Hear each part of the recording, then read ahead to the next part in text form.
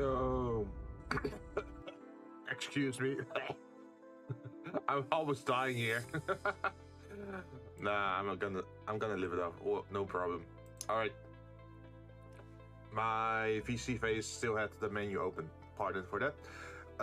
Let's see, what are we gonna drop into today? We are gonna work on some more 3D Blender, and we are working on Jinn's background.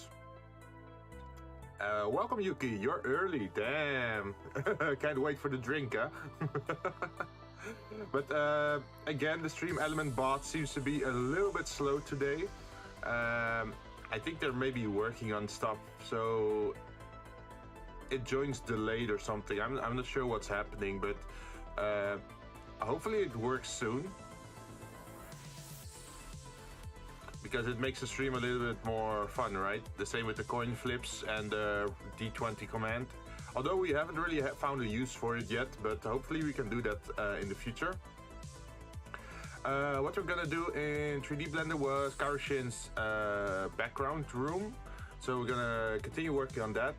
We already made the sofa and some of the more harder like parts of the 3D model, and now it's mostly shelves and vases I think we have to make. And then let's see, we also need to make a plant, and then maybe fix the light fixtures or something. But yeah, let's jump right into it. Bam. Like even on stream, the stream elements chat is not showing off. Hello Jinn, don't forget to drink. Thank you very much, Ren. Also, welcome. We are doing some 3D modeling today. Hope you're doing well. Hey, finally! It's stream elements bot seems to have joined the chat. So now actually getting a drink works if you press exclamation mark drink. Hey, you got another pair. Yuki, didn't you get a lot of pears like last week as well? Are you a fan of pears or not really?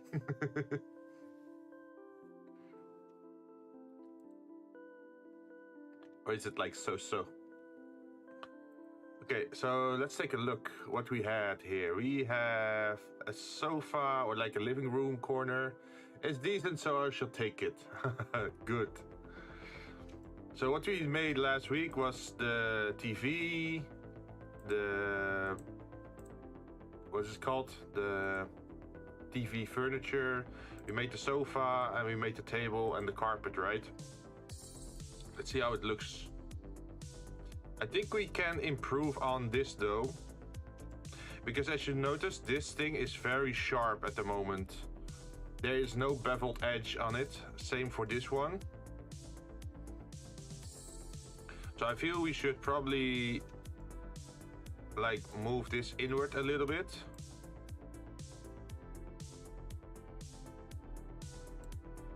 Maybe like this. Then open this one up. And then get the bevel tool and just adjust it a little bit. You know when World gives you lemon and you made a lemonade out of it? Oh, yeah. Oh shit. Wait, do I actually have lemon? I don't think I have lemon. I should make that a drink if I don't have it. I should check my list. If I don't have it yet, I should add lemon to it. And I just call it like world lemon or something, or earth lemon. So that then you can say like when the world gives you lemons. Okay. A very thin bevel.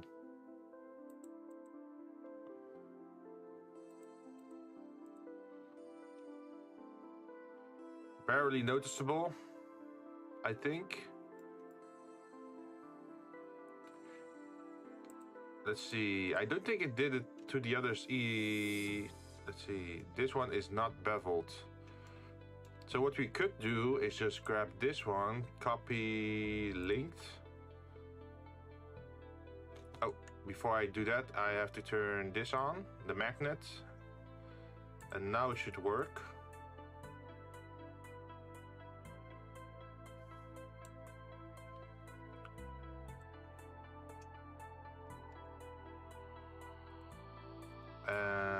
duplicate linked. What I'm doing is replacing the normal object with the linked one. So now if I make changes to one of them, it changes to everything. Okay, edit. Let me edit. I'm still learning this, but it's very difficult and I finally gave up. Oh no! Like, what are you getting stuck on, by the way? Because I am not like officially schooled in 3D modeling. I taught it myself. So if you are getting stuck anywhere, let me know. Maybe I can give a tip or something. I'm still pretty new to everything as well. We want to do scaling, and then in this axis, make it a little bit thinner, I think, like this. And then edit mode, select everything with A, and then do another bevel.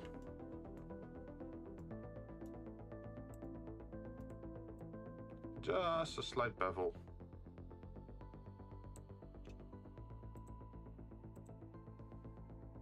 Like that. And then we zoom out. We're gonna select our camera over here. Oh, we have to go to object mode. Because I do notice that Blender takes a bit to learn. It's not as easy as like SketchUp or AutoCAD. Because you have different work fields, right? For example, you can work in the wireframes, but then you can see can't see anything pretty much, only the lines. You can go to solids, then you can see just the shapes.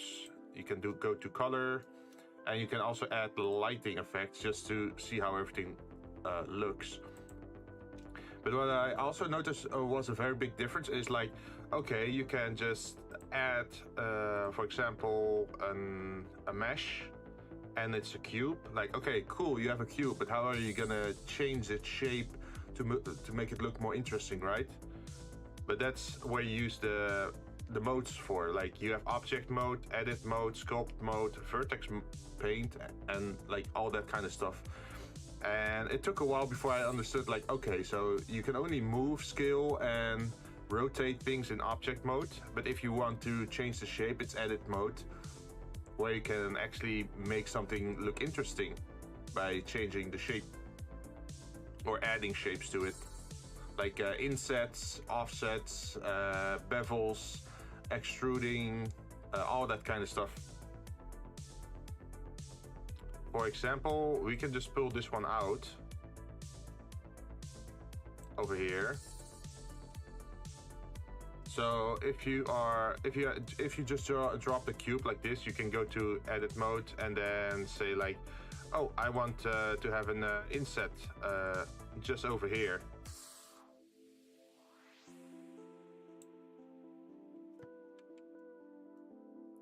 Let's see. See, I can do something like this, and then there's an inset. And what's an inset good for?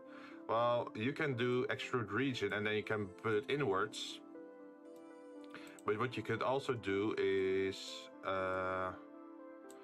make an inset and extrude it outwards, like this. Jinn, what version is that? I often have trouble when building a model. Ah, well, I guess you should just start with the base shapes, right? With the cubes, the triangles, that sort of stuff, and go from there. Another good tip is learn the hotkeys. The more hotkeys you learn, the less you have to delve through the menus. For example, I know that if I press A, I just select everything. Super useful. There was also, let's see, if I pressed this, and I thought it was D, or was it F? Like, there was a way for me to, was Control E? No. There was a key for me to actually draw two more vertexes, depending on mode I was. Like, you have, if you press 1, you go to the vertex mode where you just select singular corners like this. As you can see, you just grab one thing. But if I press 2, I can't grab corners anymore. I grab lines instead. So then this happens. Well, if I press 3, I can only select surfaces. Like the moment you learn that, it makes it already a lot more intuitive to build models. It's the same with like combining commands. Like if I know that, oh, I want all this beveled, and you are only working in vertexes, then you have to select like every single vertex just to bevel this kind of stuff, right? Like this. But if you know you can switch to mode 3 to select surfaces, you can just press this and then do this. There's a lot of hotkeys and I'm having trouble remembering them. Oh, yeah. I had the same in the beginning as well. I have, where is it? I have a document I got from another 3D modeling channel, and it shows a lot of the hotkeys as a shortcut. I had it printed out and somewhere near me, but I can't find it at the moment. Let's see. Where is it? Oh, there it is. Let's see who made this again. Blender 2.9 keyboard shortcuts version 1.1. This is the version from 2020 that I have. Oh yeah, it's created by Blender Guru. I'm not sure if you're familiar with him, but he has some useful things. I'm not sure how I can show you this. But yeah, I think Blender Guru is on YouTube, and if you just probably YouTube to Blender Guru hotkey document or something like that, you could probably find it. But it says like, oh, if you want to have the toolbar, press T. If you want to have properties, type N. If you want to move stuff, you can press G. Or if you want to scale stuff, press S. Or rotate, press R. Like all those kind of things are in that document, and it really helps like getting started.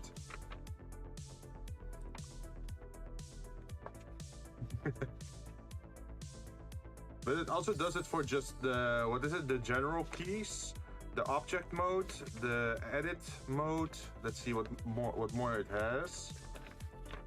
UV editor, image editor, nodes. Nodes are pretty tough, to be honest. What I think is useful is just start with 3D modeling, just or maybe even just 2D. Make a 2D surface, then extrude it, and that's a good start. And then after that, you can start altering 3D shapes. I think that's a good place to start from. Also, lots of tutorials. Watch a lot of them. But we're gonna delete this one for now and go back to our object. So I made a little sketch on what I was planning to do. Let's see if I can open that one up. Where are we? All right, I found something. So what I want is to add a cabinet over here, over this place. I want to have a bookshelf over here.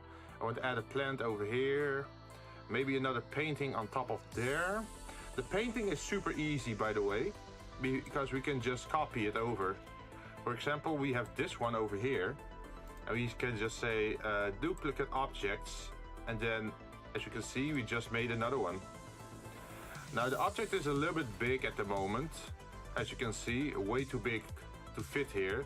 So we can just press S and then scale it smaller, as you can see. Scale it to the ideal size of what you want. You could even have like multiple smaller paintings.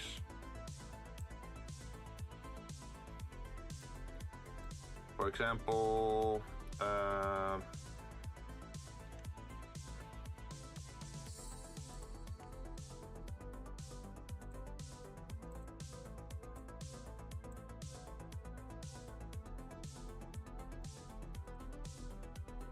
You could do it like this. And suddenly you have room for 4 paintings, and you can change the picture on top of it. Yeah. I'm not even sure if it looks nice though, so let's take a look again. I think 3 paintings is a little bit much here.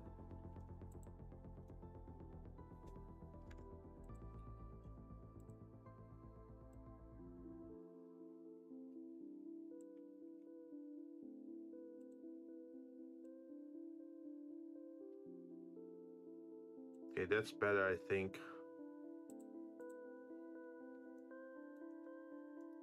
Another thing we have to fit in here is a bookcase in this corner.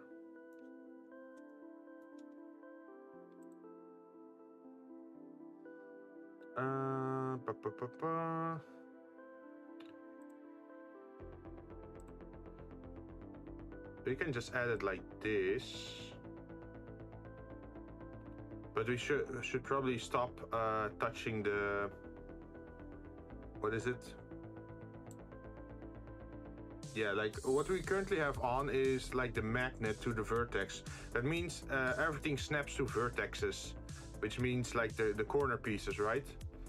But this one has a lot of vertexes, so it's getting a little bit confused on there. So let's not do that. Let's turn that off.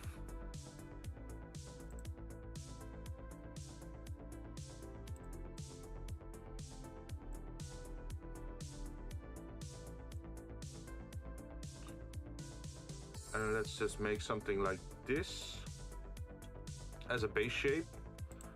We can give it a color. What would be a nice color? Metal? No. We could try plastic, but it's very shiny then. At least we have something to work with. We can go to edit mode. Ooh, I could actually make it half the shape and then mirror it to the other side, right?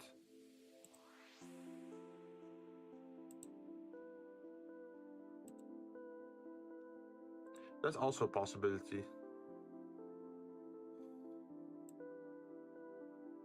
Like we can do it like this.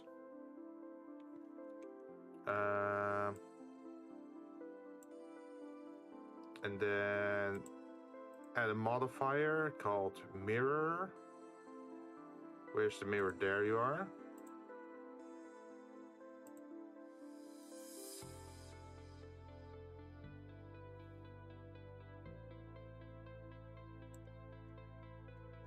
And I hope it clips well.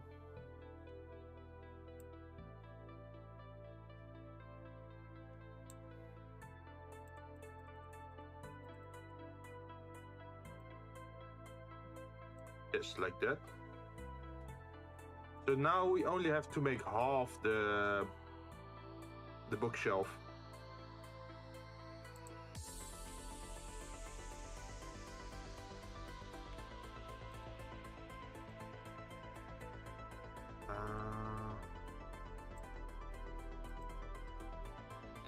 Another thing you could do as a trick is, for example, it's very hard to model here, right? Because there's a lot of clutter around that's blocking your view.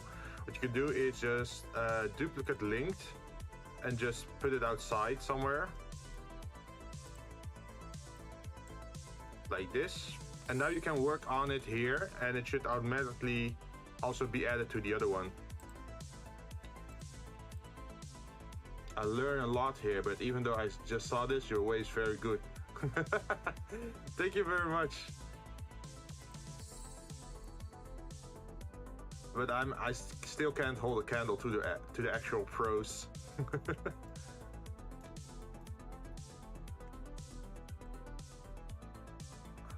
As you can see, if I put it down here on this side, it also does it on this side. So that means I only have to model half the object instead of the full object, right?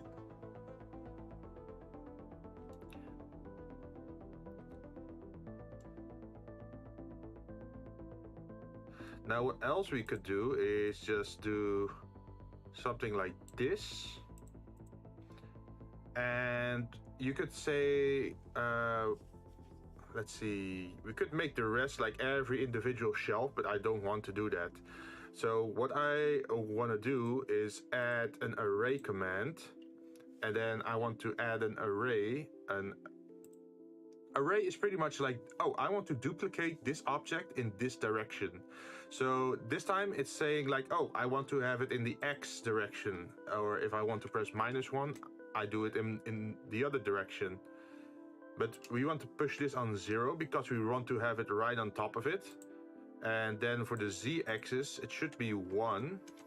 Ta-da! See, and now we have another shape on top of the original shape. And you can just keep adding it like this. And now you have a lot of shapes, pretty much. Object. As you can see, but it's a little bit too shiny, so the material is probably bad. Because this is a type of plastic, we could try wood dark. I think that looks a little bit weird though. Let's see. Perhaps if we take this as a base and just change it. What I just did is duplicated it. Shells. And now in shading, I can change its look. Oop. Focus on this one. So what I should probably do is just darken everything.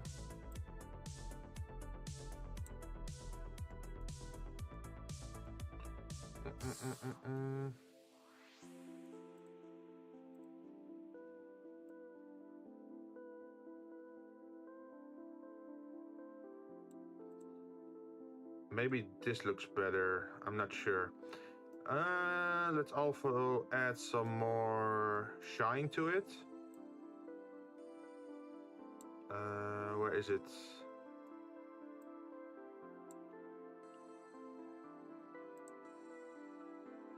At the moment it's looking quite dark. I'm not sure how I feel about that one.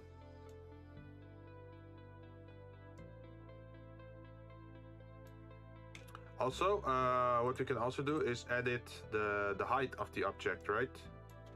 So imagine we select this, we can move this up, and it pretty much raises the height of every single thing, as you can see. Like every single shape gets auto changed.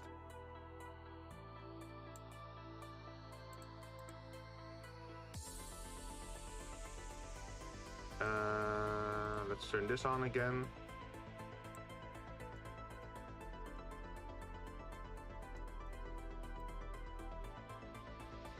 Let's see, this is way too tall. So yeah, we should remove some of the height.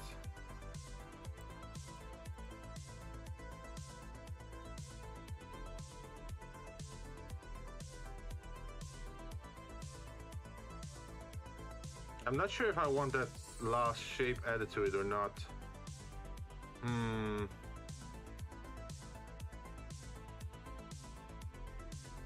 Yeah, let's make it just full size. So now what I want to do is apply the array. Apply. Yes. And it should update this one as well, but I'm not sure why it's not doing that. Oh, okay, this one doesn't have the array 5 in the Z direction.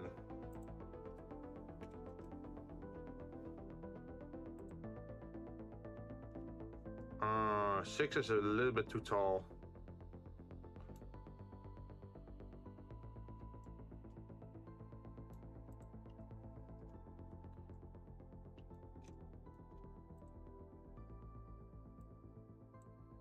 Let's see, we could go to 5, but 5 also looks a little bit wrong.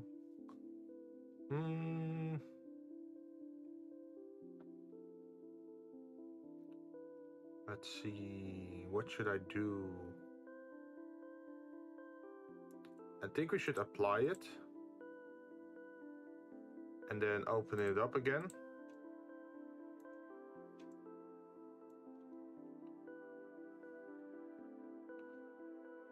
And then we can extrude again.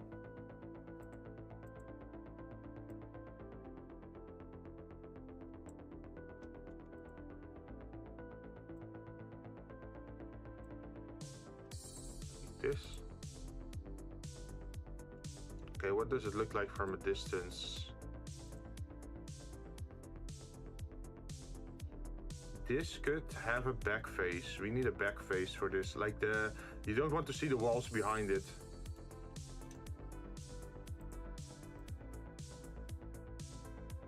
So what we're gonna do is duplicate linked outside again on the Y axis. So you press Y.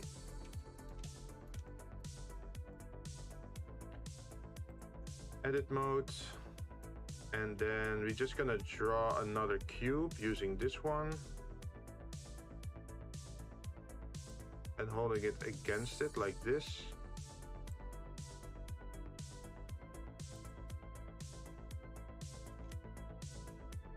Uh-oh, did it mirror it?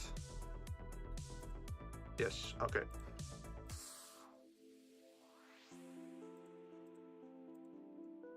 But as you can see, the object is looking a little bit weird at the moment. You can barely make out its shape, right? So what you should probably do is pick a different color for the backdrop. So we go into edit mode. I'm gonna select the background and then add a new shader to it. We could make it white.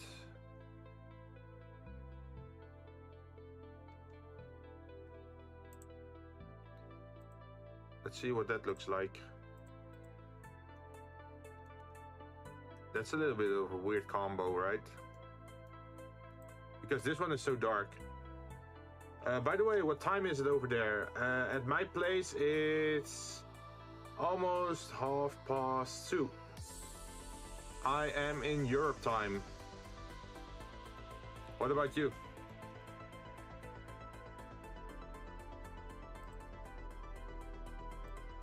I think we should change the shading a little bit on this because it's a little bit too dark.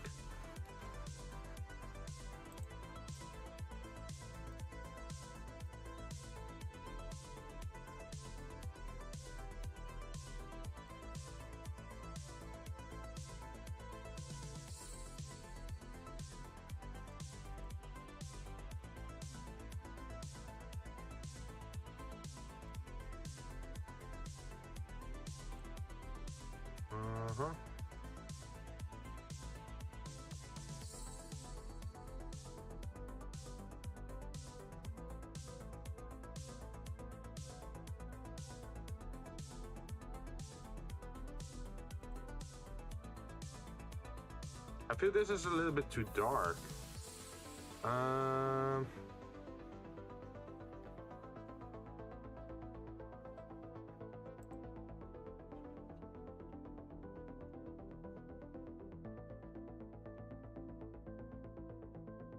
Because like in this scene, right, the whole room is pretty bright, and then we have some dark furniture on the right side. Like there's a lot of light coming from this area because that's the window, right? That's the sunlight that enters the living room, and you can see some you can see some light passing through this to cast some interesting shadow patterns on the wall. And then we already have like a dark corner over here because the light on top of here gets to this floor, and this one only has this floor. And there's only the sun that's coming in, and the TV is also blocking some. So I feel like I should have a different color furniture here. Should I make it white? Let's see.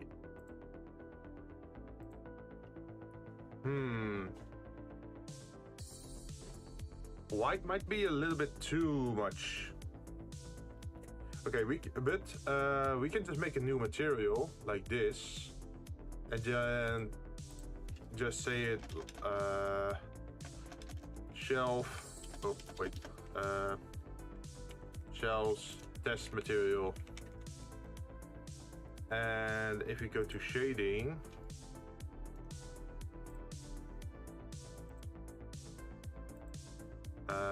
We should be able to just test this out.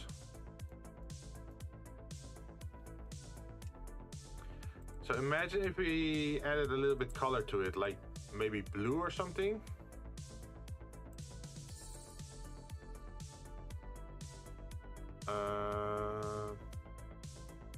Where's the test material? There it is.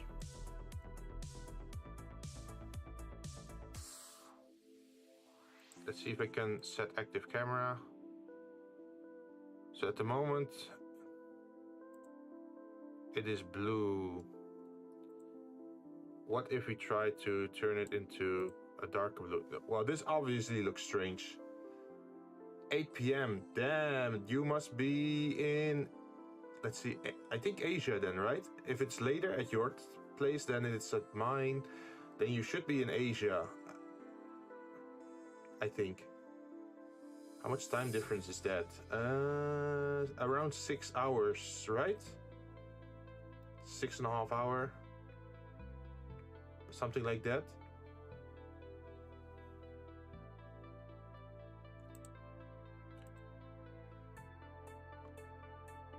It's 7 p.m. here. Ah, so it's like Indonesia area, right? I think it was Indonesia, right? Ooh, this is nice. Like the very soft brown looking one. It seems to fit with the floor.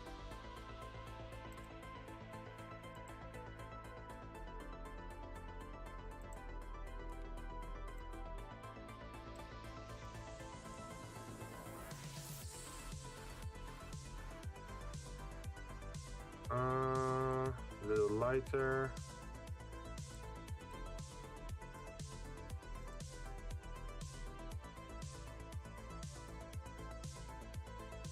I think this is good.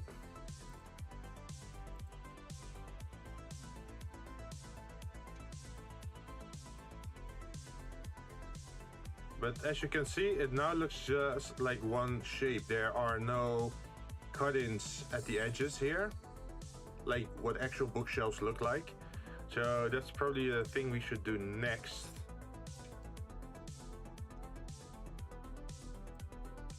Let's open it up. Edit mode.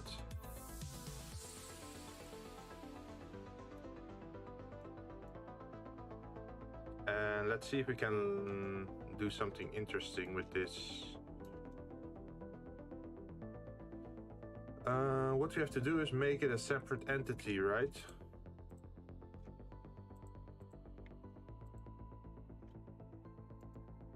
I think we should do separate by selection.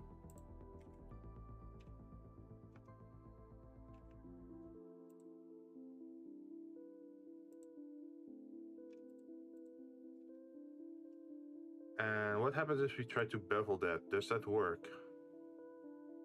Nope. But can we close the gap?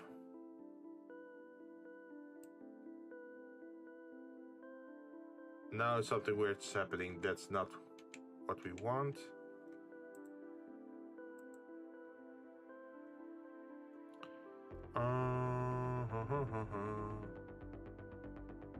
What is the best way to make this cut?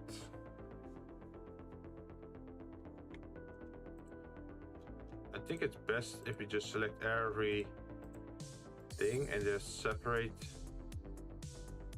by selection.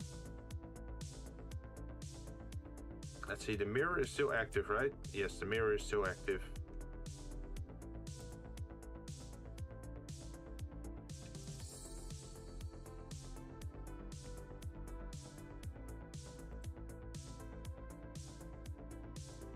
I'm not sure why that is happening though.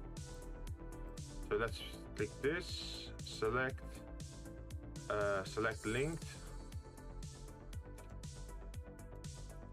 Let's look what's happening inside here.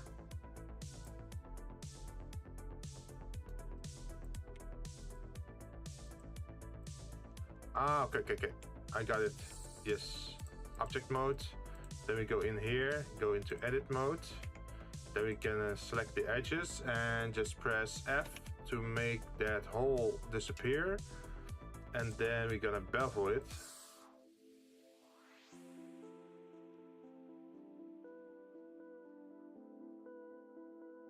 Just like this.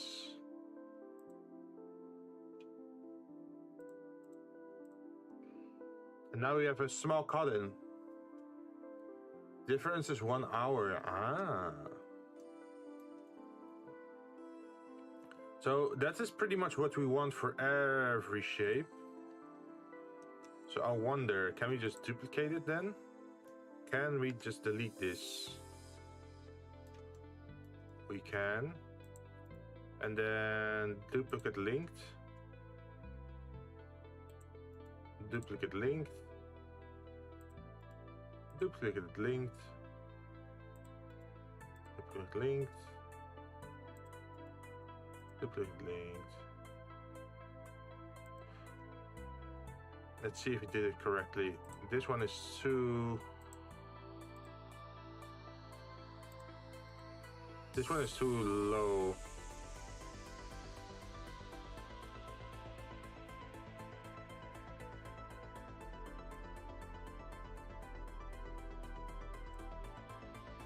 This is correct now.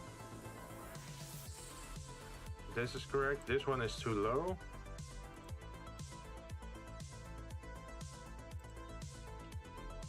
No, I want... Where is it? How do I move the cursor again? The shade and light is good. Oh, thank you. Hopefully it will result in something nice.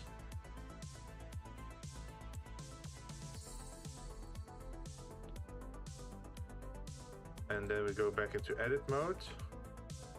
No, the edit mode on the other object, this one. Edit mode. We should remove all the center pieces here. Delete the faces. And then we should probably add faces over here.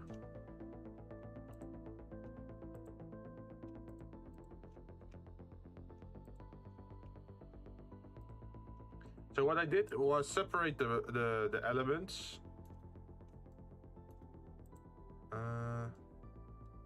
Oh, here, you can see it here. Like these have holes in it, right? So if I hold Control Shift and then left click on one edge, it pretty much selects the entire region. And then if I press F, it just closes it like this. So there's no more hole in the shelf, right? Now I should lower this one. Like this.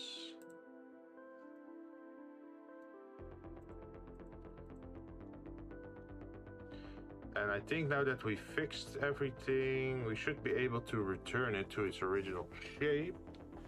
Let's see, am I missing anything? Yes.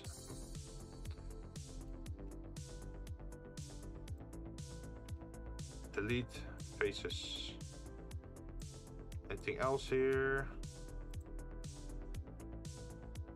Just the backside. So what I want to do is pretty much want to grab this entire edge here. I could also just press A, but I don't want to grab the thing at the back.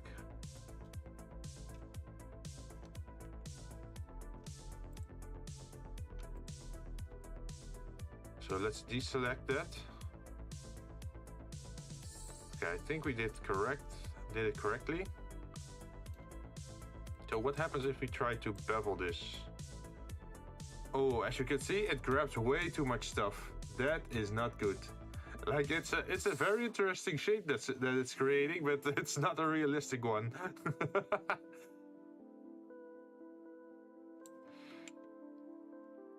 Okay, so maybe I should just take it more easy and just manually select it like this. I think that would probably make more sense.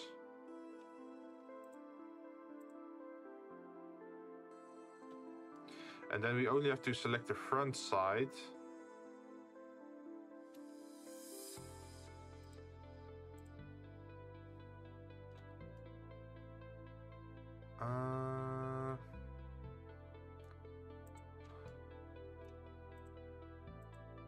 All right, I don't have to do the other side because it's mirrored, of course. I'm forgetting my own setup.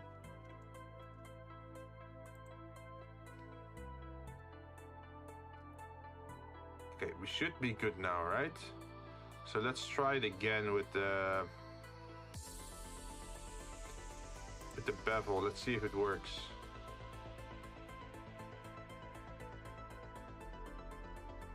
A very thin one.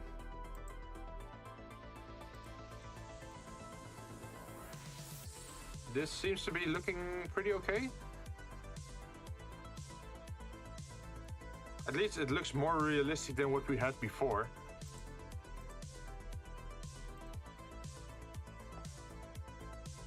Also, Ren, since you were talking about 3D modeling, do you have like aspirations to make it your job, or is it more like a hobby thing?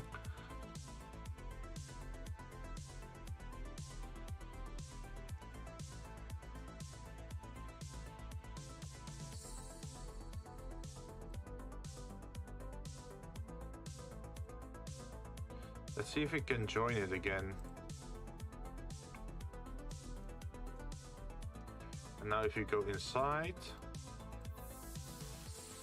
we actually have a cabinet with, as you can see, lines over here, which makes it look a little bit more realistic. Nice.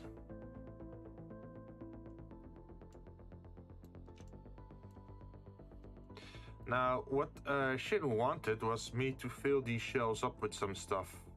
Let's see what she wanted.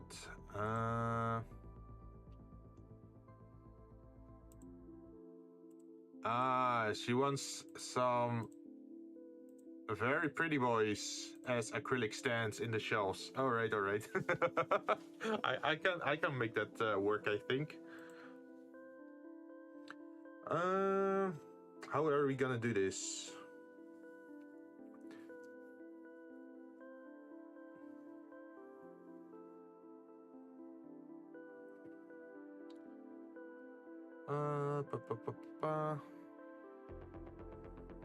I could add it as an image,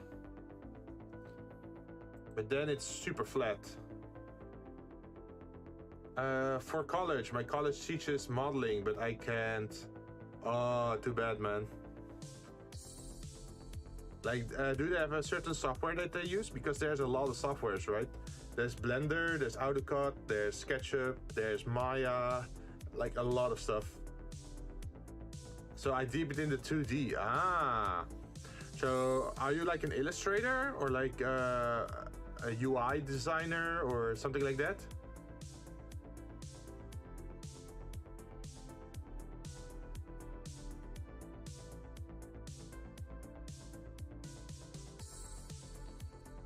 So just to test things out, let's put this thing here and then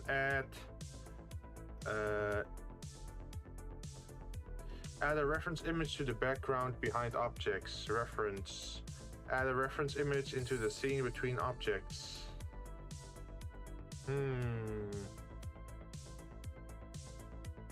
Yeah, like that. Cool. I tried some UI design as well. Well, not really user interface, but more like how should I say it? It's not really graphic design, but like a mixture of stuff. For example, everything on my stream regarding backgrounds, animation changes, and that sort of stuff, around 95% of my channel is what I made myself. Just a little bit of stuff I used to work of others for, and I paid for that. But for example, my background here with the moving stuff and the white border, that's my own unique layout.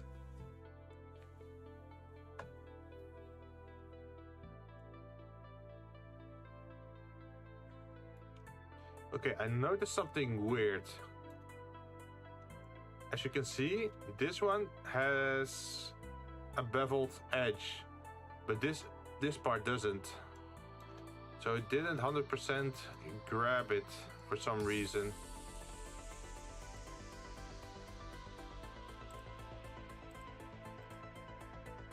That means we have to go back a little bit.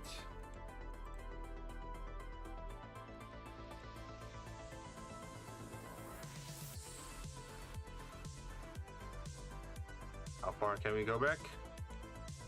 There we go.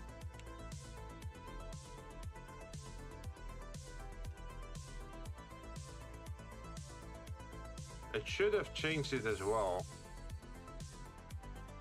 But as you can see, it doesn't grab that edge for some reason. You see that? It's not grabbing this side for some reason.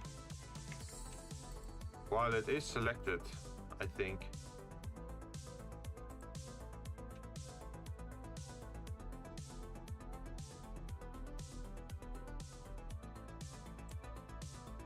So why does it want to grab? What's happening over there?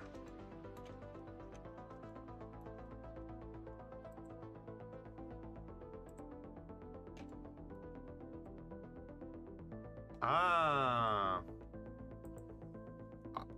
There are multiple lines on top of each other, is that it?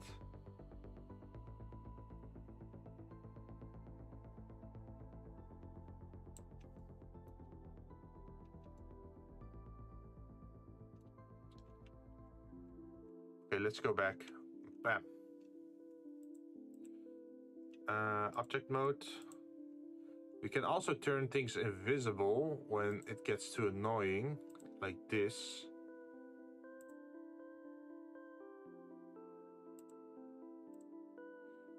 So we can investigate what's happening over here.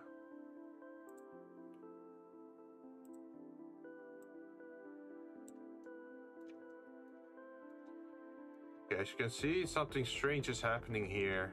Normally when you move stuff like this shouldn't happen. So that means there's something wrong with this part as well, I think. So let's just delete that.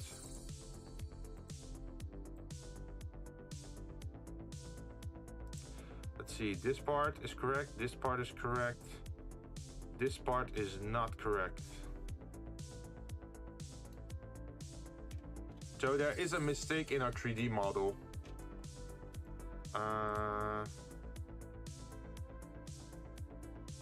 Because this shouldn't go all the way up. Edges. So now we're gonna try and fix it.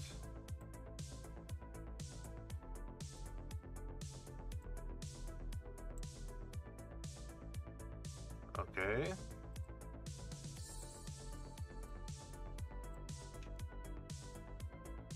And now if I press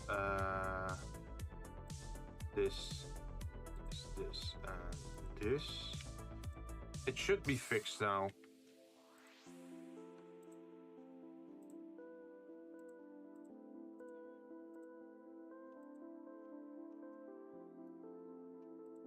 I just hope it doesn't do that on every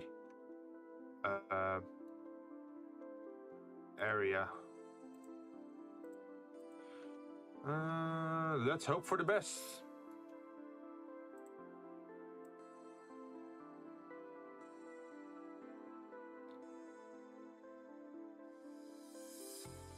Just a little edge.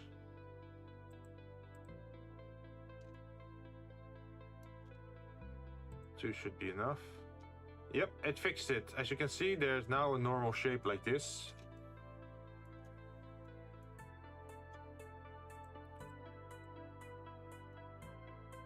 And now we can turn on the shells again. Ta-da! And now we should combine these shells again with this one and join. And now if you look inside,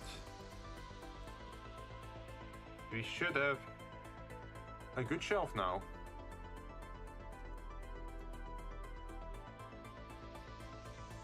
Yep. Okay, next object. What we were planning to do was something like this. Then add, I think we should add a plane. Add a plane, which is only, what, 20 centimeters or something? Something like that. And it should rotate by the y-axis by 90 degrees, I think. Yep. And then we're gonna move it up by 10 centimeters. And then I have to download some images that Jinn sent me. Give me one moment. Save image, yes. And where do I want to save it? In the, where is it? Where's my folder? Where is my folder? 3D model images, yes.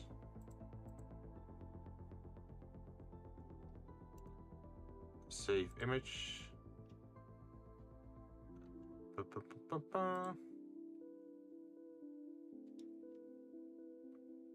I do have to save it on the right location so I don't forget where they are.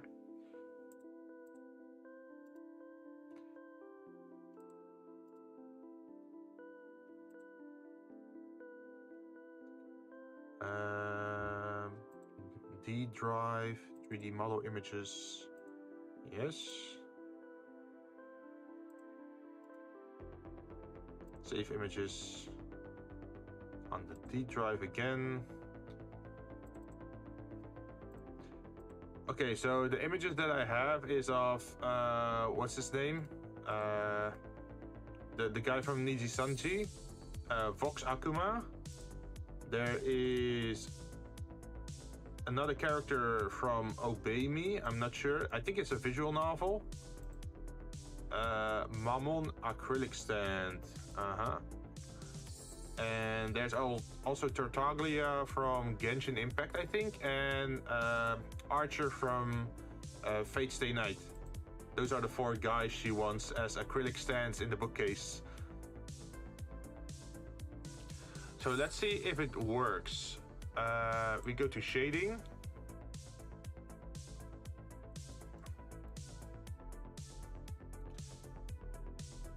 Like this. And then say we want a new. And then we add texture. Image texture, yes. Open. Where is it? In the D drive. 3D model images. Let's see if it works. I think that's a good start. Okay, it's flipped. That's not good. We should rotate him, right?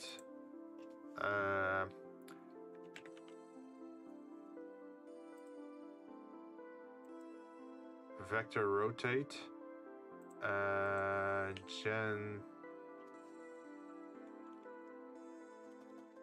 What was the command again?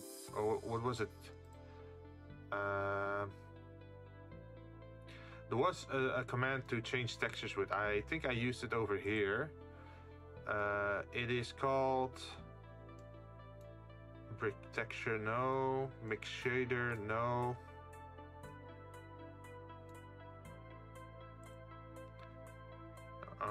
Mapping. It's the mapping one. And the mapping goes to attribute. All right. So now we can go back.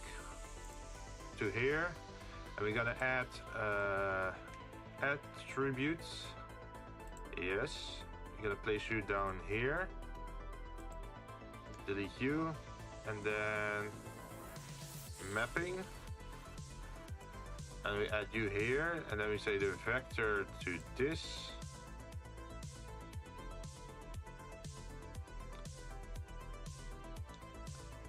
And then, what did I have to connect next?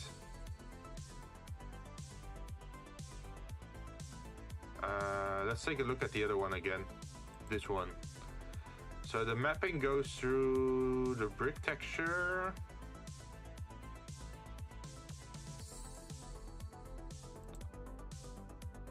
So this one should go over here and connect to this, if I'm right. So let's see if we start rotating this location. That's not rotating, that's that's scaling upward.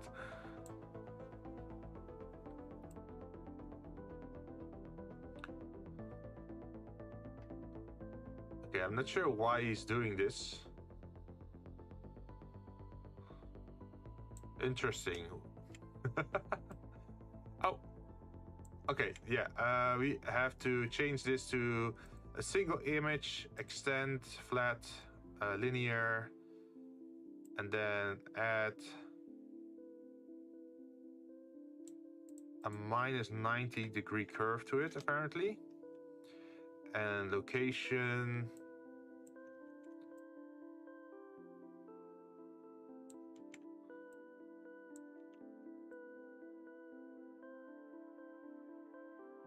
Something like this. But the acrylic stance should obviously be taller, right?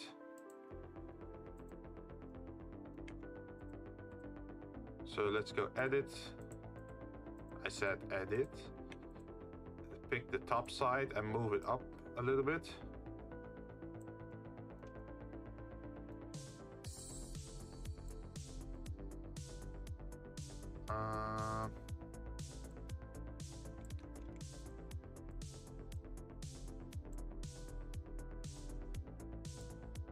Something like this, I think. Now let's go back to shader. What we added now is just this stuff. The alpha should connect to this alpha, right? No. Okay, what am I missing?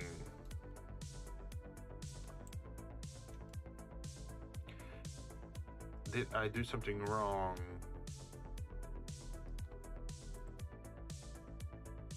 No, that image does have transparency, so we should be able to keep that.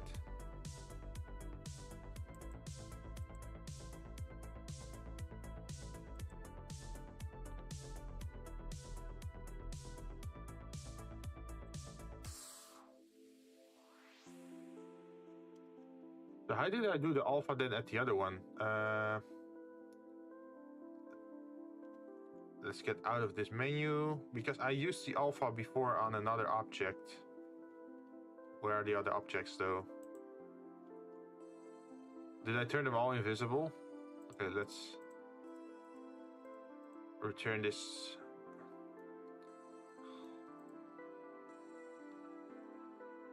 To add an object. Let's see, what did I do here? There was an alpha. The alpha went into there.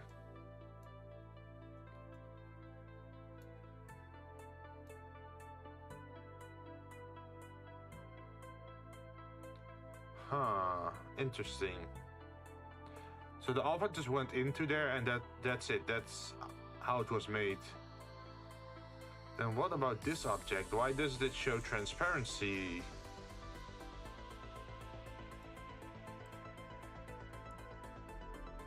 Because there is transparency in there.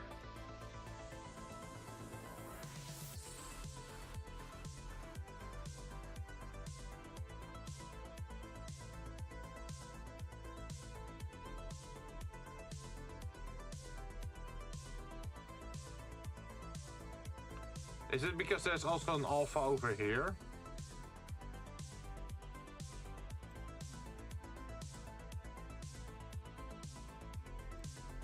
No.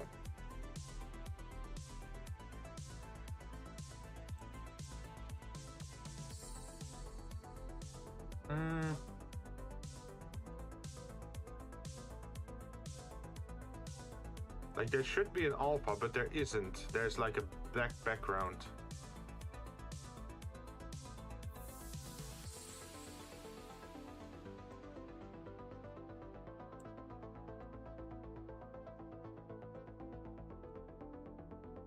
Picture.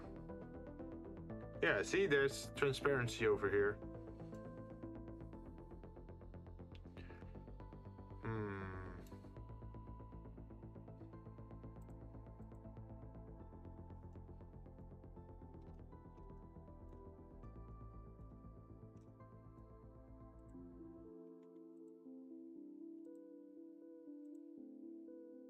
Image.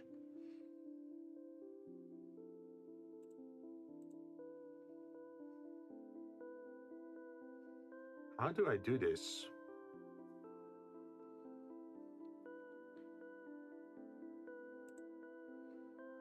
Because it is grabbing the image.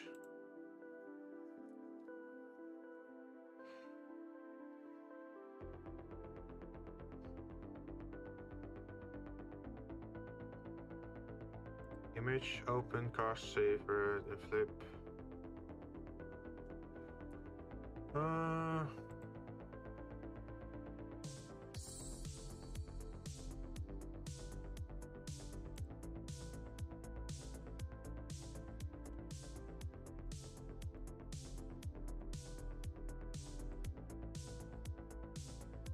What's the best way to do this?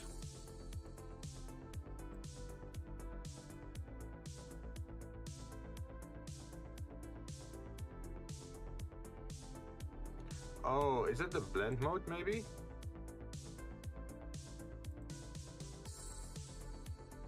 Ah, we found it! Blend mode alpha blend instead of opaque. Opaque means no transparency and alpha blend means there is.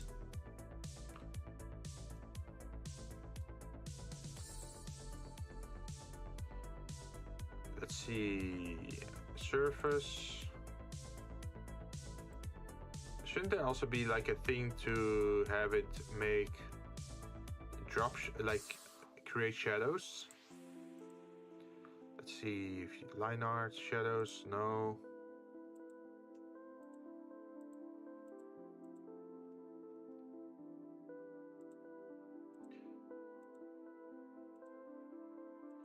I think there was something. Shadow? That's for the whole scene though, right? View layer properties. Oh, wait, never mind. There is a shadow, but it's just very thin. Because if I move it, yeah, the shadow moves with it. Okay, this thing has a shadow. Nice. So now what we can do is just duplicate this. Duplicate object over the y-axis. Why, hello there. Hey, Pumpkin. How you doing? Hope everything is going okay. So now what we can do is we can just select this one again in shading. And then this was the Nox from Niji Sunji, right? I think you write it like this. Hey, you got a Tantalus organic grape juice. Nice.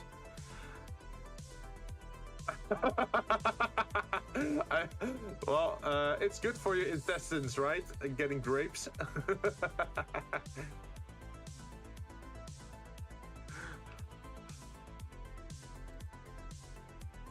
Or was it plums? No, wait, never mind. Plums is the one that's good for your digestion, right? Grapes is what you normally use to make wine. But this is just a grape juice. Hey, Shin, how you doing? Wow, everyone is dropping by. How do you feel about your acrylic stands? I'm trying to add the textures to the file. So now we're gonna duplicate this and we're gonna call it something else. Obey me was the other one, right? So let's see if we can get it to work. Open. Mammon. Oh, his name is Mammon. Mammon.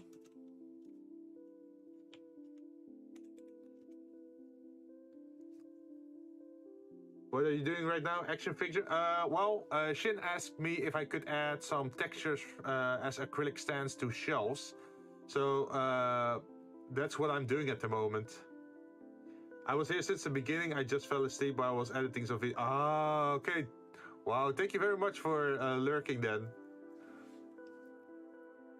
So what I'm doing right now is 3D modeling a room. As you can see, this is the room. But I'm just testing out how I can add the acrylic stands to like the shelves to make it look a little bit more interesting. I do notice there is some text here. I'm not sure if that's an issue, but you can look into that a little bit later. For now, I just want to get the acrylic stands to work. Let's see, duplicate objects.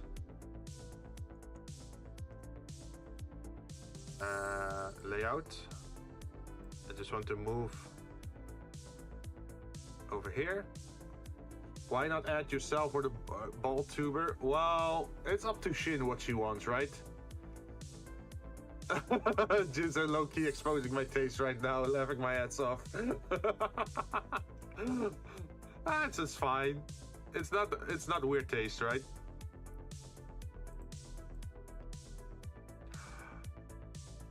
It's a very say-so representation of the boys, right? Like it could be worse, right?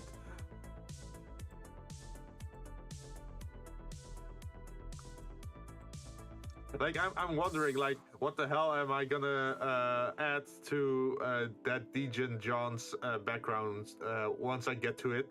Like, those are probably gonna be some yabai figurines then.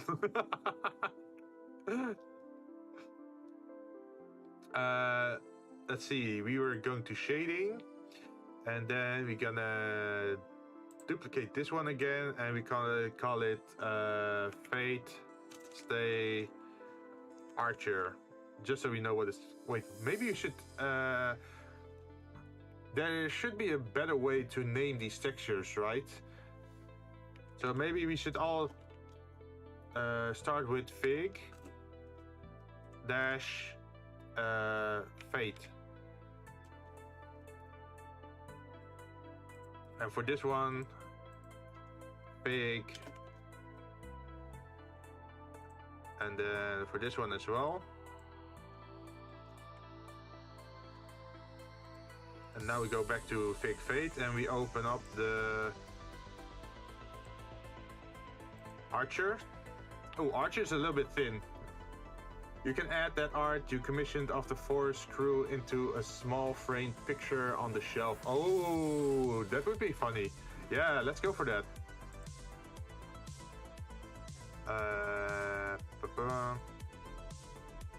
Let's duplicate this, and how do you write Tartaglia again? Like, I always struggle with his name. Tartaglia, something like this? No, now I've written Taraglia. yeah, that one. Okay. Tartaglia. That's his name, right?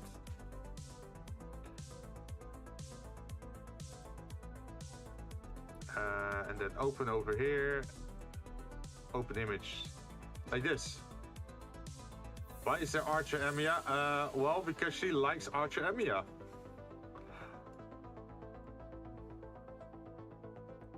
Like at the moment, these are just 2D images. What we could maybe do, let's see, what we could maybe do is make it more look like an acrylic stand. How about add Diamond and his brother? I mean, I can go down the top 3 Fate characters I like. Wait, the top 3, is it Emiya, Shiro? Is it, and the second one is Archer, and the third one is Archer Alt. Is that it? Because there's like multiple versions of Archer, right? Okay, I think this guy needs to be a little bit wider.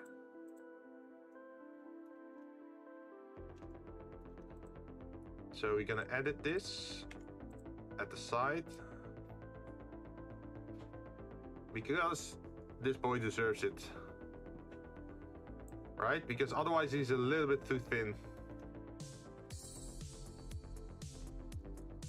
Yuki, those are some of my actual acrylic stands that I own in real life. Ah, I didn't know that. So it's actually a reference to your real life situation, huh? Okay, so let's go back to shading. And then we should add something for the surface around, right?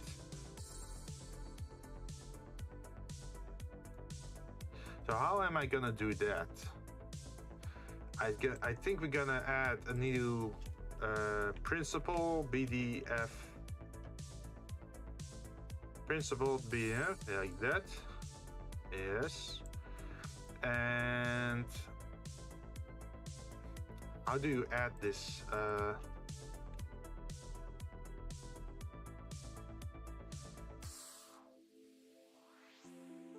I think we have to copy it from our other image. Where is it? Over here. Principal BDFS. We have alpha invert to this, add a color, and then add it to a mix shader. So let's copy this one over. If we can. Please allow us to do that. Yes, copy. Now let's see if we can go back in here and drop it in. There we go.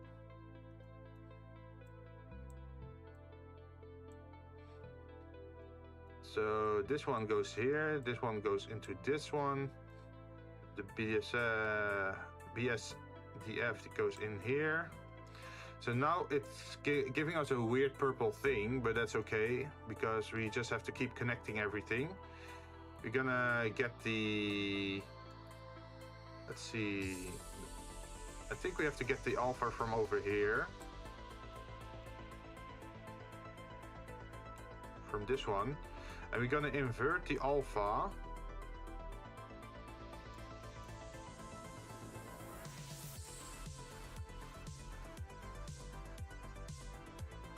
So why is it not working at the moment? Oh, wait. Red line.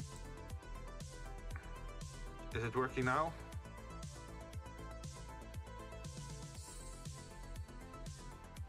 Can turn pictures into figures. Want to try, but no, it will be difficult.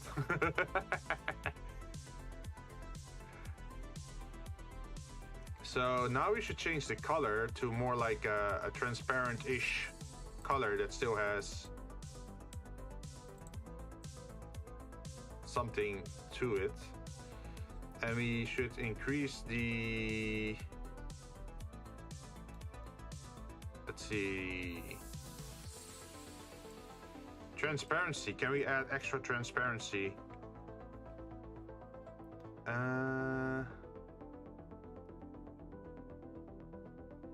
Translucent.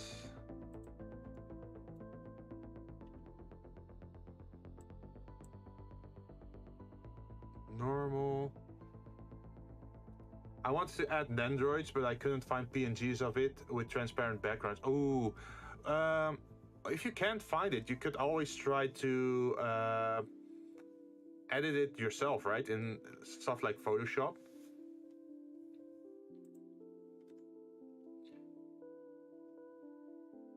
Let's Let's see, at the moment it is a little bit transparent.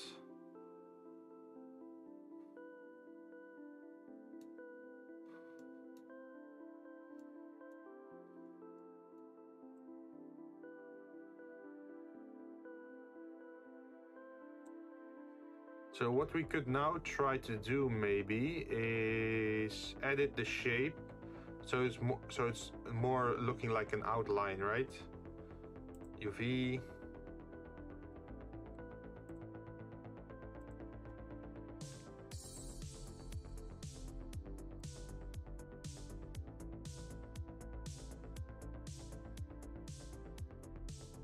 Okay, let's see what this looks like if we do this. Shading.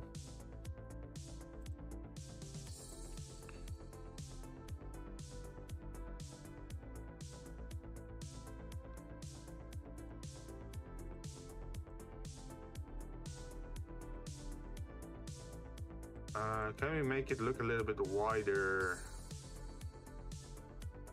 Like, we want to have the object a little bit wider, but not the texture.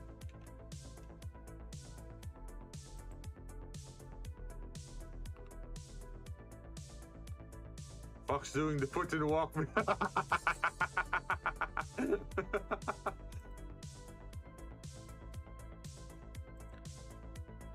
So as you can see, I made it wider than it is, but why is it not showing up as that? Ooh, maybe the scale. Let's see, Y scale.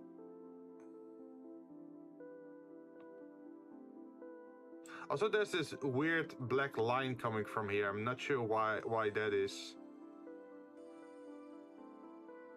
But we can change the position.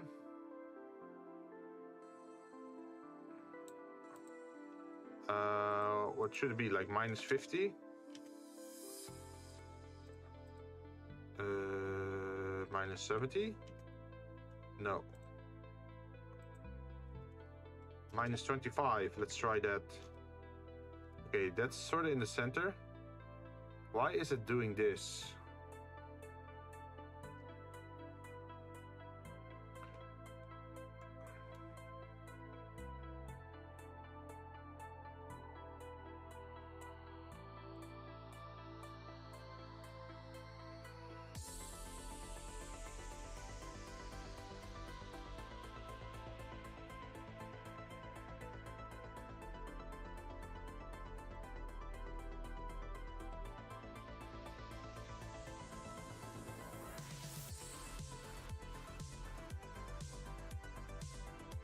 Stand still, please.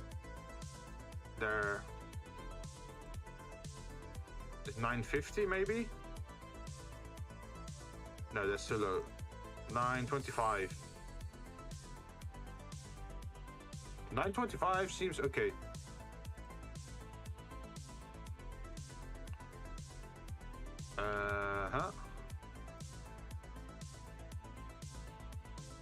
So how am I gonna change this?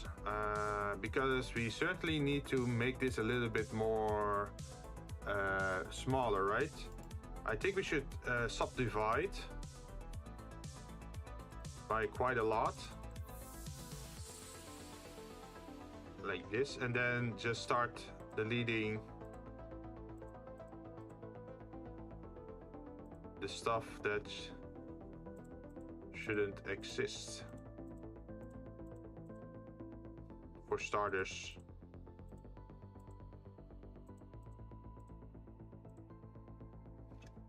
Delete faces.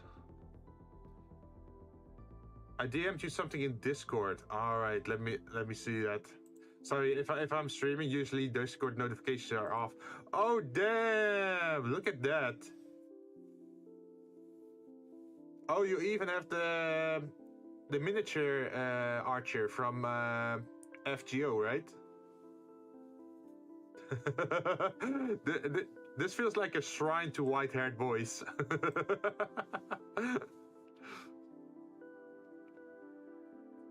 Yep. No denying it, huh?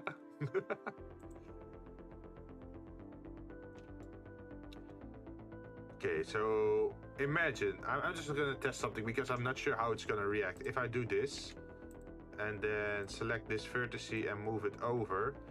Oh, yeah, it actually, look at this. It actually moves his face like this. We can deform his face. So we should be careful about which parts we're gonna delete then. And let's see, what we could also do is add solidify, right? I think. Yeah, solidify, because now it's a 3D shape.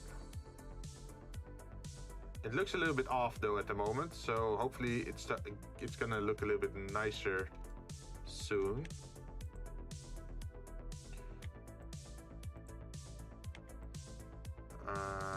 Oh, I can't grab this edge. Okay.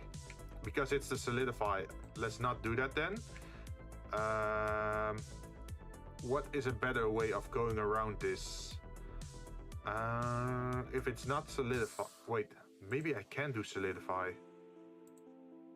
And then go to this.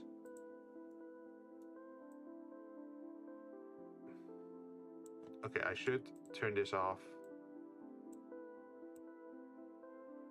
Ah, but it also changes the hair. That's fucked up. Look at this. Like the hair is also changing when I change the shape. Okay, let's go back then. There should be another way to do this then. But we first have to discover how. Let's see, what other tools do I have? I have the knife. We could also maybe use the knife function.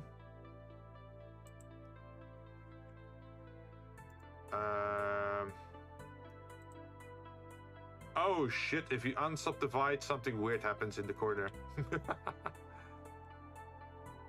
Yep, you see the pattern, huh? Yeah, I see it. Like, but Nox is the stranger, like the strange one out, because he's, like he has black hair, right?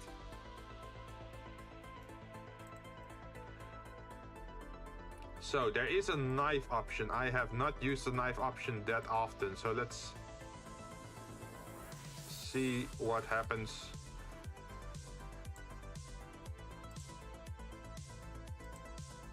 If I try to use that.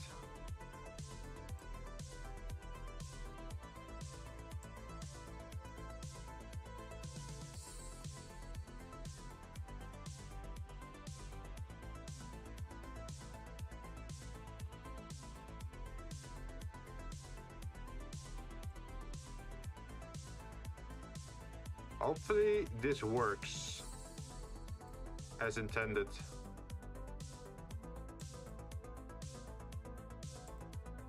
Oh.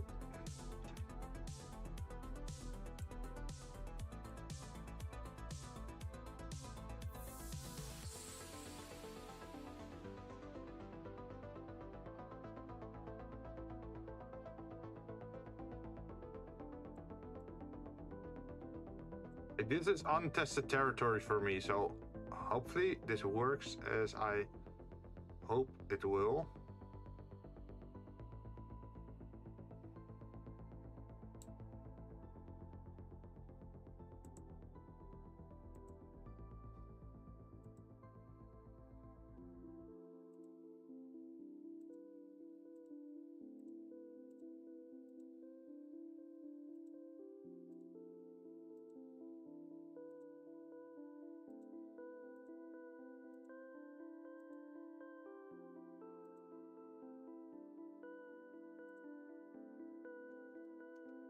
Okay, we made a cutout. Now let's see if we can actually select things. Yes, we can.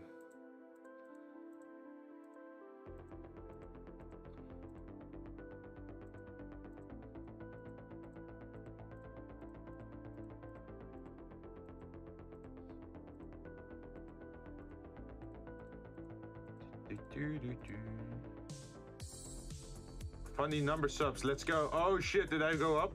Like, that's the shame on YouTube, is unless people have actually publicized their account, I won't be getting any notifications if people actually join or subscribe, which is kind of sad because I really want to like thank them whenever people subscribe. But YouTube is not allowing me to see it. But if it's a funny number, hey, I'm guessing it's 69.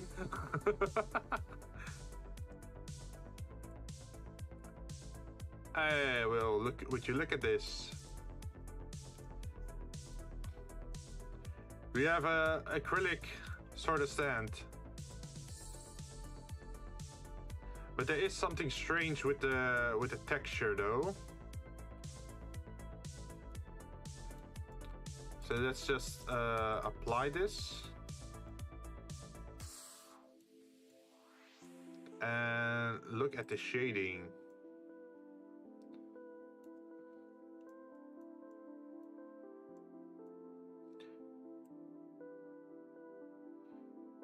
Ooh, this looks better. If we factor one side in more than the other, then you can see it gives us a lot better.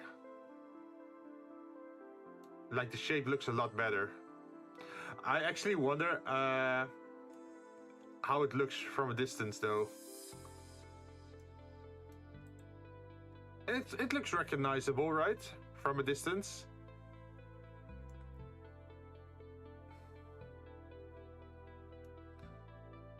Like from up close, you obviously know who it is, but even from a distance. Yeah, it's looking good. Yeah. Okay, so that means we can use this whole tactic that we used again for the others as well.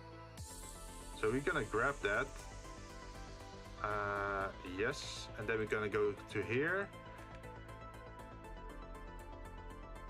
Oh, there we are.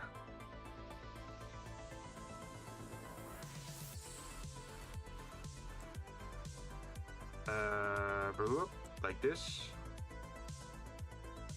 And delete this. And we go like this. Like this is so interesting, like this whole node system. It's so different from like classical Photoshop or that sort of stuff. I really had to get used to this thing, like node wrangler or whatever. Okay, so we pick the alpha, we put it in here in the invert, and then we have the same effect as the other acrylic.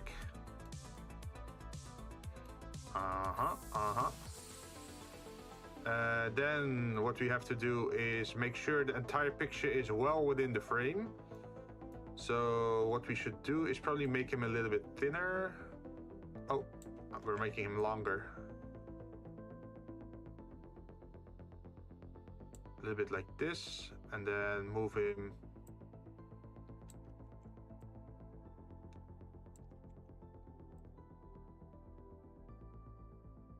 We have to center him, yes, like this. Godot also uses node system, but makes it easier for beginners to pick it up. Yeah, like there's also the DaVinci. It's a video editing software. It also makes use of the node system. Like once you understand how nodes work, like oh, you can make a system out of it. It gets easier over time. But in the beginning, I didn't understand any of it.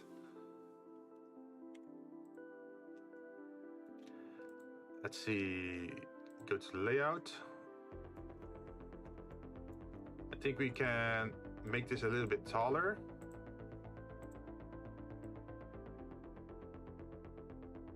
Yes.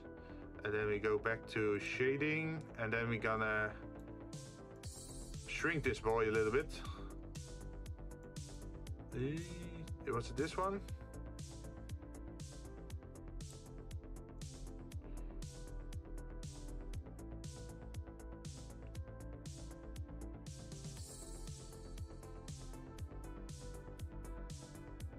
Why it's so sensitive? Yeah, like this. And then we're gonna move him down, right?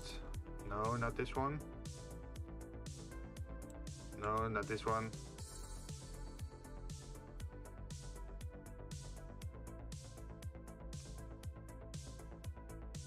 something like this. And then we can go back to layout again, and we learned that we don't even have to subdivide this. We can just immediately grab the knife. Where is it? Knife, knife, knife. There it is. And we should be able to cut stuff.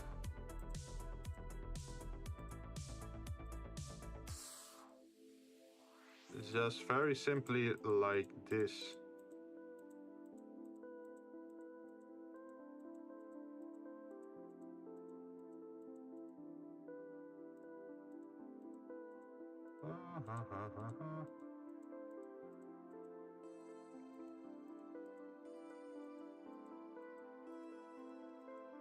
I don't own any acrylic stands myself, but I am curious about it. But I feel like if I want to get some acrylic stands, I'd probably want to have a good use for it.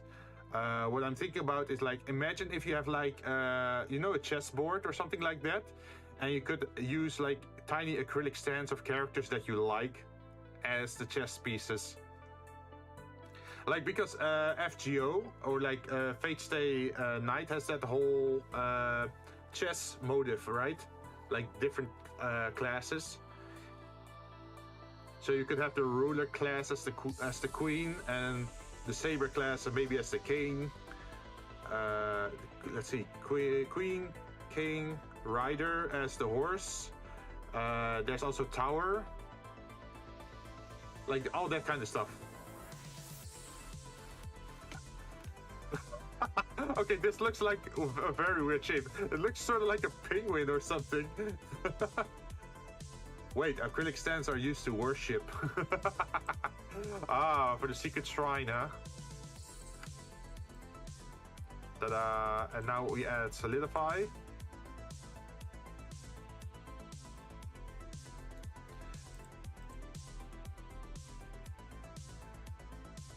And now we have two. We could even add a base plate to it. Because the acrylic stands have a base plate, right? Yeah, they have a round base plate. We can add that, that's no issue. Okay, next boy. We should probably move you a little bit. Let's see. No, that's moving it up.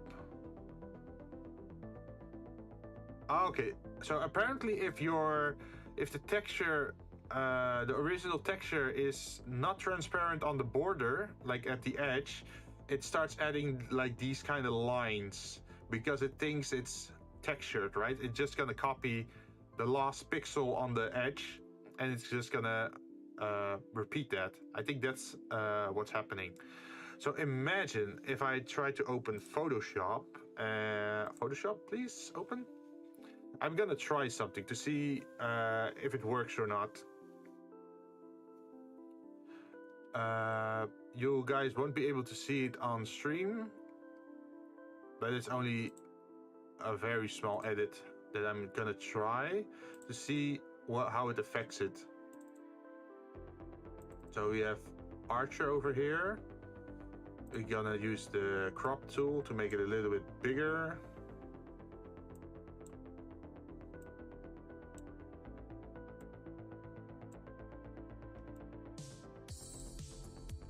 Like this, and then we're gonna save.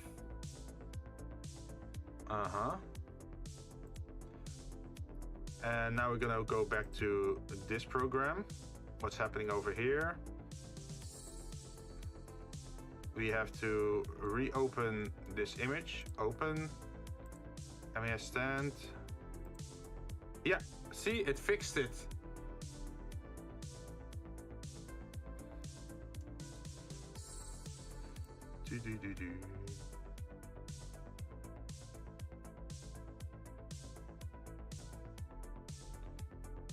Let's see. 50. No. Also 25?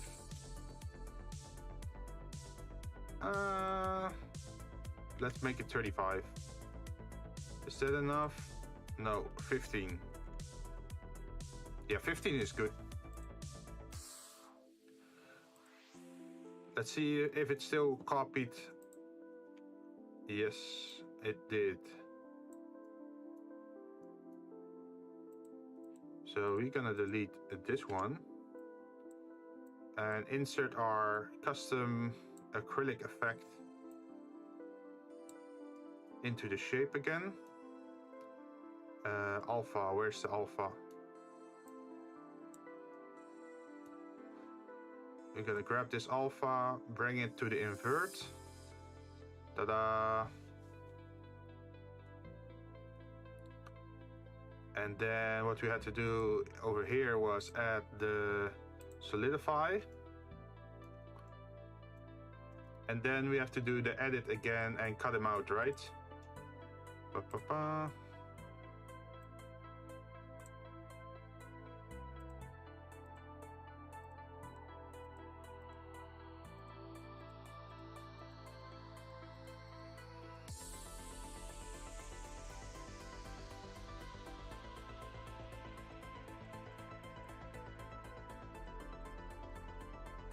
Shit, I want to move further up. Ah. Oh, fix it.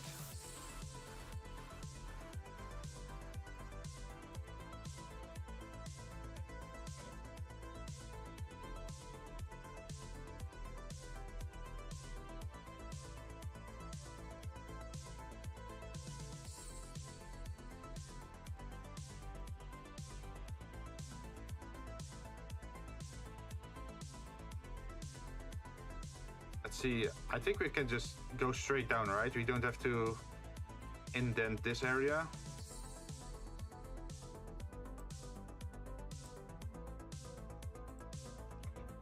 Enter. Then we select the outer side and delete it. Delete the faces. And for this one, delete this face as well. And now we have an acrylic stand of Archer. The last one is Tartaglia.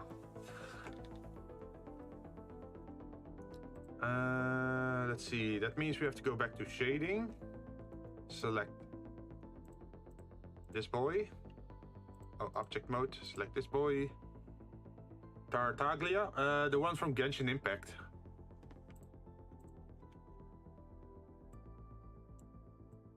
Is the bow who's not a bow user, but actually a dagger user.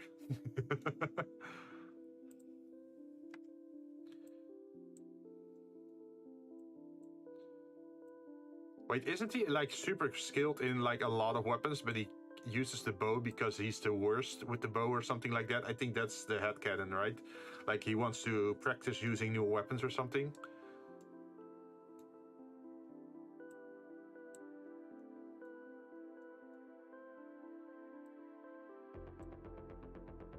Yep, yeah.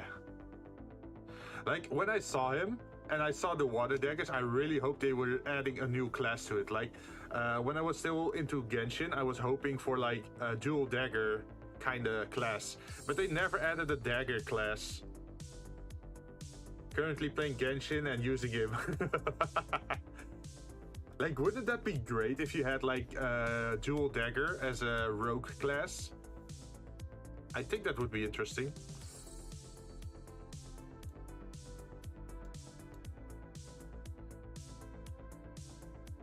Okay, so we can make the stand a little bit bigger. Object, edit mode.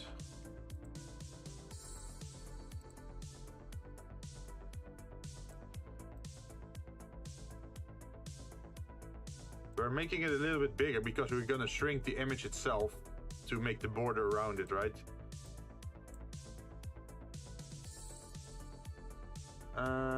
Technically, it would be possible. Their playstyle would resolve on attack speed or more crit. Yeah, that's what I mean. Like, you could make them like glass cannons, right? That you quickly have to change out of whenever you get attacked back.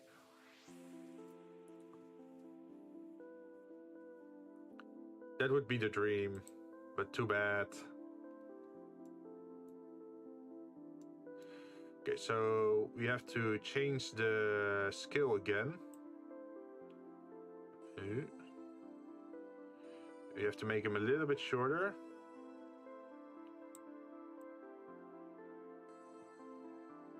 A little bit thinner. By a factor 1. Wait, can I use the same factor 1.2?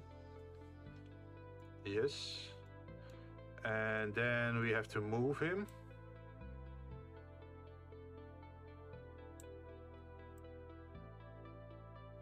Oh, his fingertip. As you can see, it had the same pixel problem as the other image. So that means we have to open this image as well.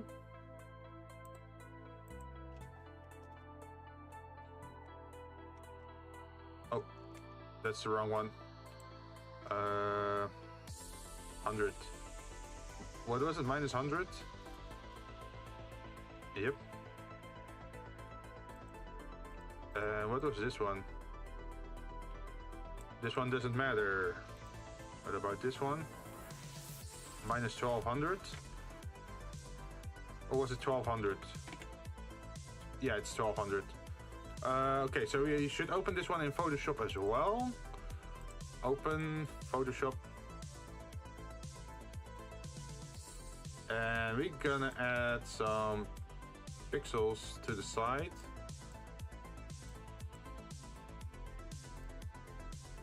And then save again. Save the image. Crop, save, yes. And then we're gonna go back into Blender and we're gonna reopen this file. Open image. Ta-da! We fixed it. Layout. And we're gonna add the solidify again. And then we have to grab the knife again.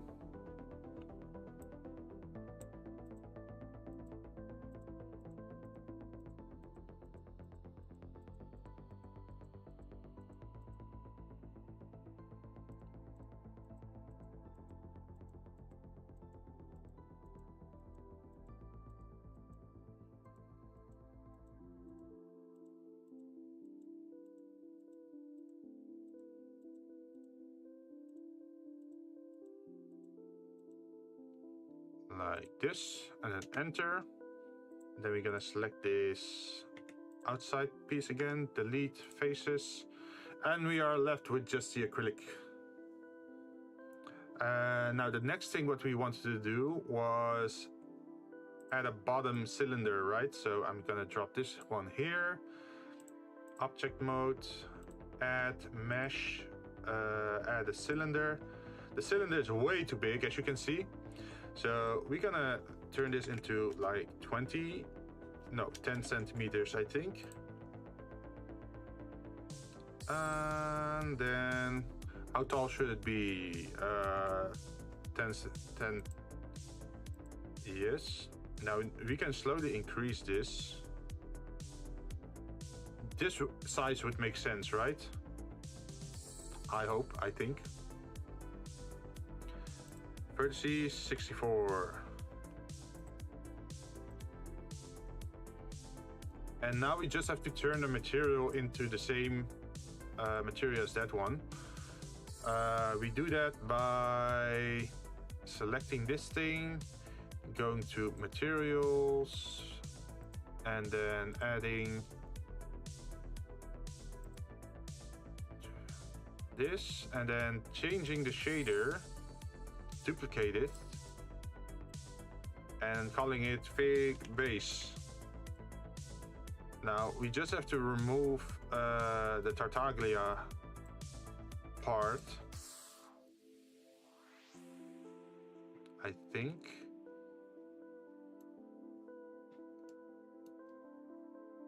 If we remove this and this, we should be Gucci.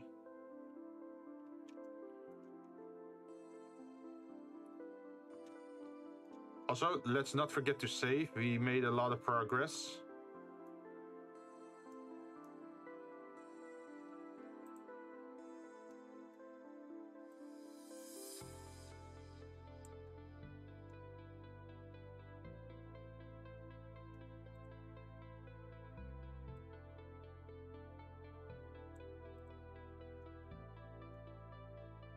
Modeling. Let's save the file for now. How long have I been streaming? For almost 2 hours. So yeah, it's a very good time to save because otherwise you lose like 2 hours of progress. Okay, so we got one. We're just gonna duplicate linked over the y-axis, I think. Put it under here. Then we're gonna duplicate both over the z-axis.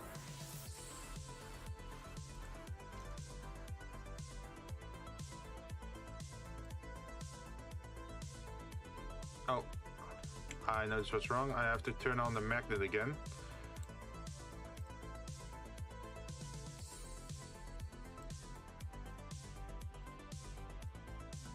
And now we have 4 figures like this. Ta-da! Now I think the best thing we can do now is just combine these. Nice! Like, do you want to have them all on the same layer or not? Like, do you want to have all 4 of them next to each other on the same layer?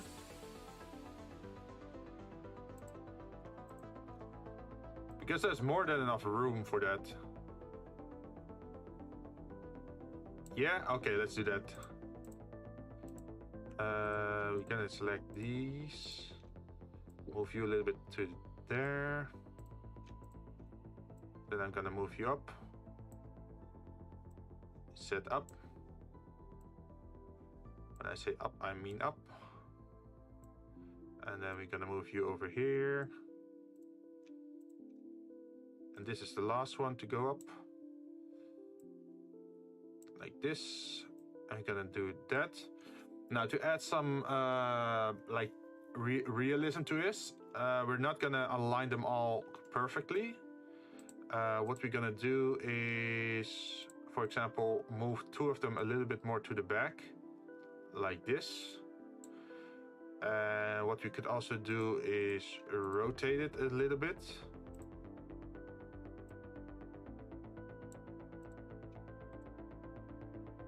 And this one is going to rotate the other way around. And this one is the most sharpest, I think, in rotation.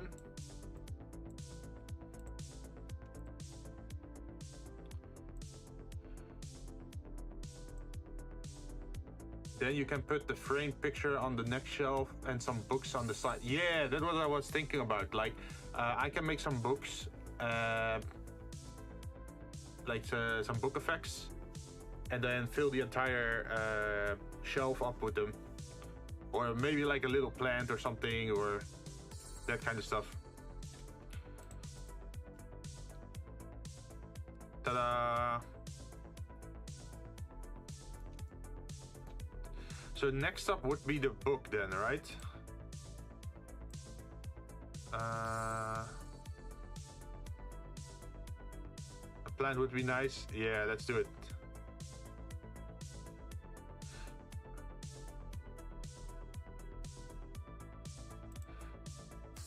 All right, this is super bright. Luckily, the book doesn't have to be super detailed because usually they're closed. Edit mode. So what we can just do with the shape is grab this side and this side, and then bevel, pretty much like this. Then we're gonna add more segments, so it's a rounded corner like this. Ta-da! And we already have like a base book shape like this. Now if we really want to, we can add an... Like, this is not super realistic, right? But what we can add now is the backside as an inset. So what I should do for that is probably pull this book out of the shelf so I can easily reach behind it and under it.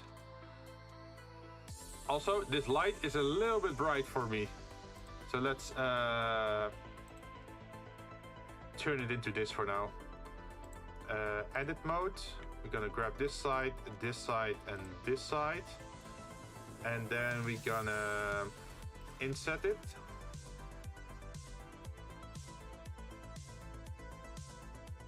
Like this. And then we inset it again. Like that. Now what we're gonna do with the inset is actually dragging it down.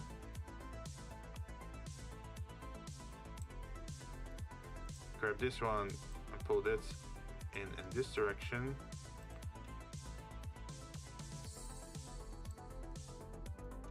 And what we can do with this is assign another color to it. Like this. And now you have a very rough book shape already. As you can see. That is one holy book with how bright it was. Yeah!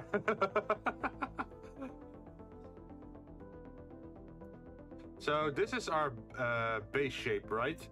And we probably want to have different colors. So let's duplicate the object over the y-axis. I said y-axis.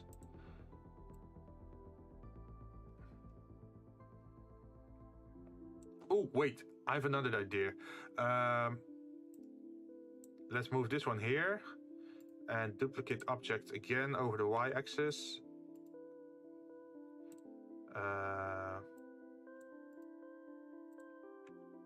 Okay, so what we first gonna do is use this one, and we're gonna add an array like this, and we're gonna add it in the y direction like this, and ta-da!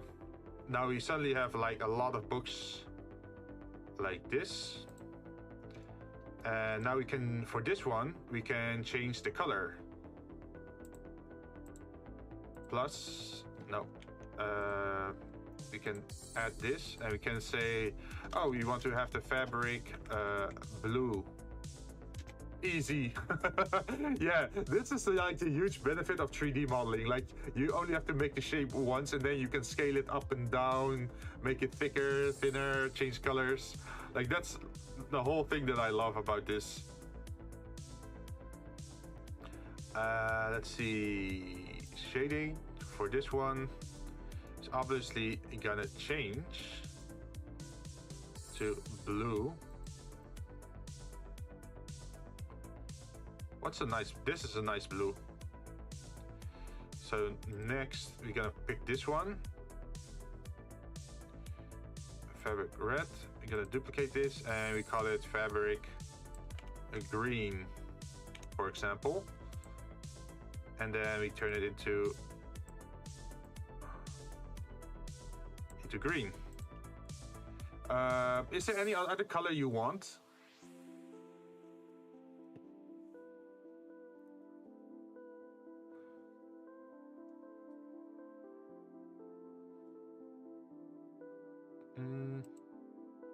Oops, not this one. Red fabric. Gray. We can try that. Duplicate this. Fabric. Dark. Gray. Officially, we shouldn't call it fabric. We should call it book cover. Because in the future, if you're gonna add more fabric to the scene, then if this is the same fabric as the sofa and we're gonna change the color of the sofa, it will automatically also change the color of the books as well. So we should actually make it its own identity, I guess. Let's see.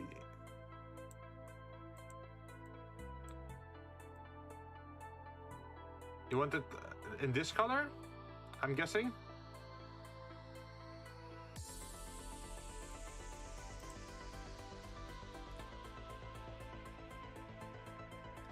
Yep, alright. So now we have some colors of books we can add. So let's go back to layout. We can duplicate linked. And then over the, what is it, the x-axis. And we can rotate this a little bit. Like if every book was just perfectly straight, it wouldn't feel very realistic, right? So having like this kind of crooked book sideways makes it look a lot better. We can also scale it a little bit, so it's not as tall as the rest. And then bring it down.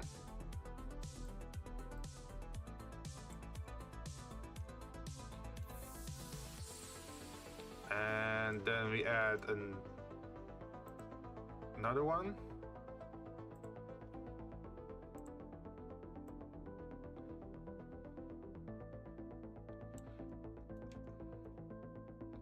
And we're also gonna rotate this one, but even more crooked. And then we're gonna also scale it a little bit and drop you down.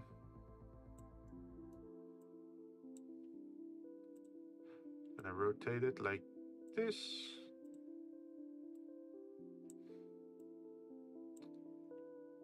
My favorite colors are gray, blue, red, black, gold, yellow. Ah. Let's see. Favorite color. So, wait, there are no yellow books. We don't have yellow books yet. Should we add yellow books then? Like gold, yellow? We can easily do that by doing this. Duplicate objects over the y-axis. Put it over here. Go to shading.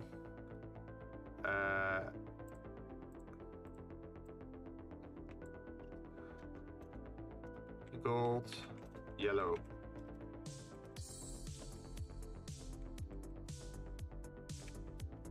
So now we make it a little bit brighter. We go in this direction.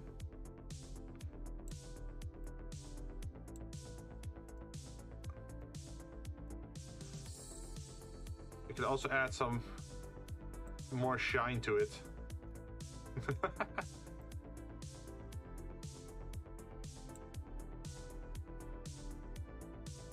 Nah, that's gonna be too golden. We don't want that. But yeah, now we have like a gold colored book, so that's fine. We should probably duplicate linked over the, what was it, x-axis?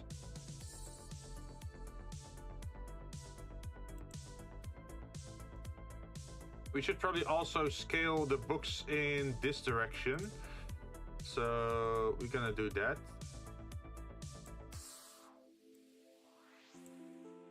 So there's like some depth difference, right? Because if every book is just a perfect shape, that's also not realistic. So it's better to have some smaller books, some bigger books, some say laying sidewards like this. Then this one can go. This is big book. this is the holy. The Holy Bible. Look how thick it is. Nah. Let's see.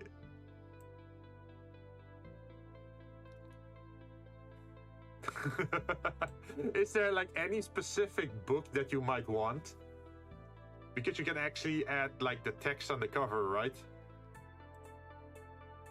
Like I'm guessing most of it we should just leave it empty.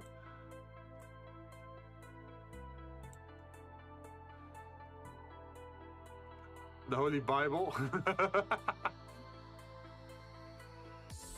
The Holy Thiable could also be something. So we could also just grab these duplicate links, put them down here, and then rotate them 90 degrees and bring them out here and drop them lower. Then for you,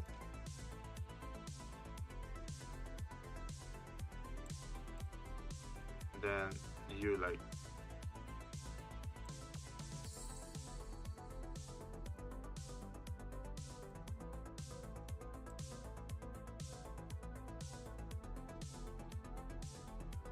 and then we're gonna duplicate this object And we're gonna remove the count like this.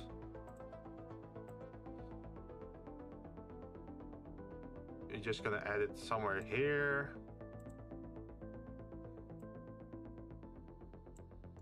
Turn it on its side.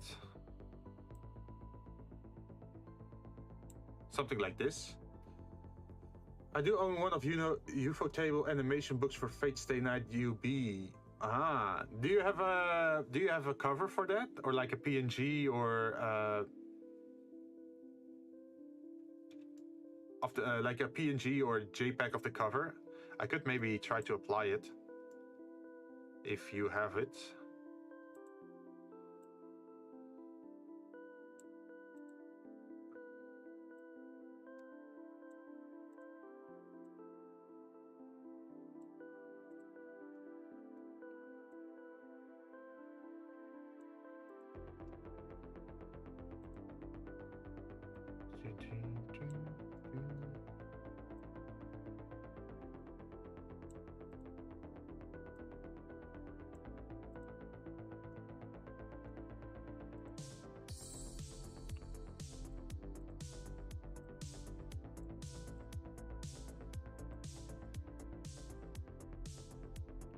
I think we should rotate this even more. Like this, maybe?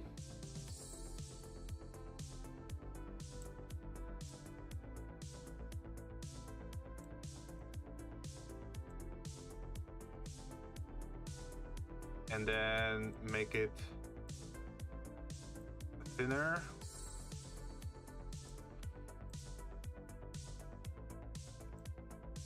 I'll see if I can get one. If not, I'll take a photo. Okay, nice.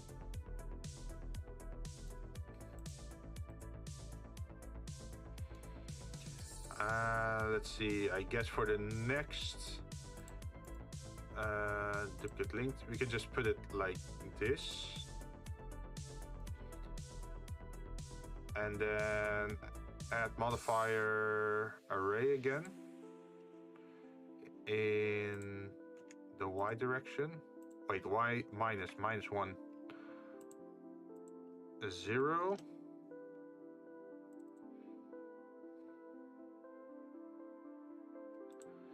And then duplicate linked. Usually the lower you get in a bookcase, the more filled it will be. Array. Also -1.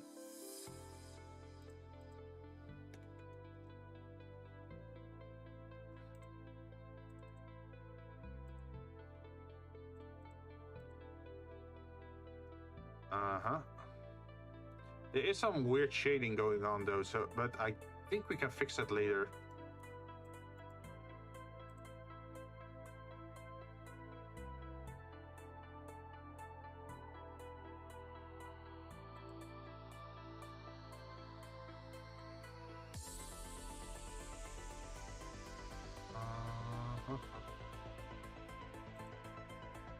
And this one is also an array. 1 0.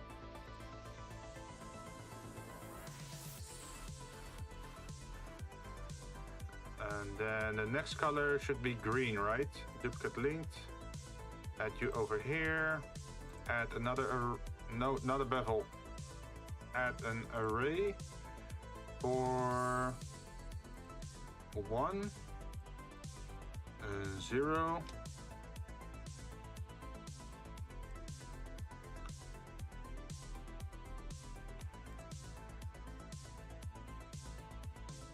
Something like this, maybe.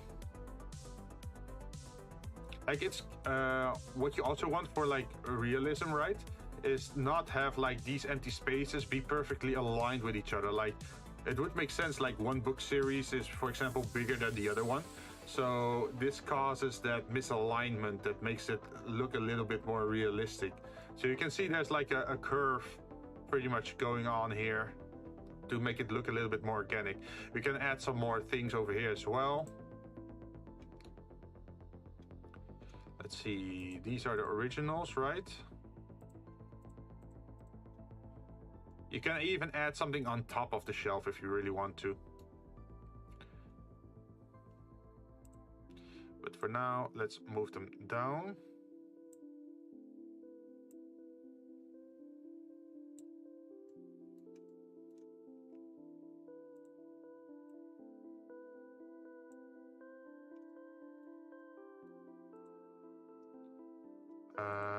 Let's see, they all have to move down a little bit more. And then you are gonna rotate in that direction. You are gonna rotate in that direction.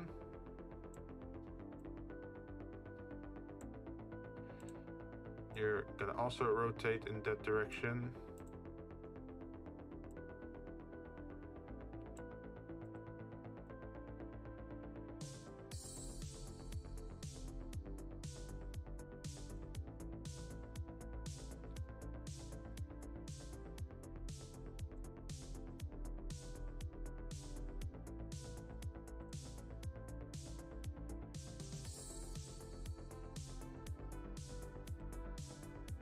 And then we can also do something with the scale of things.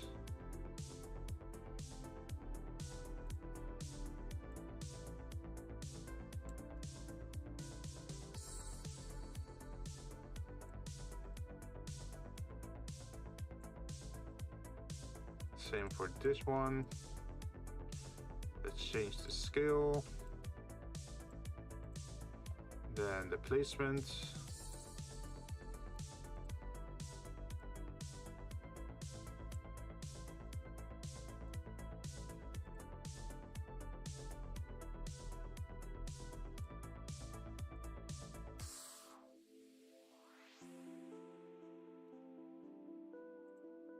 And this one can also change in scale.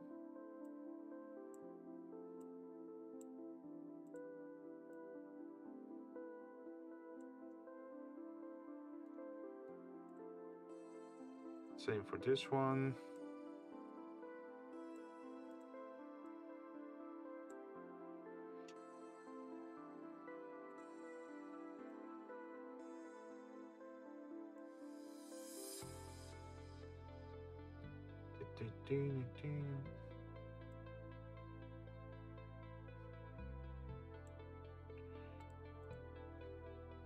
Ta-da! This looks pretty alive, right? This bookcase.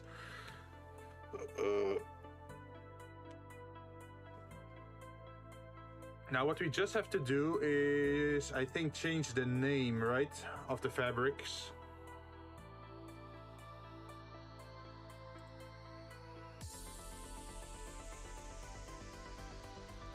So we're gonna call it a book cover.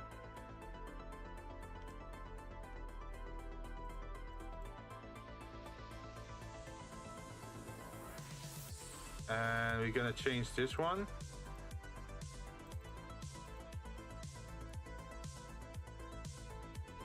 Like this.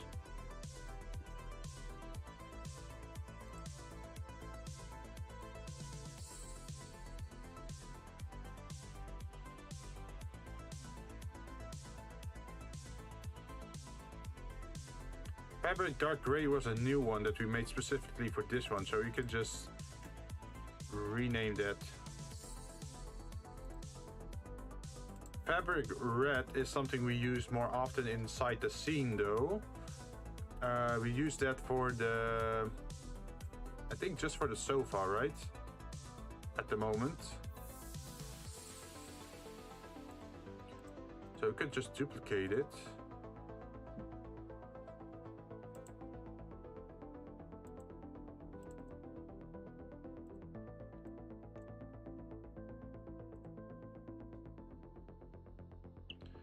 See, book cover, book cover.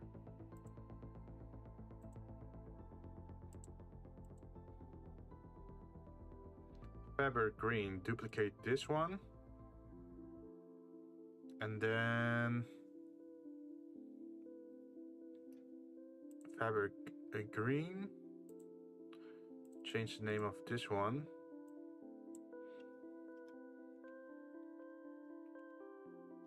Like this. We also don't have a fabric blue yet, right? Yes, so also duplicate this. Change to fabric blue. Change the name to this. And we should be good. Book cover blue. And this should be book cover white. Book cover white. Oh, damn. This one. Book cover white. Where are you? Book cover white. Book cover white. And this one is still the wrong one. Like if I did this in the right order, I wouldn't have to do it manually like this. If I did the fabrics, well, I call it fabric, but if I did the materials correctly before duplicating them, then I didn't have to change it like this.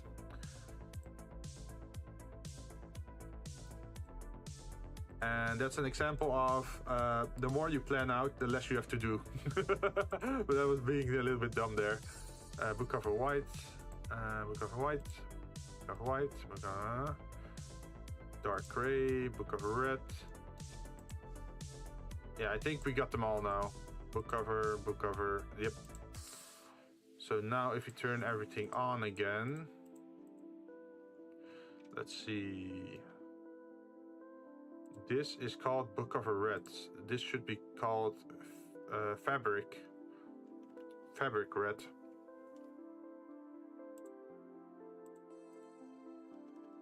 Like this. And that means that's the same for the bed. Also, I did this off screen, this one, because it's very intensive. What I did here was I made a plane in the air, applied physics to it, where is it? Here, cloud physics, and solidified it, and then I played the animation to let it drop, and then pause it at the 20th frame, so it would look like this. But this is actually animation and physics, so I didn't want to do that during the stream, right? Because I wasn't sure how heavy the load would be. We also need to still add 2 pillows here as well.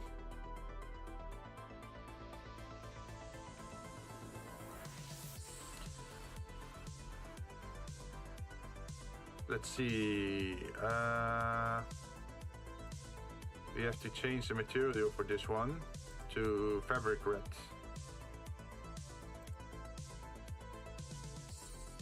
I'll send you the book cover pics. All right.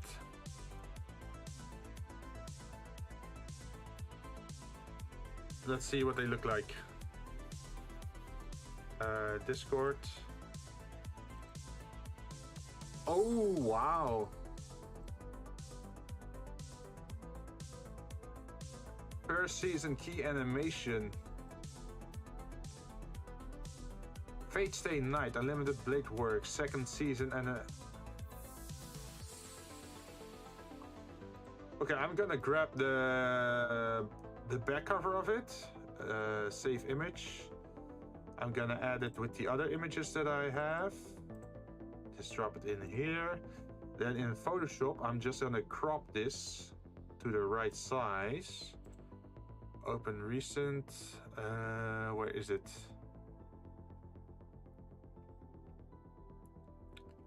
Open this one. And then I'm gonna crop this.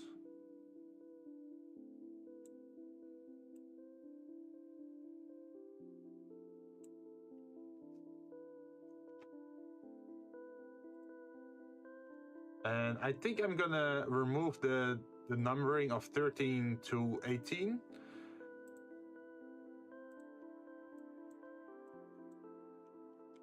Let's see if I can use the stamp for that. Stamp.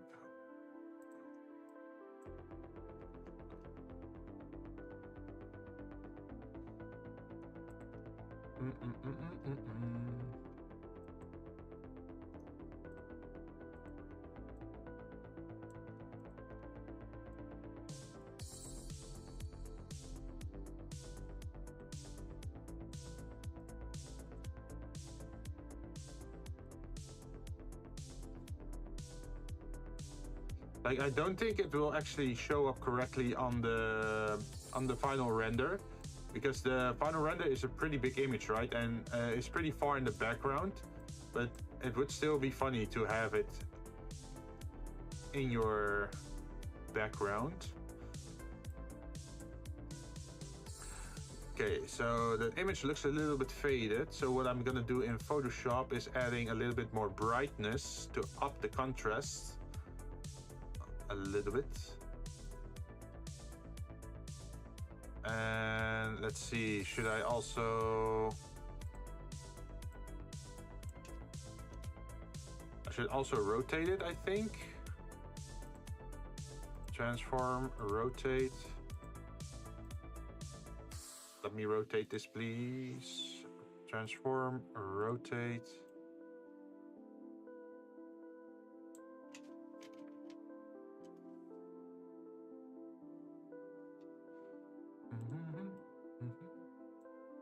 And then crop it some more.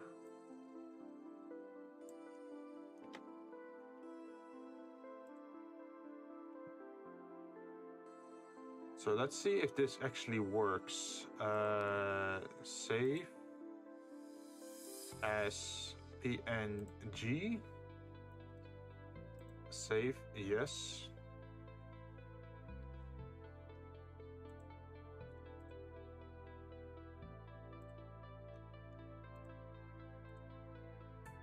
And there's also the front of the book, which we could also maybe use. Where should I save it? I think with the rest of the images.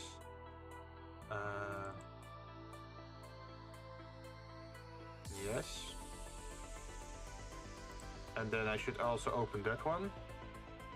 Open this one. Try to crop it a little bit.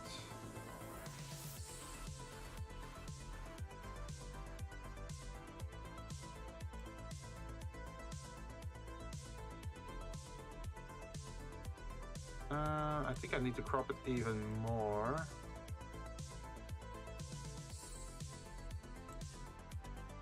Alright, I think I got it. And now also on this image I have to increase the brightness and contrast probably.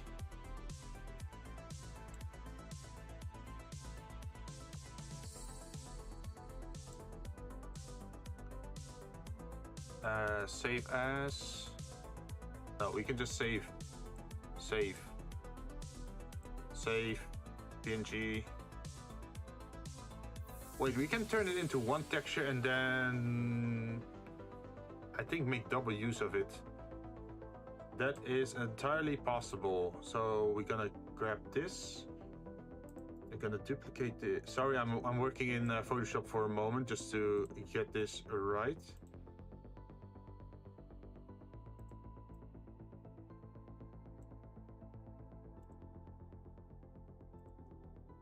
Rotate. Transform scale.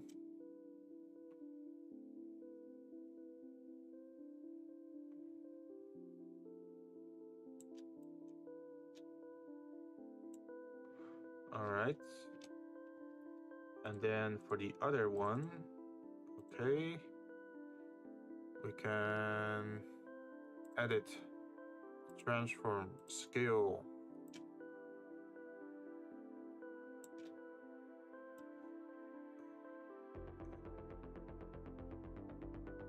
And make it equal in size, apply the transformation, yes. Then I'm gonna crop this.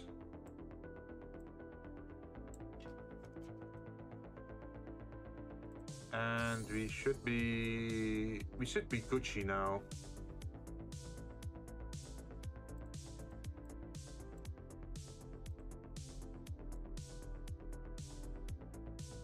I do notice that one image is a different color somehow. I'm not sure why that is, but you can click the vibrance option in Photoshop and just gray it out, right?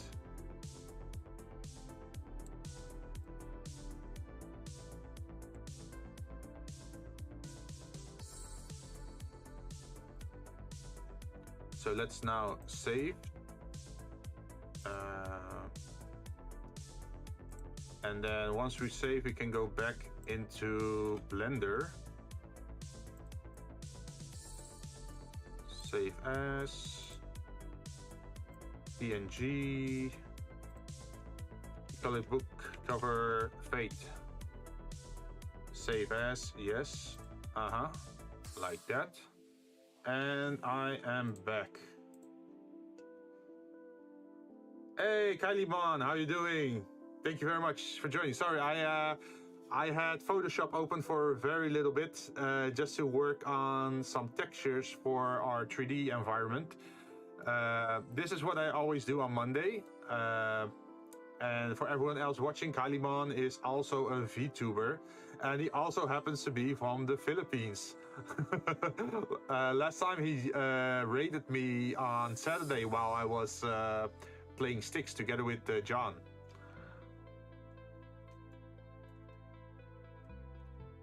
Okay, so let's, for example, take this book. We're gonna turn this book into Fate Stay Night. Is what I'm thinking of. Let's see, how are we gonna do that? First, we gotta duplicate this, I think, and call it book cover fate cover. And then we go to shading.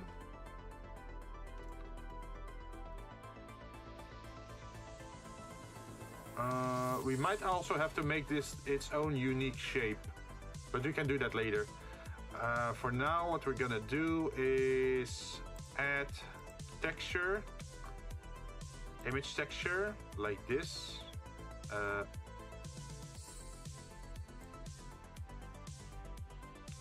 And then open this image, book cover fate.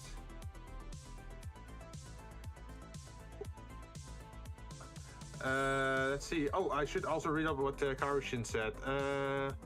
Yeah, a relative of mine bought it for me when they visited Japan. Oh, such luxury.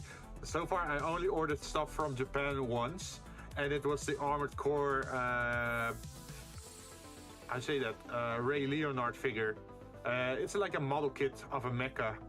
I think the skill was like 1 in 100 or something, or 1 in 25, something like that. Oh, but Karushin and Kylieman know each other? Is it such a small world?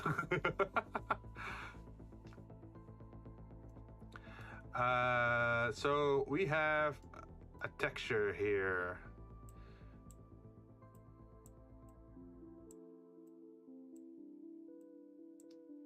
We have a noise texture as well. So what I think what we should do is place this one over here. And everything that's connected from here to there should be like this. Uh-oh. What does it do? What is it? We see some lines here, but it's not very clear.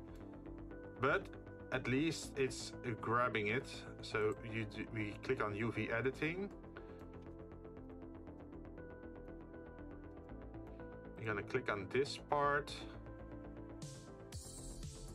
And as you can see, I combined the two pictures together to hopefully make something interesting. We're gonna move this one all the way down. And then we're gonna move this all the way up here.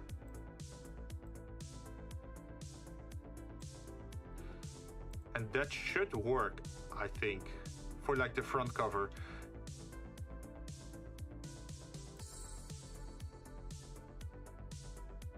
It's very hard to see though, because it's in the shadow. So maybe we should pick another book. And for the back cover, UV editing, we're just gonna select this,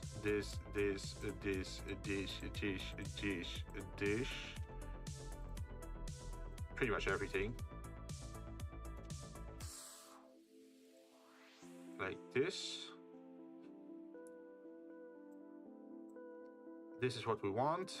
And what we want is to rotate it by 90 degrees, I think. And then we want to move it all the way over here. And all the way up there. And then we're gonna scale it till it's all like this.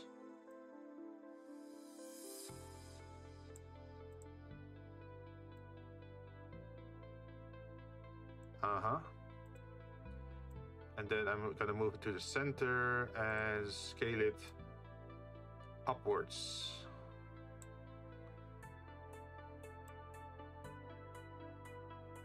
I think it should work like this. Let's see if it works. We do have some text. Fate, stay, night. It's a pretty big book though, so we might actually have to scale it down a little bit.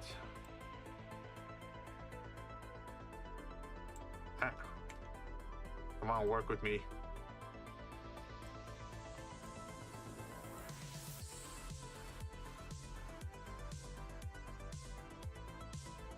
Dang, you make it become virtually? Yeah, I virtualized the book by adding the textures on top of it. Now, if I look at the book where it says Fate Stay Night, it is still rotated in the wrong area.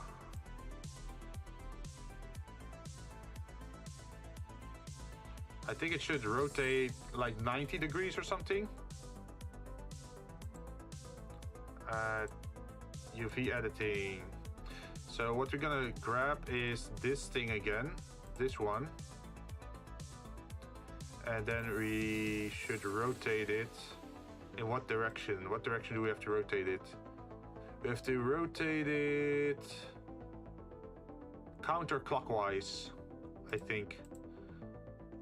So we're gonna grab this, gonna rotate it like this.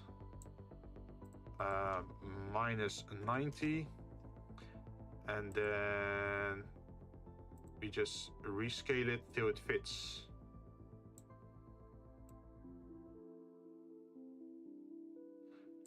Bam. I think something like this should do it. Layout. I feel it's mirrored. Did I do it the correct way? Like, Jinn, how does it look? Like, is it indeed the Japanese style of like starting at the back side like this, like how manga starts? Is this how it's supposed to look? Or should I rotate the image 180 degrees so it's more like a Western book where you start at the where the back of the book is on the left side, or should the back of the book be on the right side?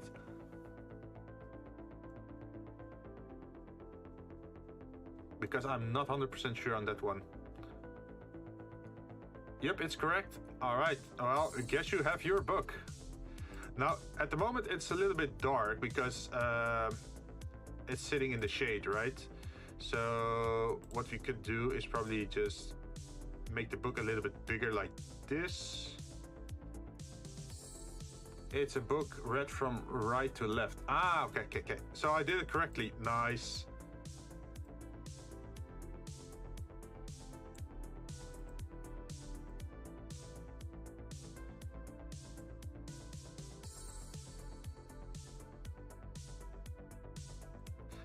I wonder, should I add some kind of emissive effect to it? Like, emissive effect is not realistic, of course, but at the moment it's not getting any, like, light.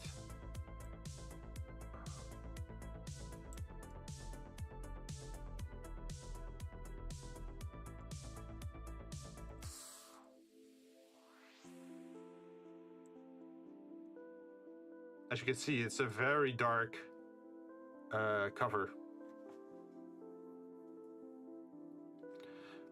Also, it changed all the red books into it changed all the red books into this.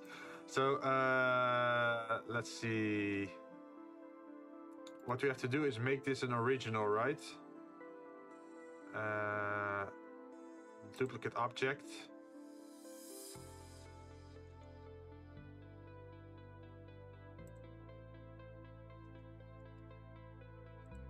what I'm gonna do is turn the fade cover back into the red cover. And now just this one is... Not just this one is this color. Now we can keep changing this, I think, in the shadings to give it some emissive strength.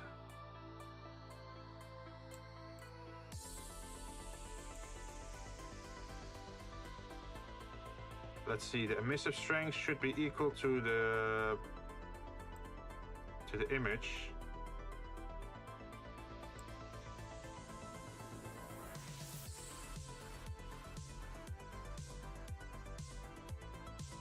Okay, it took a while for it to properly handle it, but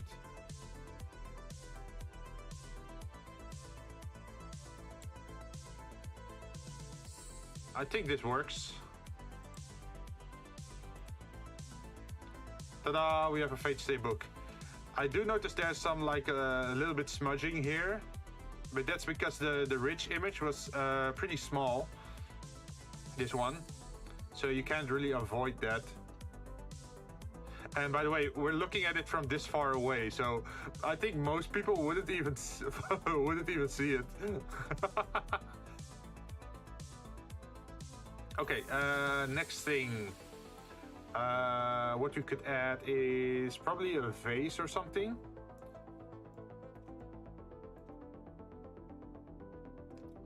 We can make vases on two different methods. We could use the curved method, or we could use the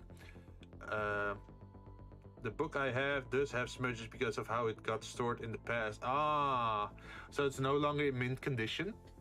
But it's super cool that you have like art books like that. I have some art books as well, but it's more like Dark Souls related.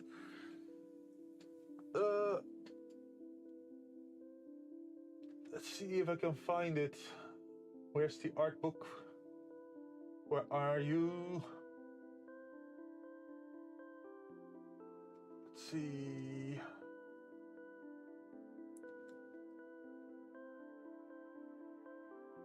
Oh, I can show you something else that I made. Wait. Sorry, my model's bugging out a little bit.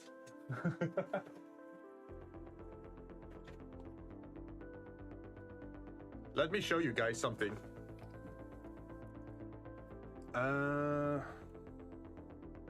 Hopefully my camera works. Let's see if we can go to overhead cam. Hey, there we are. Look at this. I should probably fine-tune the... This is a book that I made. Like, this is actual leather and like old type of stuff. So if I open it, sorry, I haven't used it for a while, so it's a little bit stuck. But as you can see, there is writing on the inside. And let's see if I can clearly show you guys what it looks like. Oh damn, yeah, it's very stuck. Okay, hopefully you guys can read it, what it is saying over here. Let me turn on the lights. Damn. As you can see, I made this book as like a D&D kind of thing, like it's a spell book. You can add your cantrips and your leveled spells to it. As you can see,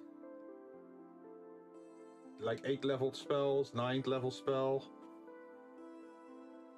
And it also has like a custom page for the stats. As you can see, like saving throw, armor class, initiative, speed, resistances, attack, spellcasting, features, traits, and on this part there's the name, your class, character appearance, and then pretty much your base stats, right? So I made that a long time ago. I still have to add the finishing touches. Like here you can see the skill checks, the languages, proficiency.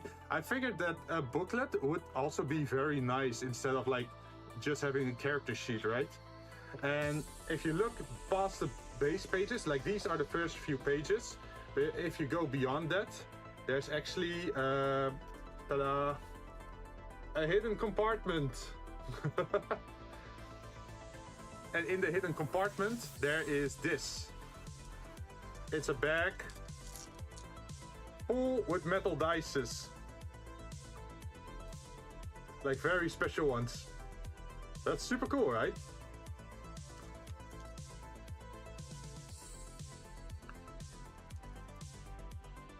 So yeah, that's one of the projects I did in the past before I started streaming.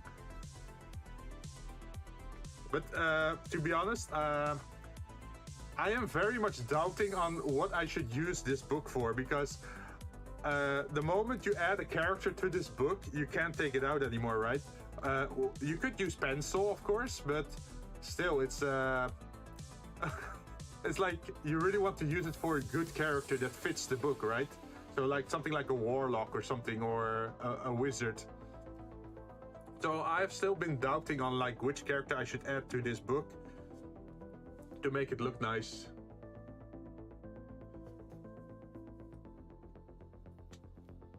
Let's see, do I have the other books as well? Oh, wait, I also have a joke book. So I used to watch a lot of Game of Thrones, and then someone made Game of Scones, which is pretty much a booklet about desserts.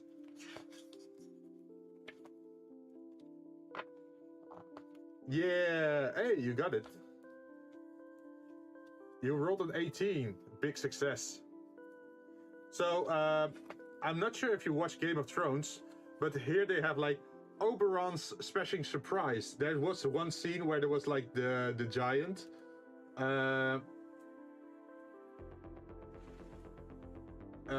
What was it? The mountain who squished out Oberon's eyes, pretty much. And then it looks like this. Like it's actual food.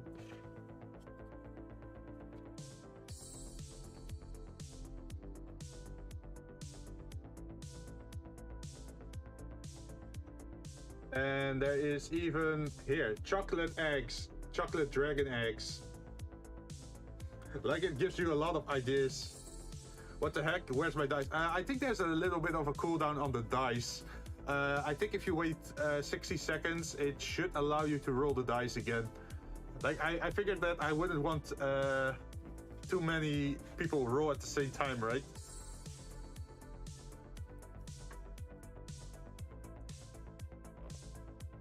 Or like this, Valar do utilise, and then it's like donuts or something.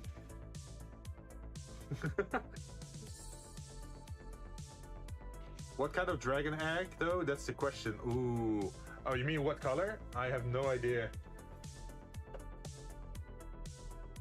Also, another funny, interesting book that I have is the Zombies Survival Guide, which actually just goes in depth on like a lot of like variants of zombie viruses, or like magic zombies, virus zombies, alien zombies, radiation zombies, like all that kind of stuff. It's just a fantasy. Well, it's not really a guidebook, but it's more like funny trivia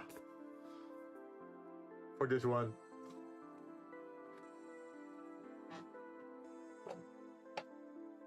But I still have to find the art book.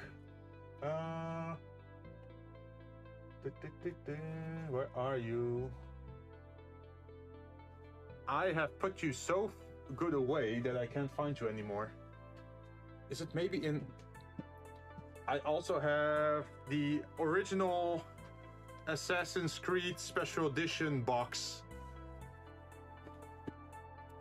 Let's see... Assassin's Creed... I even have like those special cards. This was the first game that had like multiplayer mode, and these are the character cards for the multiplayer characters. It's just info cards.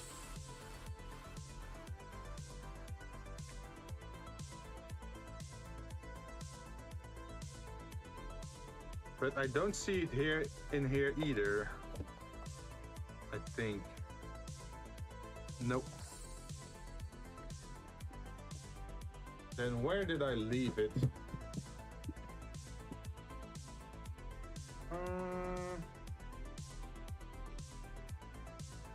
Because I know I have a book of Dark Souls.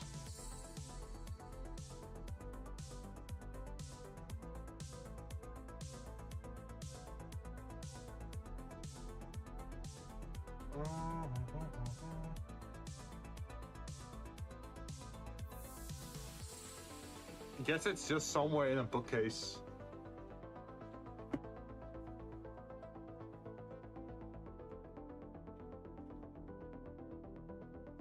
Oh, I guess I'll just have to look it up and maybe show it next time. But let's go back to the 3D model. Where are we? Back to creative.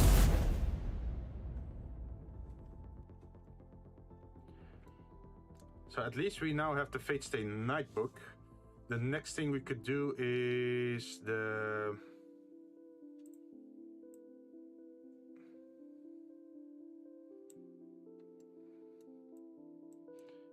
the vase, I think. Like the portrait is very easily to do because we can just grab the other portrait and just make a smaller variant from it by scaling it down. But this one, oh, let's save before you do something experimental.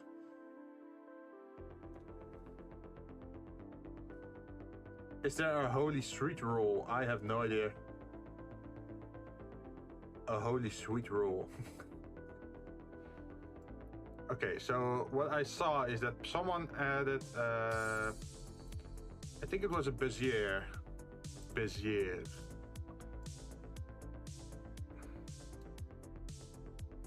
And I think they had it up 90 degrees. And then just make it 30 centimeters.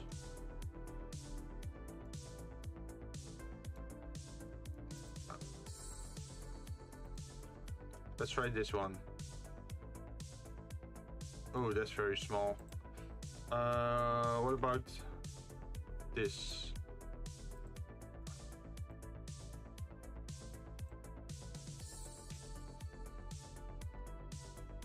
Okay.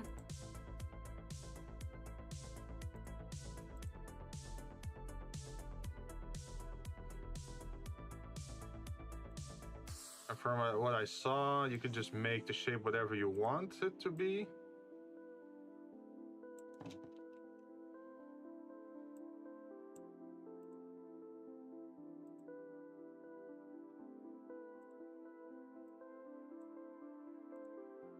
Come on. Why won't the line change?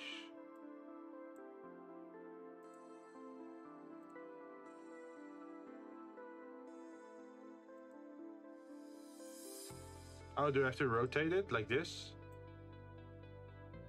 And then 90 degrees. Oh, minus 90 degrees.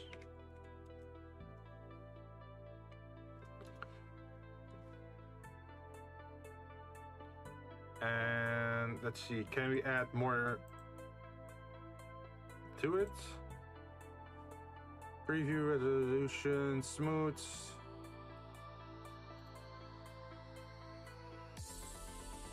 Let's see, subdivide, extrude, make segment. Is it make segment? Cannot make segment, okay. Smooth curve mirror. There should be a way to add more to this shape.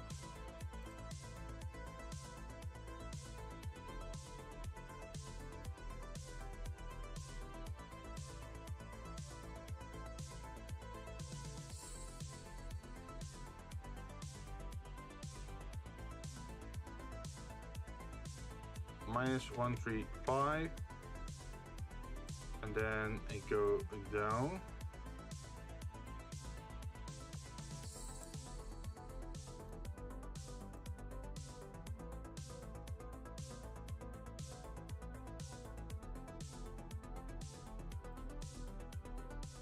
Should I scale this?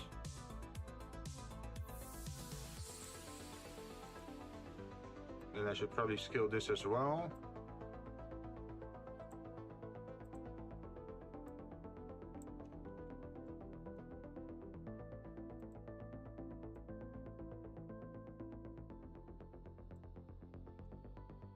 Okay, extrude curve and move results. Radius, expand or contract the radius of selected curve point. Tilt, shear, randomize, draw. Is it connected?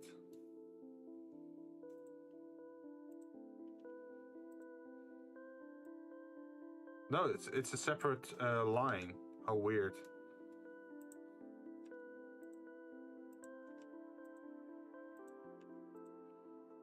So I want to continue on from this side, right? How do I add extrude? Is that it? I think it is.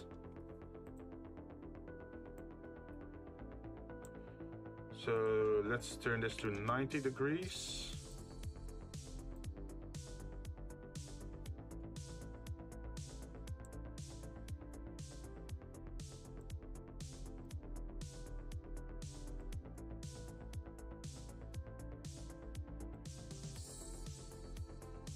So what do I do from here? I just have one shape. I'm gonna duplicate the object, then gonna turn it into a mesh, I guess. Convert to mesh, and then if I go to edit mode, I should be able to spin over the z-axis. But if I do that, what happens? Nothing happens. How did I do that in the tutorial then?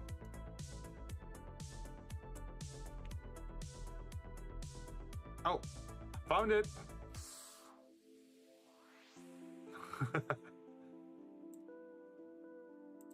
So minus 360 degrees. That makes it a whole curve pretty much.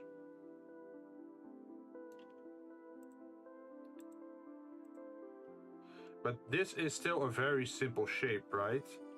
So I guess I should add, where is it?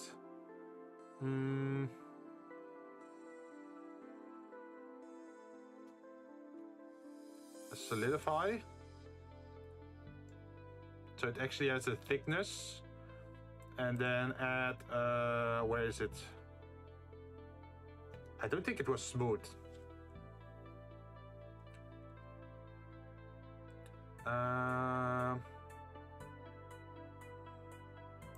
Subdivision, there it is.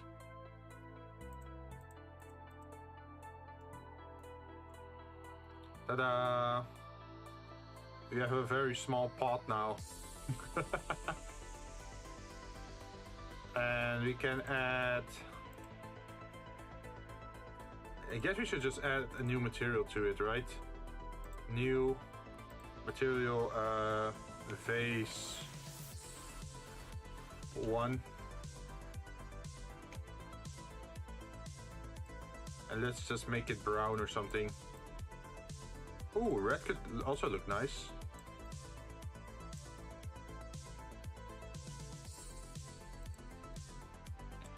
Now this is just one shape that we have.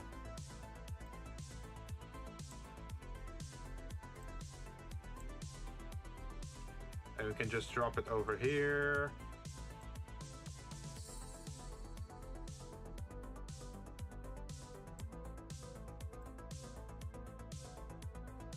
Like this. I'm not sure if that's the final destination of that object, but it's an idea, right? But now that we know that we can do that, we can also make something taller, I guess. Where is it? Extrude.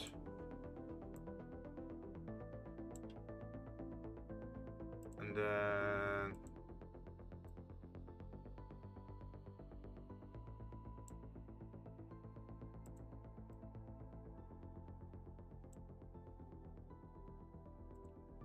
object. We can just duplicate this, I think. Duplicate object, yes. Then convert to a mesh like this. Then we're gonna open it up, select everything, and do the same thing again. Wait, 360 also works, right? Because it's just a full circle. And then we're gonna do the same with the subdivide or solidify, and then add subdivision.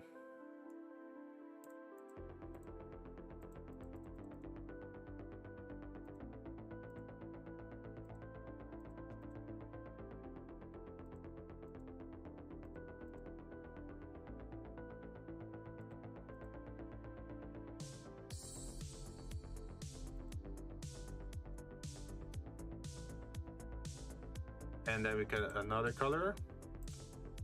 We're just gonna get,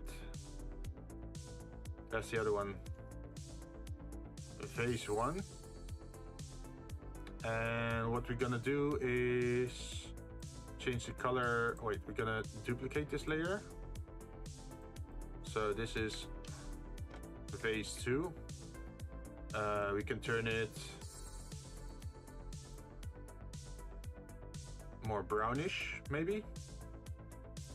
Or we can turn it blue.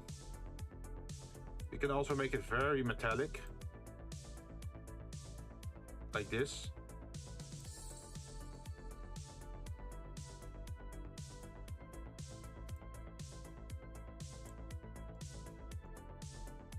Yeah, that's a good one.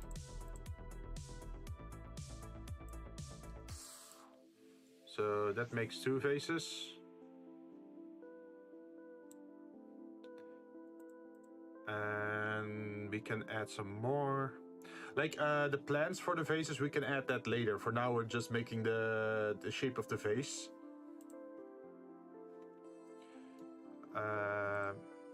Edit. Now what I'm thinking about is doing something like, hello? I want to do something like this. But I want to have the shape be more like that.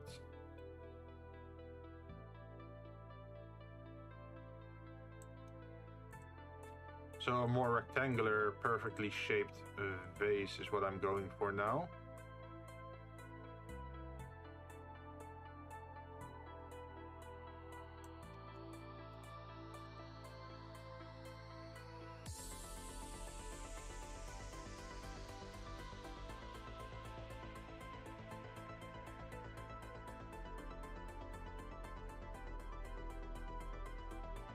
Something like this.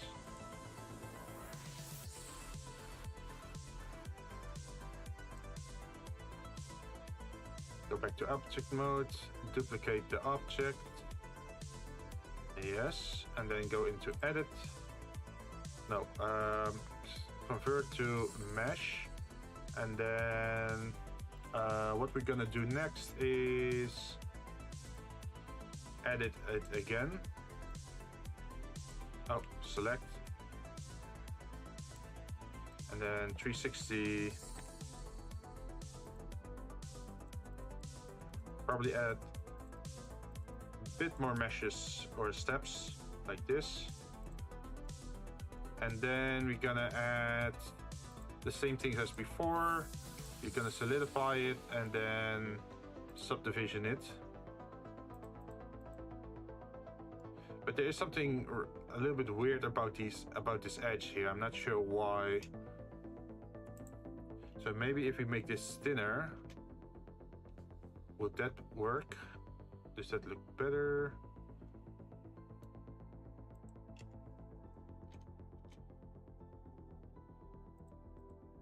Yeah, I think this looks better. Then you can go back to the vase or pot or whatever you want to call it. And then we're gonna duplicate this one again and call it a vase 3. What are we gonna turn it into?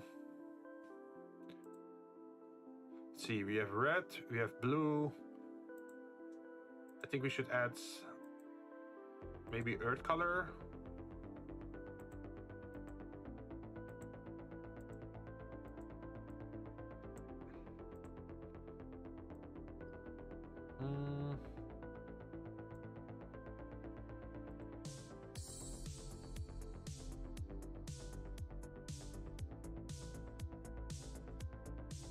I think the brown would probably work.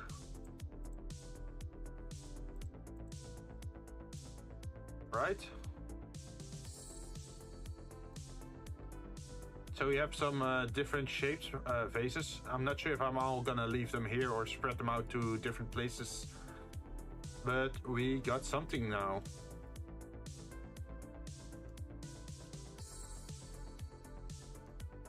Yeah, that works.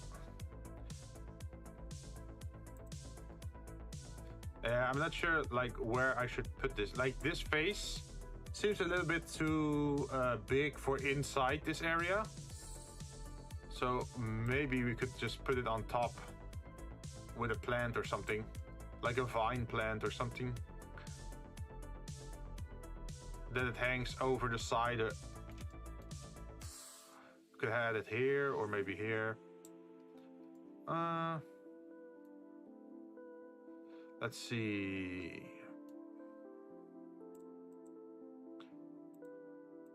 You can keep this shape over here, but I do want to select the rest. It all has to move together. Did I select everything?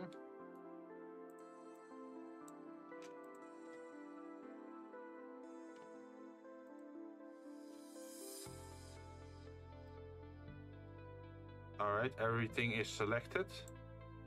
Even the thing on the background. I don't want to select this one. You go invisible.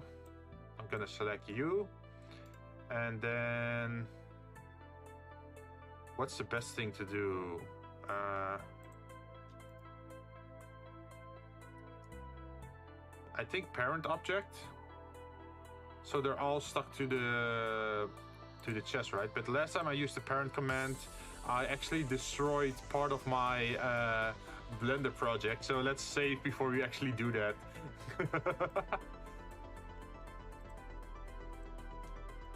Okay, parent, object. So now if I click this and move, everything inside the closet moves with it. Nice, that's what I want. Now we can remove our original closet over here and just slide this one right in. Wait, I said slide right in.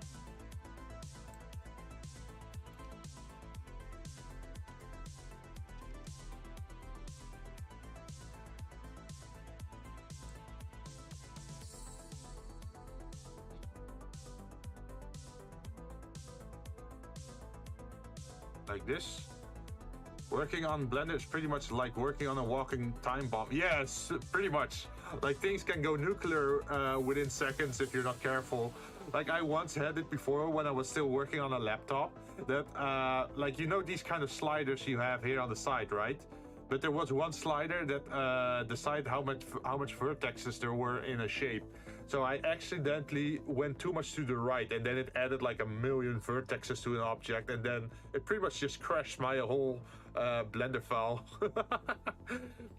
So yeah, I rather just click it and then manually insert a number instead of sliding it, because sliding it in the past has backfired a lot.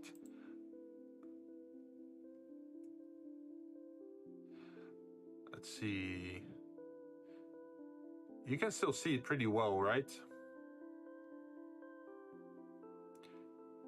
Like on my screen it's a little bit bigger, of course, and it's a lot smaller on stream.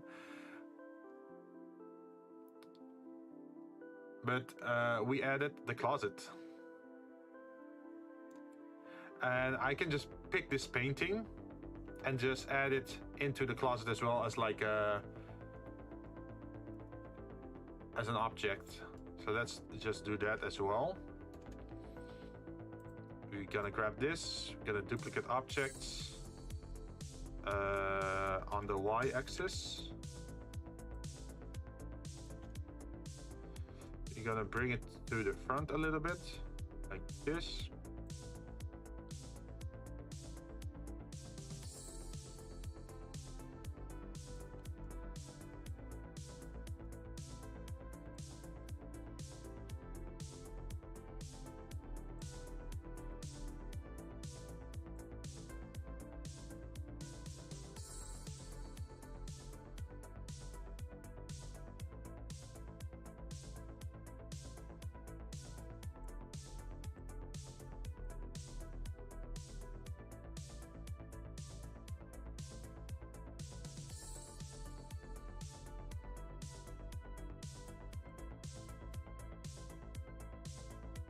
Let's see, you wanted to have something like this, right?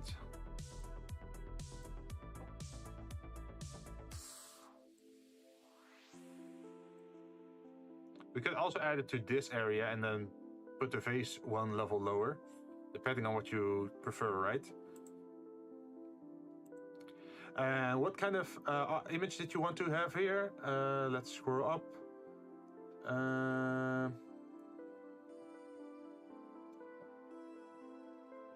Let's see.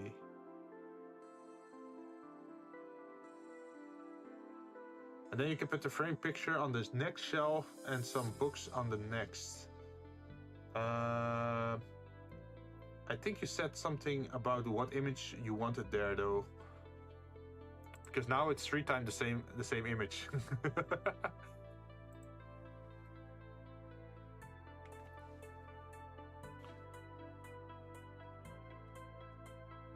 And we can add multiple of these smaller frames. Like we can also add one here next to the TV.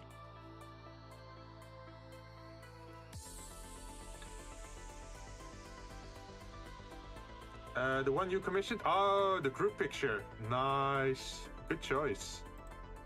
Okay, so we made this a unique one.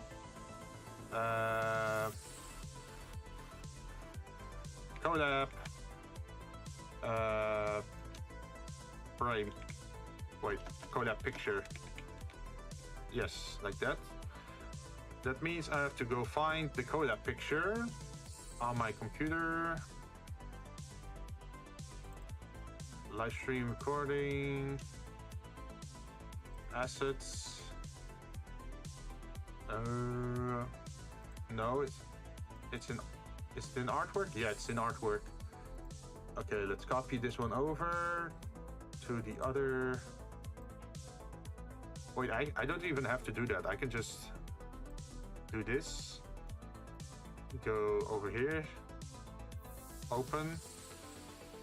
Go to live streams. Artwork. Grab this one. Open image. Layout. And we already have it in. It's a little bit on the bright side, so we should probably lower the...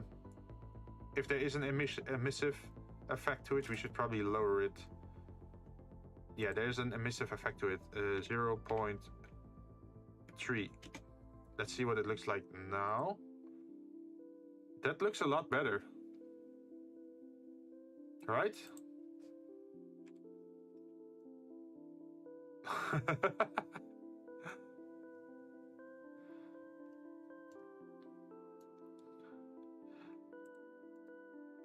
Set active camera.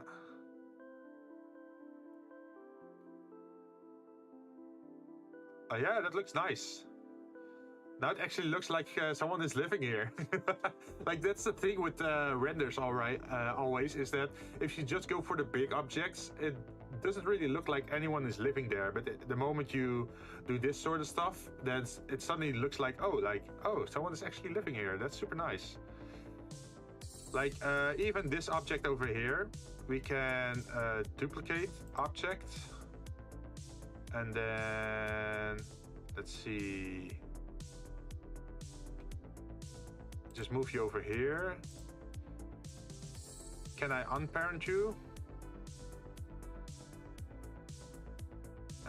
Clear parent. Okay, it went outside, not sure why, but there's probably a reason for that.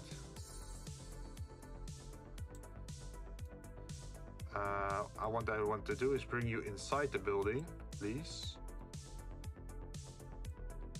And put you down on the table, if possible.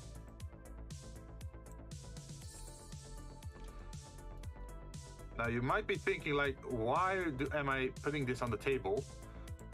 But the funny thing is, like, if you have the general shape of an object and it looks a lot like the general shape of another object, you can just rescale it till it fits.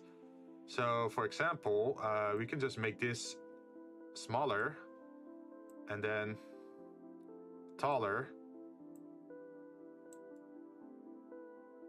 And now it's pretty much like a drinking cup.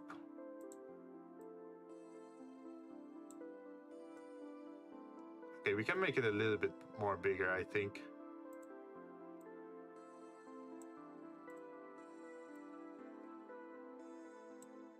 Like this. Now the only thing we have to do is change the material now. So that's what we're gonna do next. Drinking glass. And we can turn it a little bit bluish. And then increase the alpha. Does that work?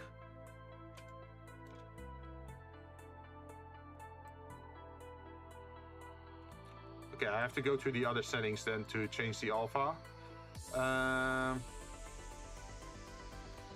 Specular tint. Shading. So what's happening over here?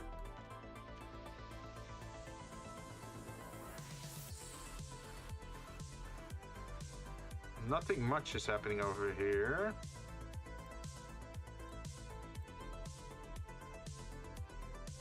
So when I do this, it should lower it. This is the roughness.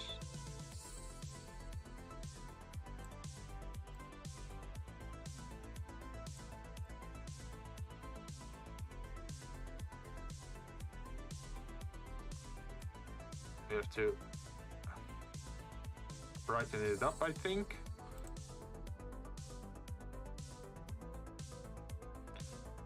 See what it looks like for now. Yep, that's one glass.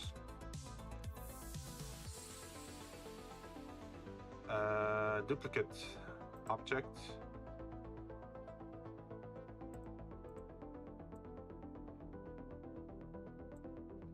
Like that.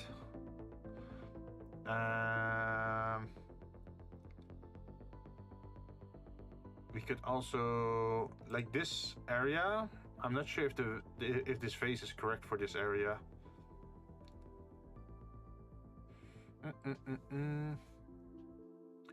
Ooh, I have an idea what else we could add.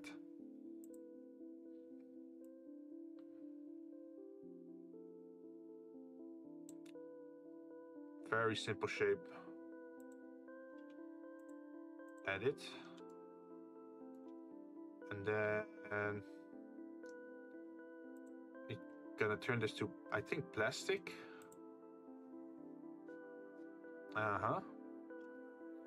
And what we want to do is this, add, where is it? Bevel.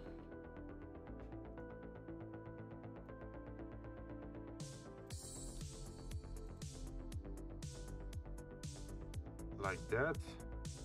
But we also want to lower the amount.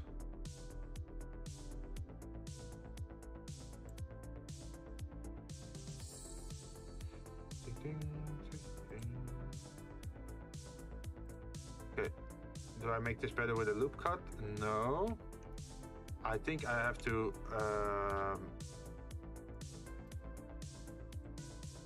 change this. Oh, that's a lot of shine there.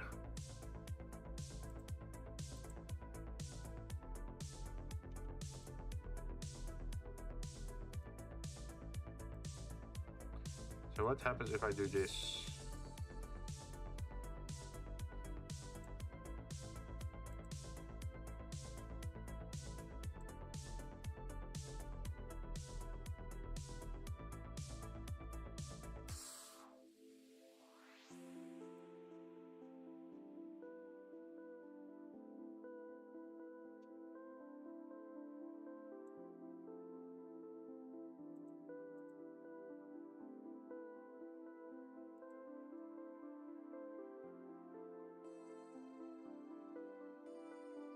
Hmm.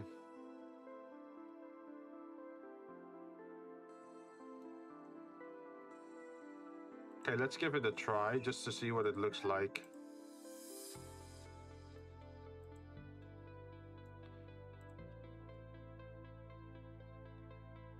And then we have to use the normal.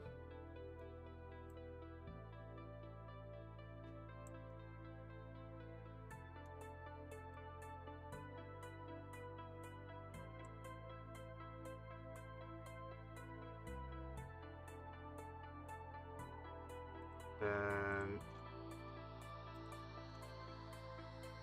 I think this is the next what we should do.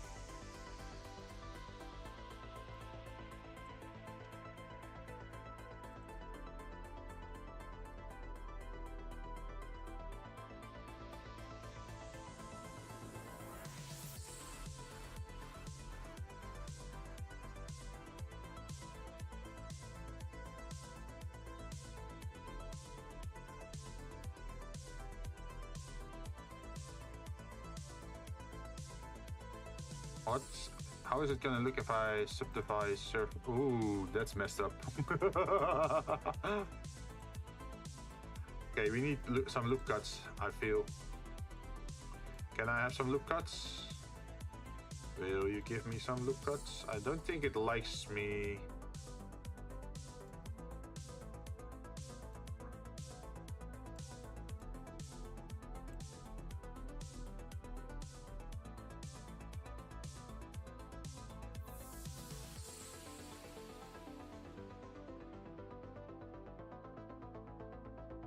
Nope.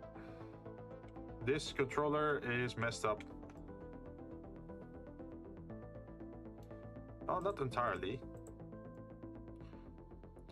It still sort of works as a controller. You just have to add buttons to the top side, right? Is what I'm thinking of. So we're just gonna add this. Like for this kind of object, you don't have to be very precise because it's pretty much from pretty far away. So the only thing you have to do is something like this. Edit. Do the, where is it, the loop cut?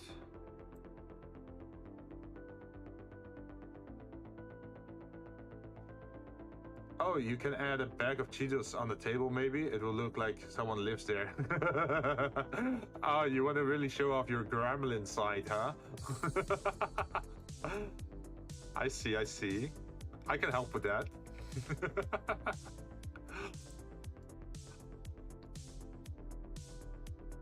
Okay, object mode.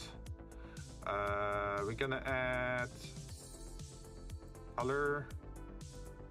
We can just reuse this color, I guess.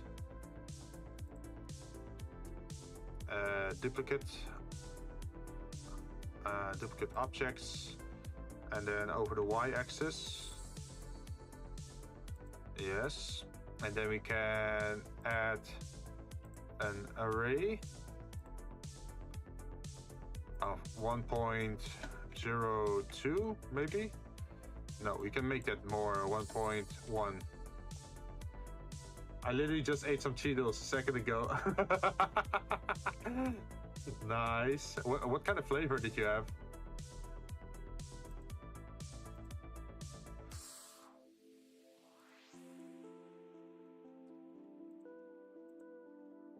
And then we can make it a little bit thinner.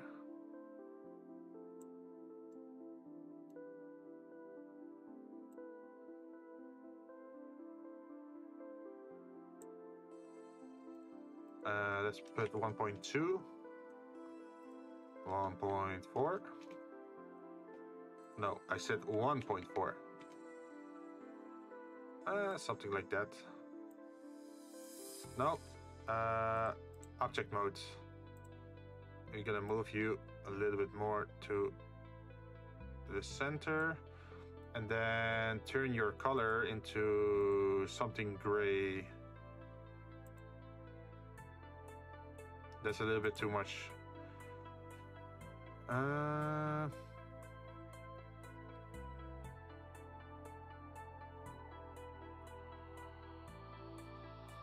Book cover gray, duplicate button. We should call this rubber, right? Rubber button, rubber gray. I think that's good. Jalapeno. Oh, that's spicy, right? They have that flavor over there? Nice.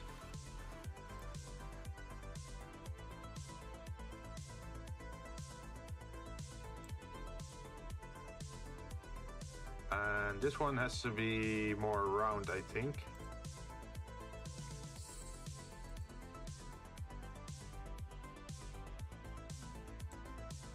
And then I think we have to scale it.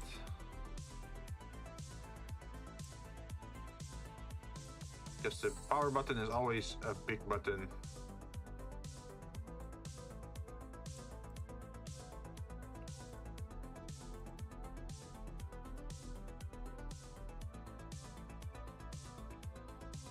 And then we can add a second array. Add array, and this time instead of going in the x-axis, we are going in the y-axis. And it should be the -1. Yeah, it's kind of spicy, but it's something I can tolerate. I have low tolerance to spice. Yeah, same. Like, this is maybe not a fun talk, but whenever I eat super spicy food, I get like a runny nose pretty much. So it's always annoying for me to eat spicy food because I don't want to get a runny nose in public when I'm eating, right? It's just gonna be obnoxious. All the buttons. I think we should do 3x3, right? Or was it 3x4? I think it's 3x4 usually for a controller. Same, yeah. Suffering, huh?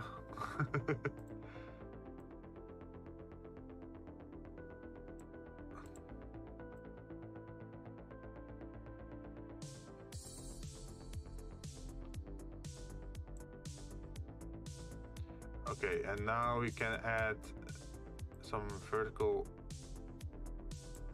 effects like this, so it doesn't stick out at the bottom. Same for you.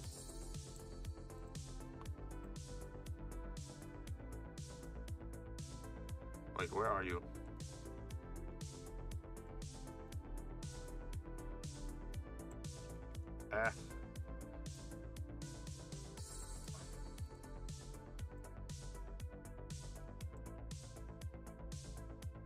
I mean, this should be good enough for distance, right?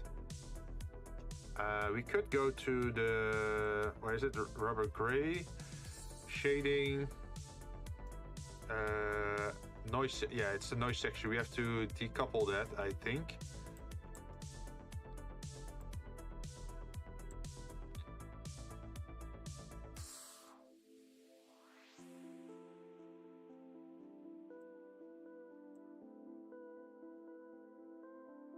Okay, the brightness is not connected to anything. This one isn't either. You can just do color immediately to this.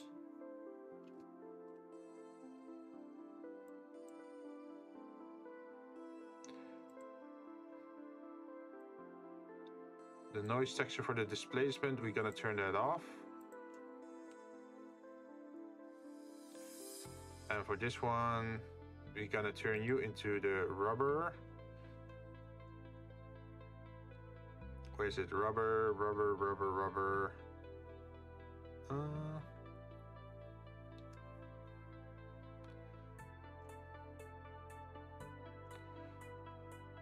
Where is it? I did call it rubber, right?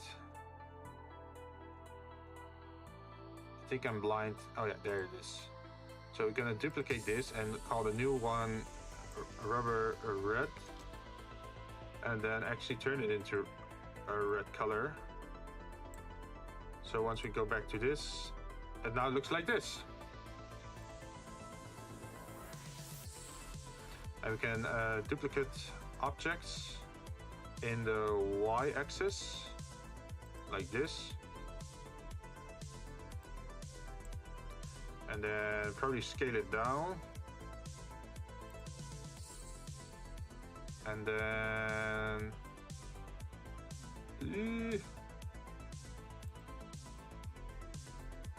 do it like this.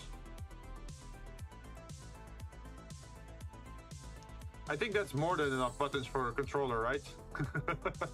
I'm not gonna actually add the numbers to every little bit because that's gonna take way too long. But this looks good enough as a remote control.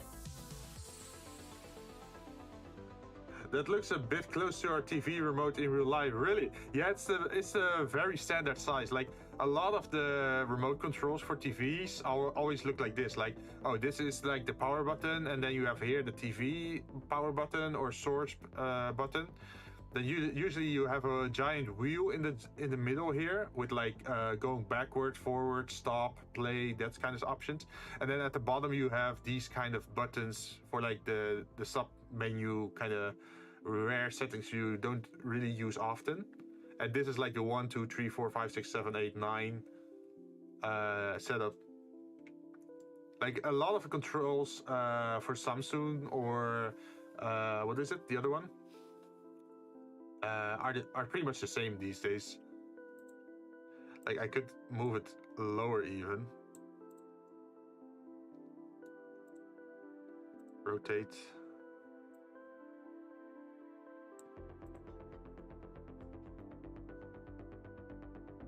Pretty much like this, and in the middle you have then something else, but I don't think I'm gonna add too much detail to this anymore.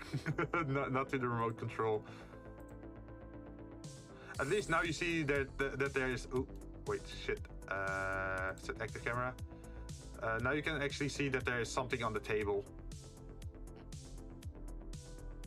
I also need to add curtains, but curtains are gonna be rough. I'm probably gonna do the curtains off stream because there's like a lot of curvature going on in those kind of objects. And I'm not sure if my PC can handle it if I stream it at the same time as making it. It's the same with the plants.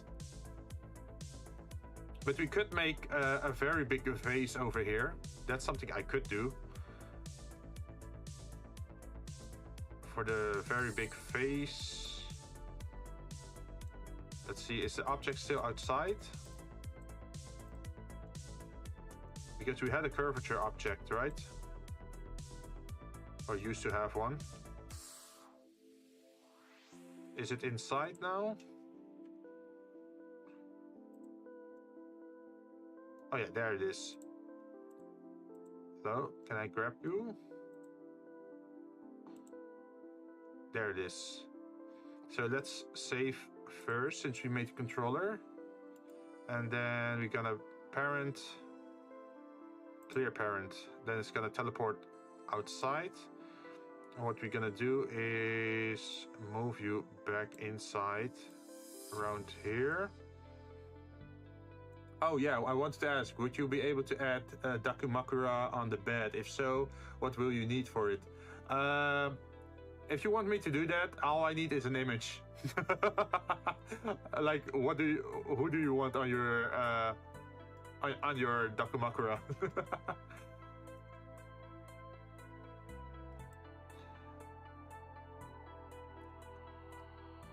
Is it a Kai one? Well, that's gonna be problematic for the next S-Class then, right?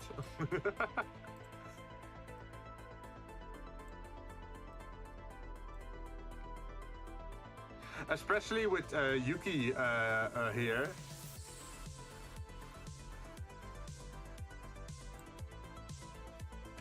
He's of course immediately gonna say it to Kai if it was a Kai Dakumakura.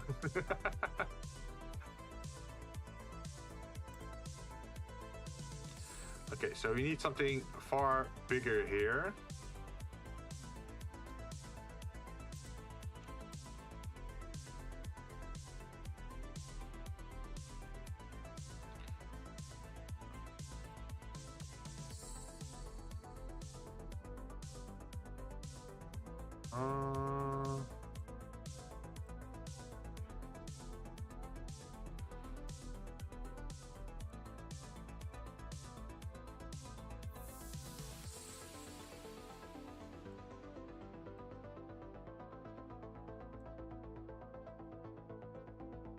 Wait, maybe I should just delete this segment. Delete.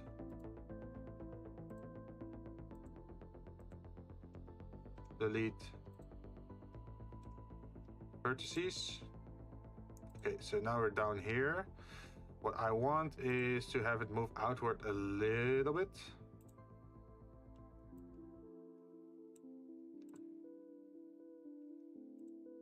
Global.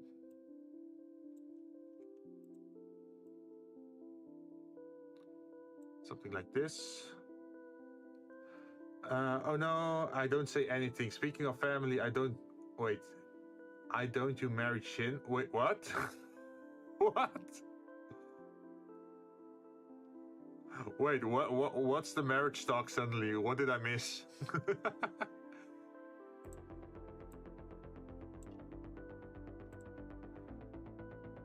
No. Jinn is married to someone. Oh yeah. The marriage paper, right? From the Genshin.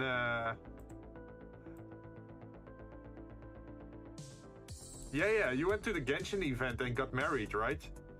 Don't you have like a marriage certificate and I think a ring?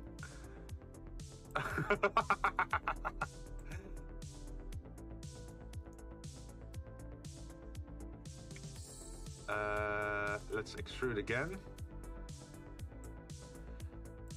And then move you inwards a little bit. And then we should extrude one more time. Just a little bit this time. And this time it should rotate outwards.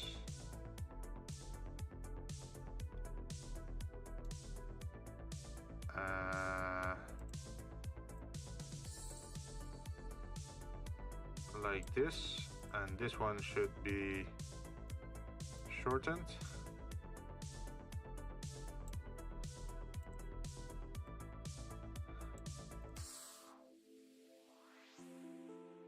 No, I saw on Twitter you married to someone and had children. What? What? Is this new lore that's dropping?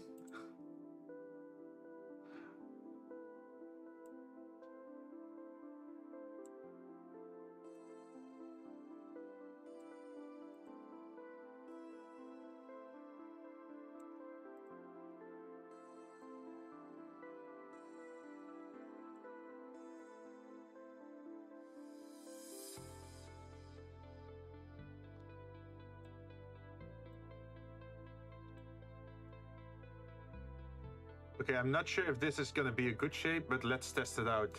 I have no idea what it is.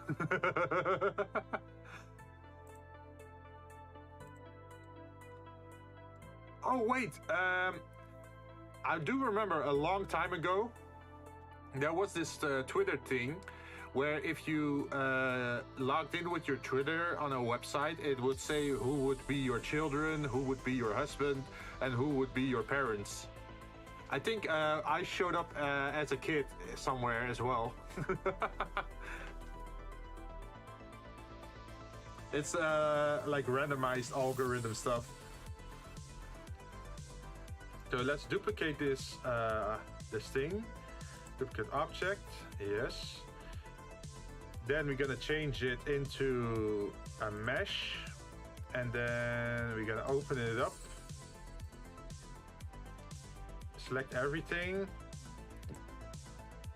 and let's see what it does. Oh, wait, what the hell? Yeah, I think this face is a little bit too big, man.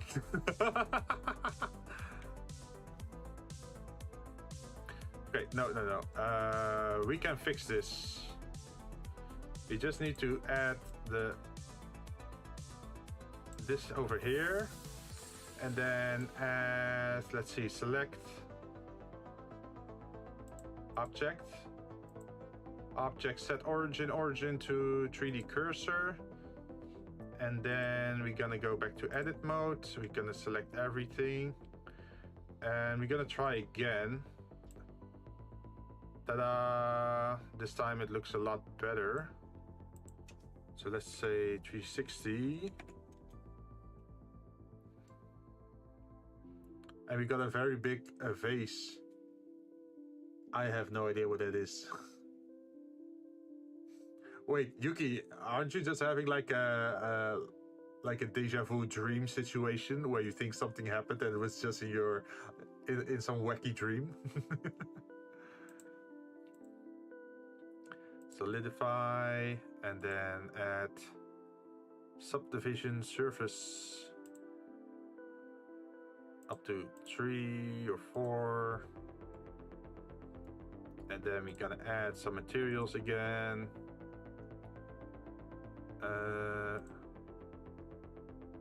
Oh, that's...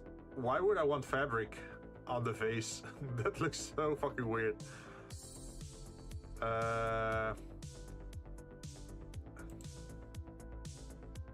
Something like this could work.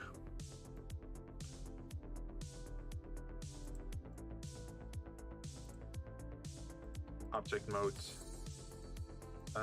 Set active camera.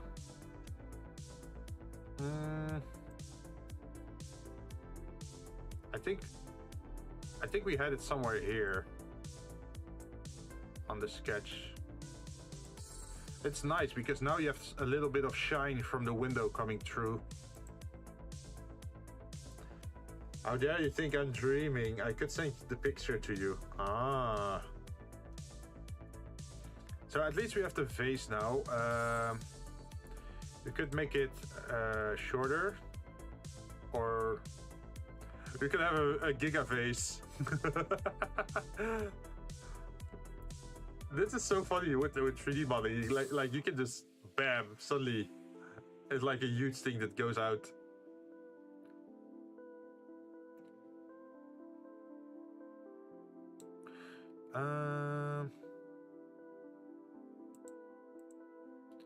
We could duplicate this object over the x-axis and then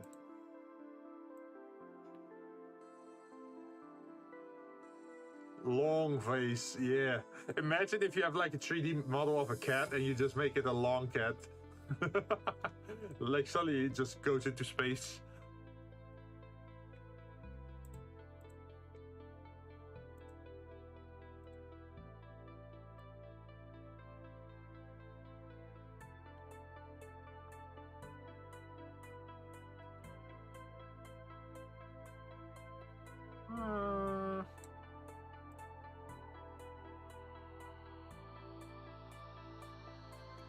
I want to add something more closer. I think this would be fine.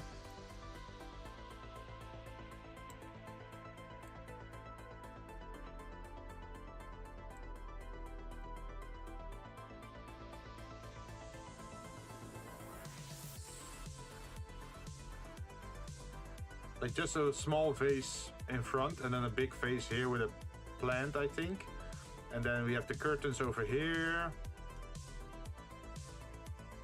There's still like the gaping white space here that we also have to make like a shelf for. But it's slowly getting filled up.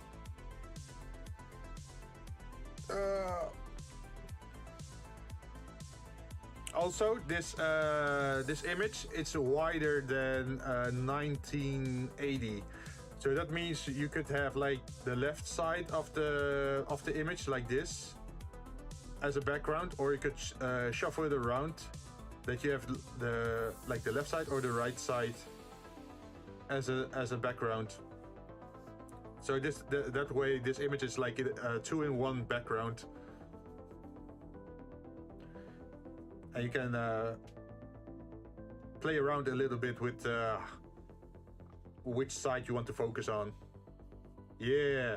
For example, you can have your model if you have your model in the center, right? Then it would pretty much block everything here.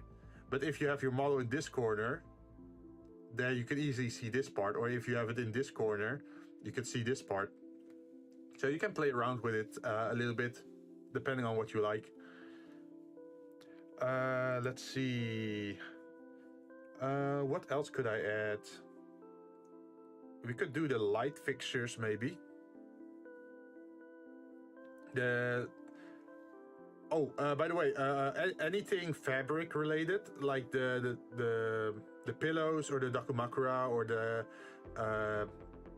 the curtains, is something I'm gonna do off stream, because, like I said, it's a little bit heavier. The Daki is in the Discord, by the way. All right, let me look.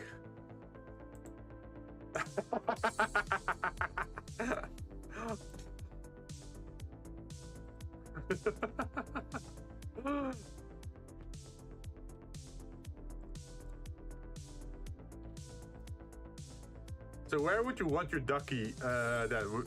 Should it be at the sofa downstairs, so it's clearly visible that you have one? Or should it be upstairs, like hidden, that people can't see it or barely see it?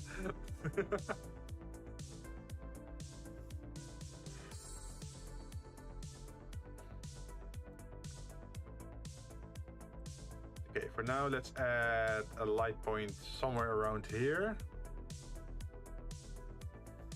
Oh, you want it on the bed? All right. Okay, for now, let's move up. I'm gonna add a mesh cylinder. And the cylinder is very thin, like 5 millimeters thin. And it's gonna be 500 millimeters long. And the color is gonna be something black. Metal black, like that.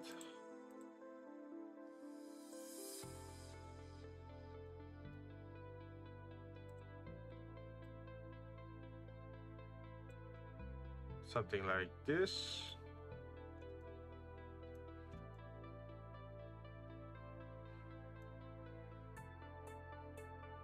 And then what we're gonna do is add a second cylinder. Or a cone. No, not a cone, a cylinder. And this one is gonna be 500, maybe? Let's make it 300. And this is 25 or something. And just move it down for now, just to see what it looks like. Do you have a preference for light fixtures? Like, do you like the things that are stuck to the ceiling? Do you want to have some that are hanging from a cord? Or like, what kind of things interest you?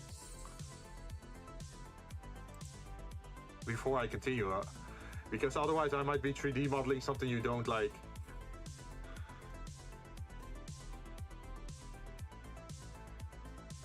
Like, you have those glass bubbles that stick to the ceiling directly, or you have like these fancy things that hang below, and then it looks something like edit. You remove the top side, face, and the bottom. Delete face, and then what you do is you move this one down and scale it. Something like that. Although this time it's off center, so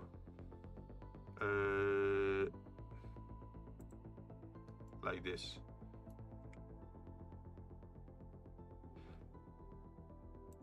You know, these kind of things.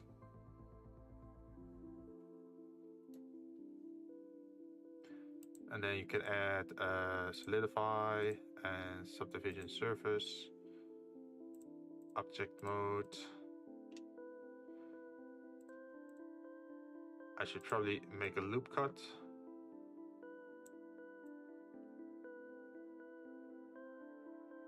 Something like this. Object mode.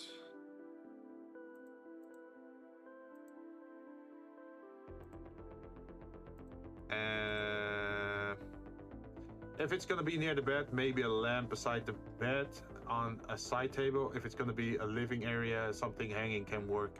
Yeah. All right, so we can just make this one and then move it over to the tall ceiling area. I'm not sure what color we should go for yet. Where is it? Where is it? The material, fabric red. This looks a little bit off. I think we need a top rim and inside rim, and also edit for the inside. I think we need plus. We need a fabric white. Does that work? It doesn't work because it's a single sheet. That's the reason. So let's turn this off to see what it looks like.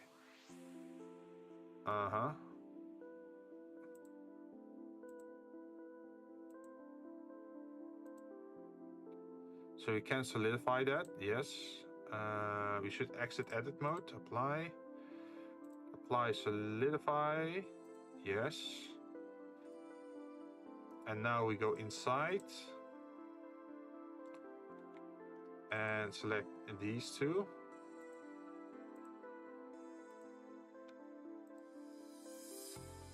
I said select these two. And then go back to color, assign. So on the inside it's white, on the outside it could be red or blue. It's probably gonna look best depending on where we place it. There should be an edge though.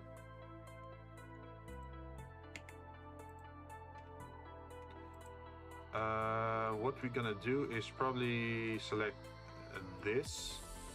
Can we extrude this area? Let's find out. Yes, we can. Nice.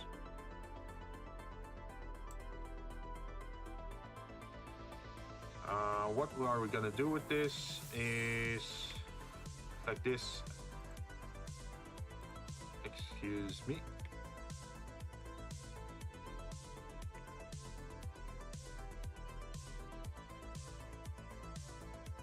I think we should select it like this and this,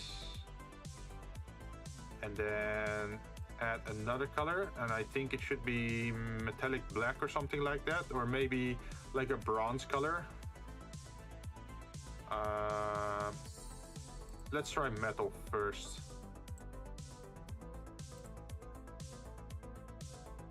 Just so that we have a rim, right? And we can adjust the details later. Hey, Fate, how are you doing? Is everything going well? Have you been having a good day? We are 3D modeling for Karushin, who is also in chat today. They are a Vtuber on Twitch.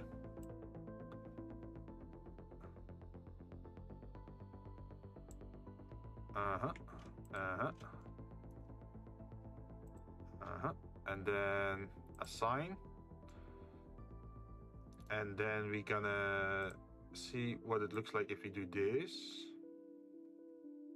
Oh, you have to be very careful. Okay, this doesn't work in this direction, so we shouldn't click on everything, just these two then.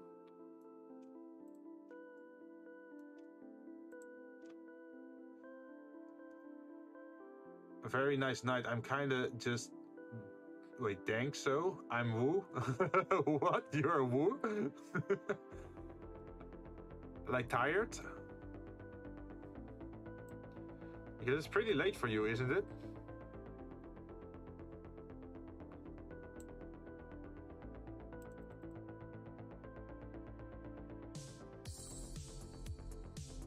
Let's see.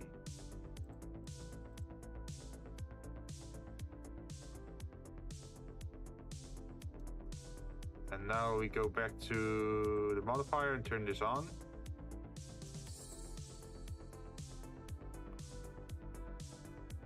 Yeah, this looks okay. I'm woo, I'm drunk. Oh, you're drunk? Oh, sounds like you're having a good time then.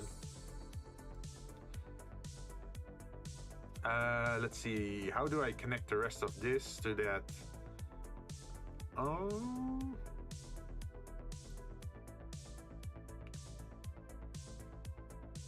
He there met.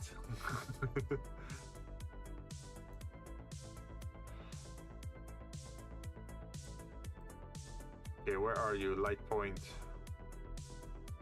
Oh, there you are. So we're gonna increase that to here. And then we're gonna say object, snap, no. Transform, align objects. X, Y, like that, yes. And then we're gonna lower you a little bit.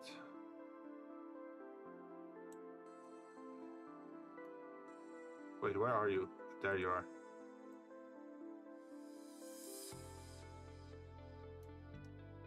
Okay, so if we go from a distance,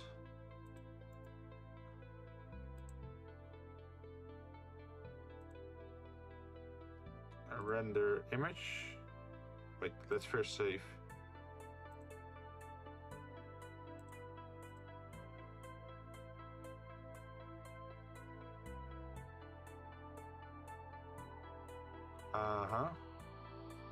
Okay, I forgot to turn something on, I think. Render the image again.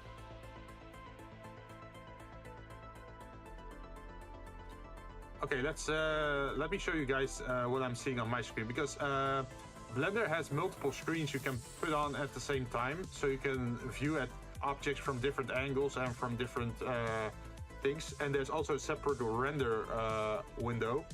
Big bottle. Oh damn, did you gulp it all down? Do be careful, eh? I don't want to see you sick with a hangover next morning. Let's see, properties, Blender, Blender render. This is Blender render. So this is what the render would look like now if we just exported it. So we can take a look around. We can clearly see like the figures over here with the cutouts.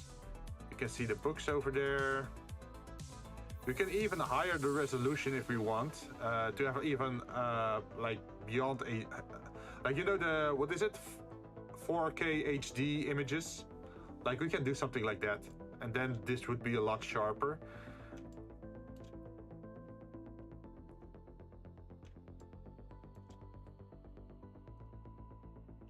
It tastes tasty. Oh, what flavor do you have? What we could also do is maybe do something with the TV. Nice modeling. Thank you, thank you. I've been working on this for, I think, 3 weeks. Not continuously, but when I have time, I do a little bit, and most of the things I do on stream. So I think, since this is a very big dark area, I think like if the TV might be on, it could be cool. Ooh, I have an idea. Like imagine if this put my favorite anime on the TV. Yeah, but I was thinking about something else. Do you remember your first cover, Jinn? Like the video clip of your first cover. You could also have that on the TV. Since the blue one is all from your second cover, right? So I figured like maybe you have your first cover on the TV. That could be interesting. I don't know, it's brownish, but your video is on the TV. Like if you want, I could even green screen effect it, and then in After Effects make your background actually into a movie. So it actually has like moving parts. That is actually something I could do.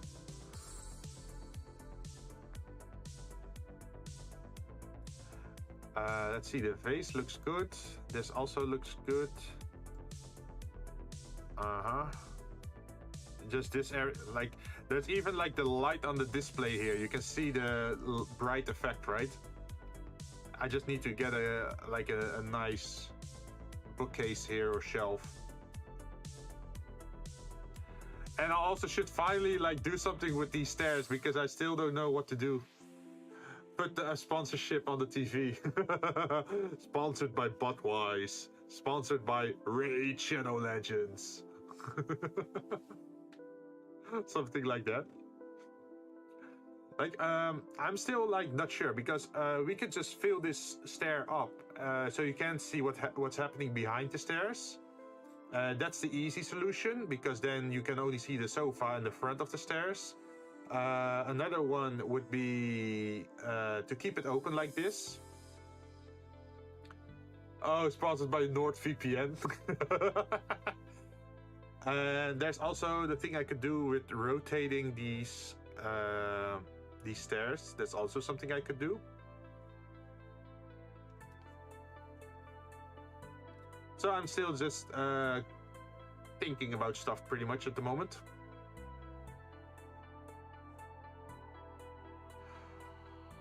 But the stairs is going to be very experimental if I'm going to try and do that. No. I wouldn't be able to do that. I'd probably get cancelled if I tried to put anything 9/11 on there. Keep it open, then put something under the stairs. Yeah, that's something I could do. But the other thing is, like, at the moment these are just planks, right? But I have to make a substructure under it so it's actually connected to each other, or like a railing at the side. I uncancel.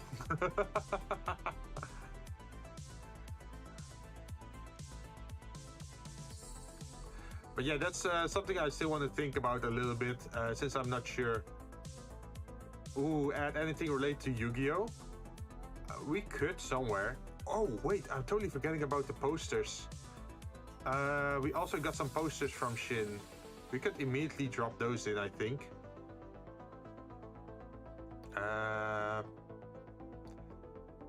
Let's see, where's Discord?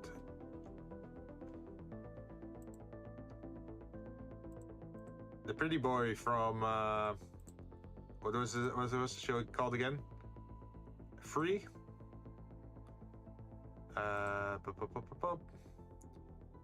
3D model images. Gonna drop you in, and we're gonna save images for this one as well.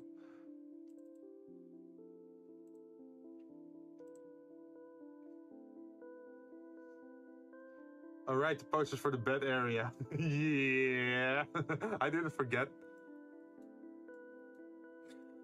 But okay, so this is what the render would look like currently if you just exported it like this. I'm still not happy with the sky. I feel like it should be a brighter blue. That looks a little bit nicer, I think. But that's something we can do later. If I export it the normal way without any like fog effect in the background, it would also be transparent. So I can just put any image that I want of clouds as a background. Let's go back to Blender in the work area instead of the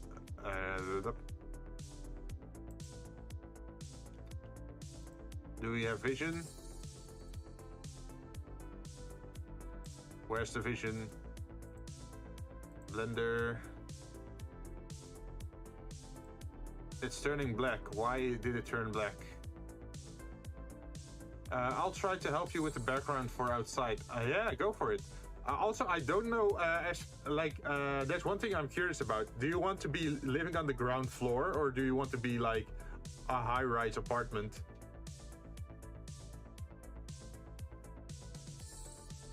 Put a gaming room? I can't really do that because Jinn said that she wanted the camera be from the computer area. So that means you can't actually see the computer area when you're looking at the living room from this corner. High rise all the way. Ah, penthouse style, huh? So that means you could we could add like a cityscape on the lower side of the image and go up from there. She wants fancy, yeah.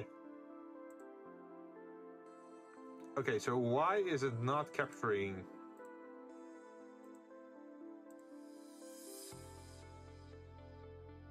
Hello? Is it getting confused? Okay, let's change screens just to test if we can move back again and it will reset. Okay, so we're now in this screen and now we're gonna reload the OBS scene to see if it works. No, we're still black. What? Why is that suddenly happening? Blender.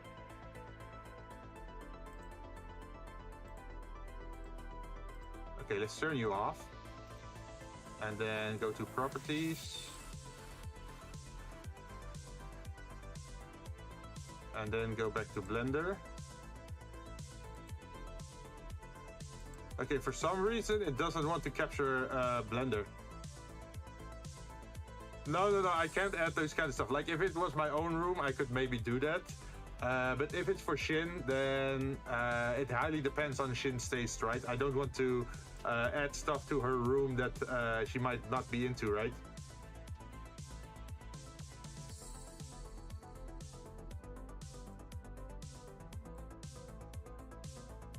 Huh.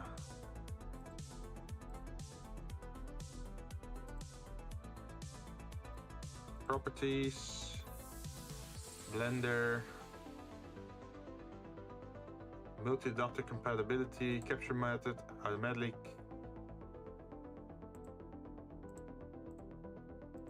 Okay, for some reason it's being a little bit weird. So I'm just gonna save Blender for now and then restart Blender to see if it starts working again. Let's see, Blender.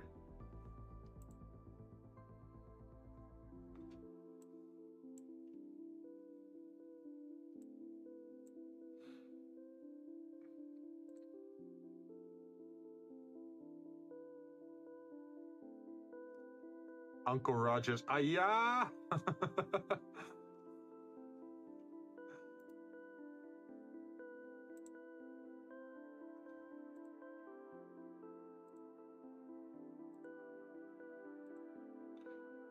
Huh, weird. It's still not showing. Like, it showed up for the other Blender, right? Let's see, render image.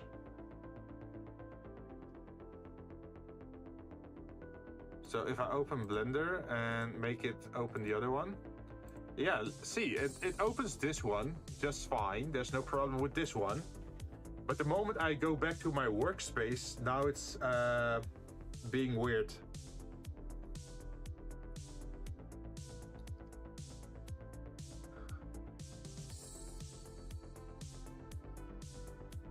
$69 subs, did you just grow? Yes!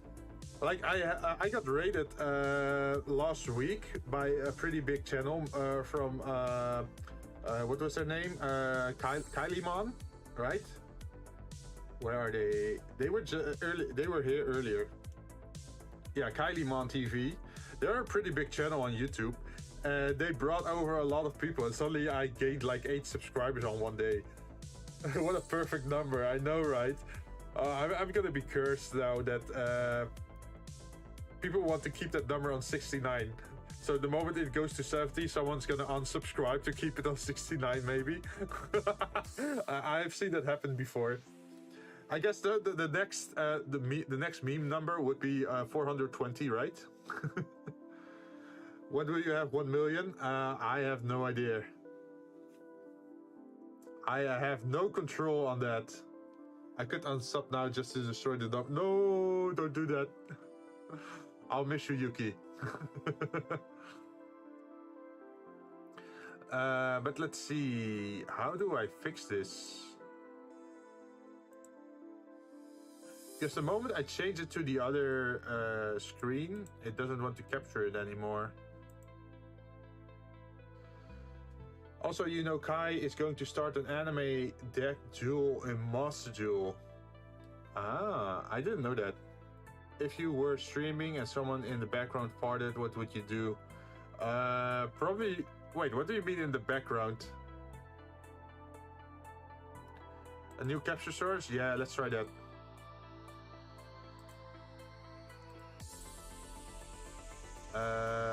Let's see. Properties. No, not properties. Add source.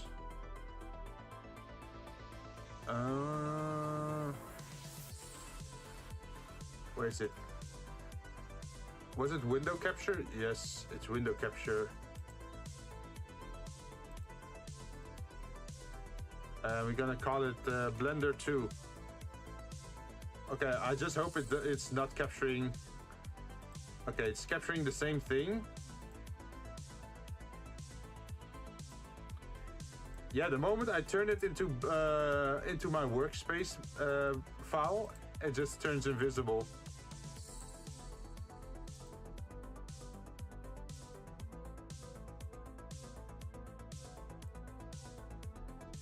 How weird.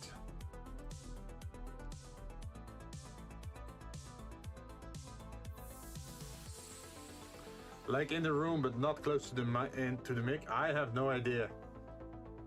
I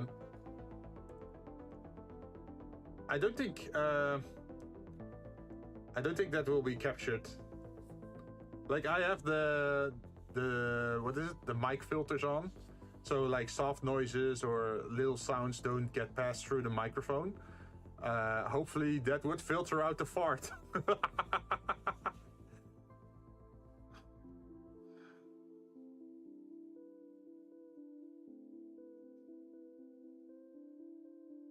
Jinn with the 1 million subs when? I have no idea. For now, I'm just stuck in getting this to work. Like, this is what I mean. Like, Blender, at the most random moments, it can suddenly stop working. Wait, what if I make a new window? Would that work? Let's see. Blender, properties. Okay, that's something. But if I then turn it into the other one...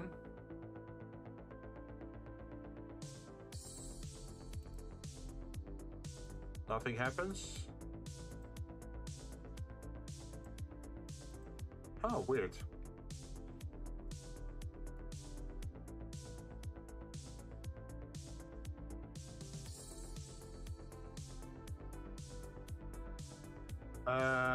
Guess you will just have to watch me work from the second camera for now. Set active camera.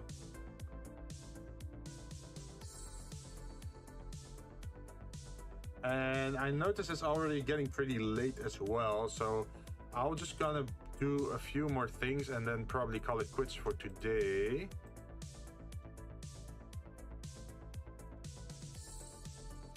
Let's see, I want to select this, this, and this, and then duplicate objects over the x-axis.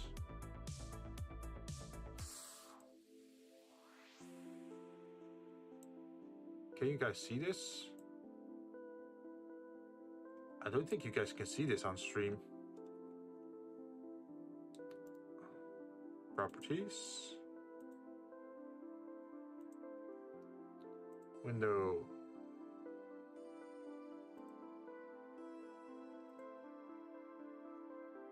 Close this window. Is it now showing up? Okay, so if I make changes Does it live update? No, it doesn't live update. Why is that?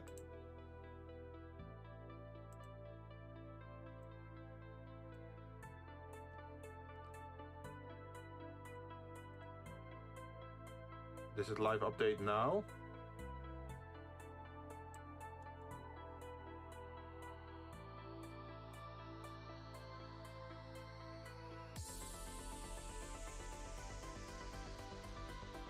I do see something, like I said, a walking time bomb. Yeah, 100%.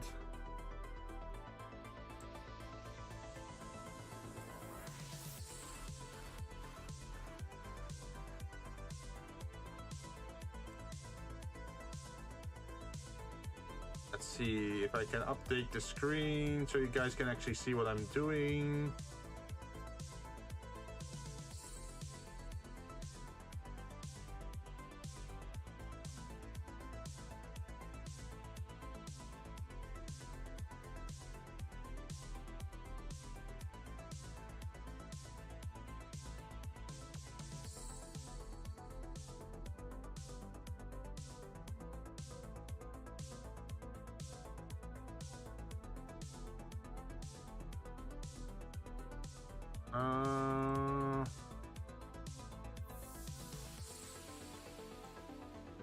Okay, let's try it again. Save Blender. Then we're gonna close all the windows. Wait. We have something. Yes, it works again. Okay. So what I did was make a second ceiling light. As you can see over here.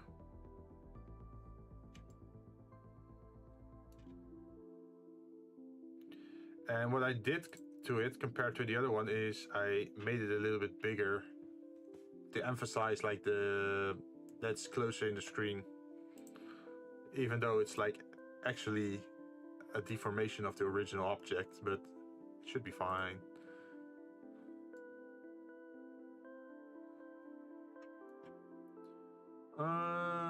Let's see, what were we doing? Oh yeah, so wow, I totally forgot. Posters, we were working on the posters. So we're gonna put our 3D cursor over here and then add mesh plane. We're gonna flip it 90 degrees. That's a pretty big poster. So let's turn it to this size. And then we're gonna add a new material.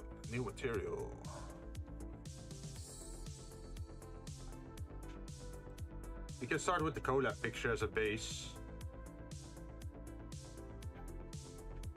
And then let's see. We should change the actual picture, right?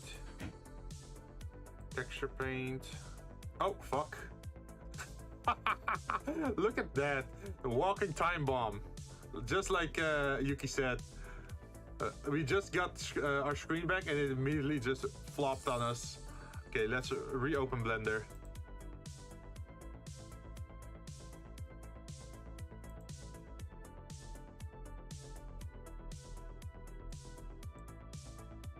Okay, do we have views again? Can we see stuff again? Yes, we can. We didn't save any progress because we saved. Dear God. Imagine 4 hours in and we would have lost everything. We go back to color.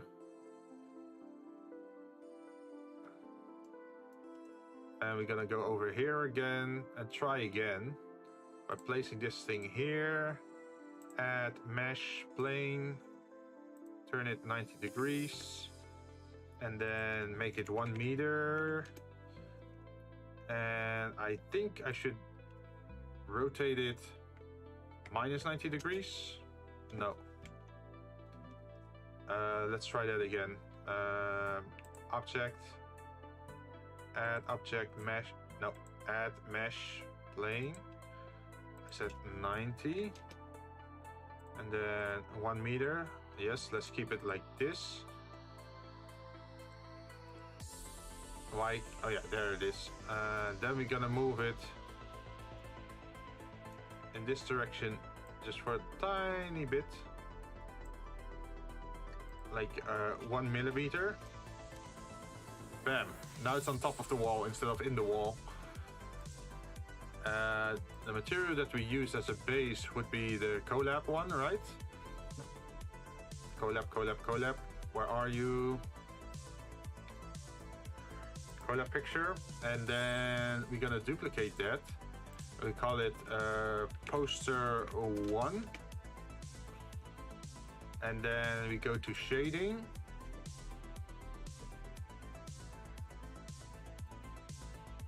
You're gonna move position to over here so we see what the hell is going on in here.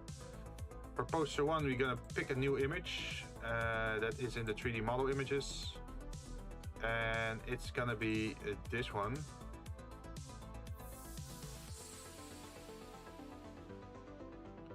And then in layout, we can just rotate this thing, I think. Something like this. Not perfectly straight, because posters are rarely hung up straight. Usually there's some dynamic effect. If you just hang it a little bit crooked, right? Then it looks like, I don't know, it looks stylized that way. So now we have one, and we're gonna just duplicate this object to the wall. Make it a bit more narrow. Ah, yeah, we can do that. Dead chat? No, it's not dead. People are just doing stuff like Kaoshin is playing Genshin Impact, I think. And I think some other people are also watching other streams while they're watching me as well.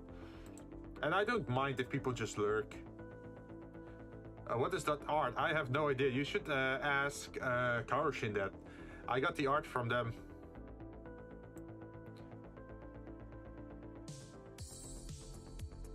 Yuko Sengo Maramusa from Token Rumble. Is it an Otome game?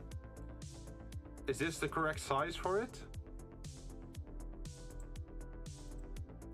And then for this one, we're gonna duplicate it as well and call it poster 2.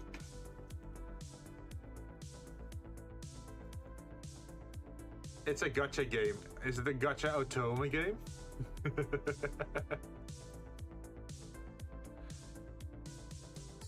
Okay, so we're gonna open this one again, and this time we're gonna click the other. Do we have a view? What's happening? It's purple. Why is it purple?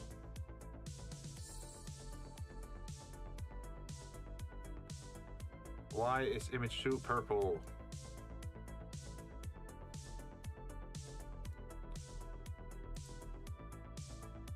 We probably don't need to invert or like the invisibility stuff for the poster, right? We can just turn that off.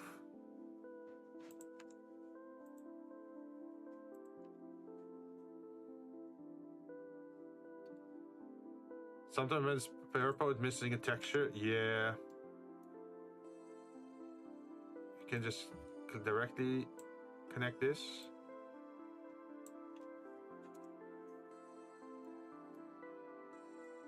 So let's try it again. It's a JPEG. Oh, and what's the other one? Oh, it's a PNG. Oh, okay. So what I should do is very simple. I'm just gonna open the JPEG in Photoshop and turn it into a PNG. I think that's the reason why it's being a little bit weird.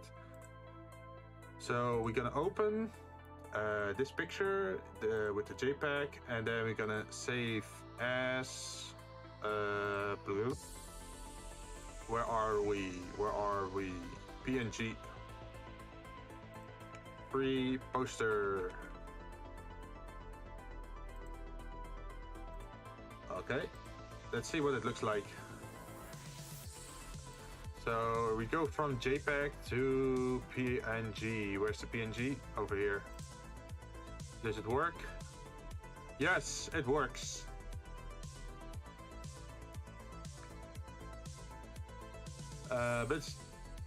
Well, there is no specification if the MC is male or female. But you basically smith swords from his Japanese history and they take form of Ikemen dude. Oh wait, I've seen you play that. You beat up some villagers, right? Like, or was some village under attack?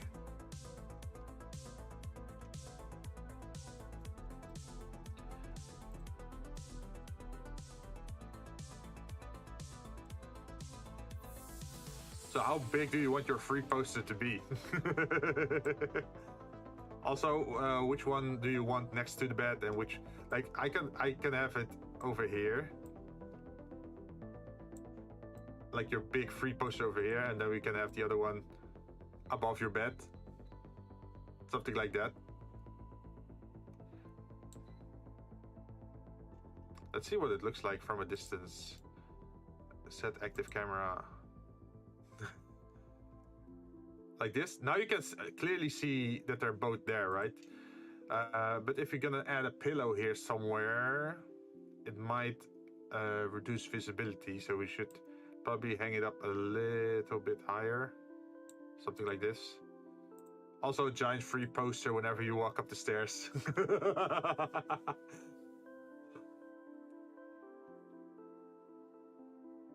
So now you have an extra reason to look forward to going to bed every day. Like, because every day when you go to bed, you can walk up that stair to your heaven, to your free poster.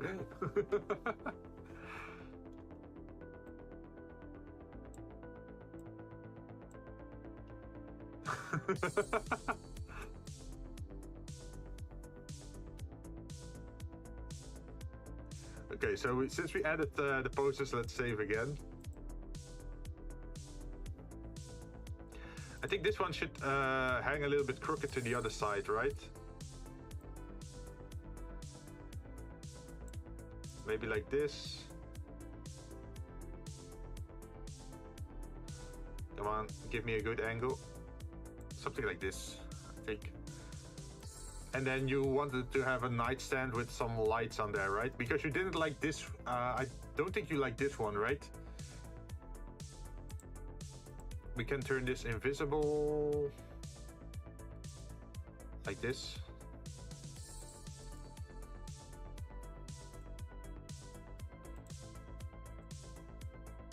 Where's this light point? Yeah, there definitely needs to be a light point here, but I guess a little bit lower to the ground then, yeah. There's also the thing with this this railing. At the moment it's made of glass, like one single big pane of glass, but that's obviously not gonna be realistic because those kind of size of, like those size of glass panels don't really exist. So you need to cut it up into smaller sections so it looks better. And before we also do that, we also have to make a final decision on the stairs. And then we know for certain how much space we have up there. Because as you can look now, this is how it looks at the moment. So we could have the entrance start here of the stairs and then loop around like this to go in this direction, or we could have it like this. You could put some black railings. Yeah, that's what I'm planning. What some things have, like what some glass railings have, is that they have like connection piece on the side of the floor, on this side and on this side, and then have a black exterior frame around it. Or like a very thin frame just vertically. Like either one could work. But I think that's something I'll probably do another time. Because it's already, let's see, we streamed for 4 hours, almost 4 hours and 30 minutes. And I haven't taken a break at all. So I think I'm gonna call it quits here for today. And then I'll be doing the plans and the... Yeah, that's a lot of progress. Thank you very much. Like, I think the bookcase really adds some style to the room, right? Like, this is a lot of personalization with the acrylic stands, the pictures, the books, that sort of stuff. And I think once we add the plants and the light fixtures and all the other kind of like little details, it's gonna look a lot better. And about Fate, is it okay for a game to be so annoying it makes you racist? I don't think so. Like, I don't think a game can actually make you racist, right? Usually it would already be inside you then, and it's just coming to the surface because you're frustrated. I think it's something like that. But yeah, I think this is where I'm gonna Dota 2 would like to talk. Well, Warhammer 40k is also a pretty racist game, but that's fantasy racism, a little bit different from real racism, right? League of Legends is just a salt pit. It's a limited salt pit. I don't play those kind of games. But yeah, as you can see, this area is still like super white. So we're gonna add some objects here in front next time, maybe another vase, maybe a little plant, add some other plants on the other side as well. Let's see, the nightstand, the light thingy. I'm not even sure if I want to add like a console next to the TV. Jinn, if you could pick a console, which one would you want?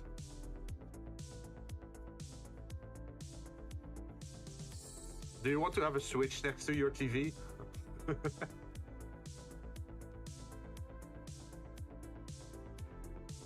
I don't have a console, I only have a Switch. Okay. Okay, so a Switch could work then, right? Because I do need to have something to add to the side here, because otherwise it's gonna look a little bit empty. Or maybe like a VCR or DVD or Blu-ray player, something in here. It's not gonna be 3D modeled, it's just gonna be a box with a texture at the front of it.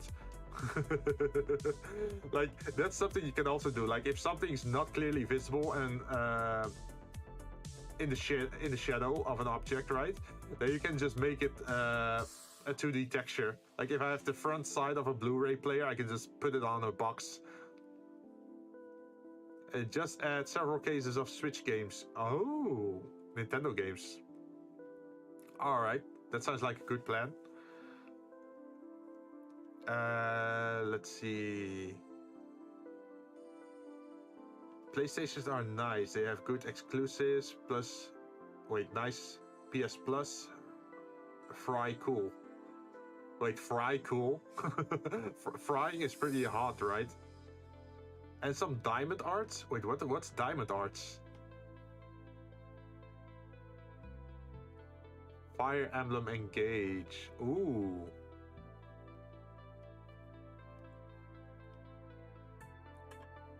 I think the most important thing is, yeah, to have something here that might look like Switch games or something. Have a Switch on top of it. Maybe another plant pot or like a decorative item here on this side. And maybe a plate. We could have a cloth or a plate here on the table. And I think then we are pretty close to an end result, right? If you do that in this area, then add the pillows and the Dakumakura on the top, nightstand, lamp fixture, furniture here at the side with another vase and the plant. Also, could you show me a picture of the plant where you're based off? I forgot the name, the special flower. Because you're our flower fairy, right? With a base.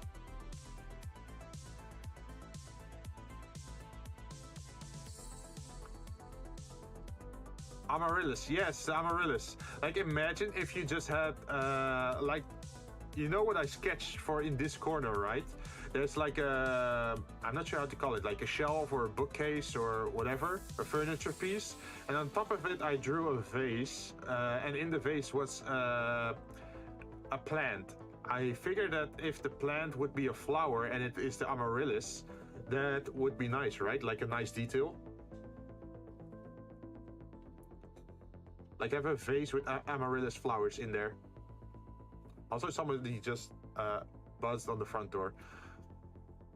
Sorry for that if it's on stream. I think it would look cool, right? If there was an amaryllis flower. I'll send it to you in Discord. All right, thank you very much. Okay, I think that's it for this stream then. And we made a plan for what to do next time then. In the meanwhile, in between streams, I'll continue working on this, and hopefully next week we can finish the project and make it look extra nice, and maybe Shin can then test it out what it looks like on stream. Yeah. Bye bye Yuki, bye bye Fate, bye bye Kaoshin. Thank you very much for watching today. It really means a lot to me. I've never seen so many people like being so active in my chat. Usually people are a little bit more silent. If you add at least 5 interactable things, I'll give you a hug. Wait, interactable things? What do you mean interactable? You mean in the background, in the image, or do you mean in chat? Because in chat we do have some interactable things like D20. Oh, in the image. Well, what I can do in the image is change the light settings. So that's another benefit of 3D modeling, is I could just turn off the light in the world and then just have the indoor light fixtures give light. And then if you have a night background, like how should I say this? If you have a skybox image that's like dark with stars, then you can immediately turn this image into like a night picture. So you could have like, you could have a morning picture with the rising sun, you could have an afternoon picture, and you can have like a midnight picture depending on what you want. That's totally doable. Interactable lights and outside time, so you can change the lights and time. Yeah, but this file is gonna be sent to Karashin as a 2D background, not as a 3D background. I think that would be a little bit too heavy to run, like to actually run a 3D background. Usually what Vtubers do is they turn their 3D environment into a 2D picture or movie, and 2D image or picture, and just put it behind their Vtuber, especially if their Vtuber is 2D. God race, yes! I've been looking into that, how to do that, but so far I haven't really found a way to do it in a nice way. I did notice I could do it with the volume, like if I added some mist to the room, but then the mist is gonna look cloudy for the rest of the room. So that's not a good effect. Something other people sometimes also do with these kind of backgrounds is they export this image into Photoshop and then add in extra glow, bloom, or highlight effects. Try, you can do it. Yeah, I'll give it a try, no problem. But that's it for today. Thank you everyone for watching. I'll be back tomorrow with Phoenix Point if you're into that. It's like an XCOM kind of game, turn-based, tactical squad simulator against crab people, pretty much, like aliens. And let's see, next day, Monday, I'll probably be working on this again.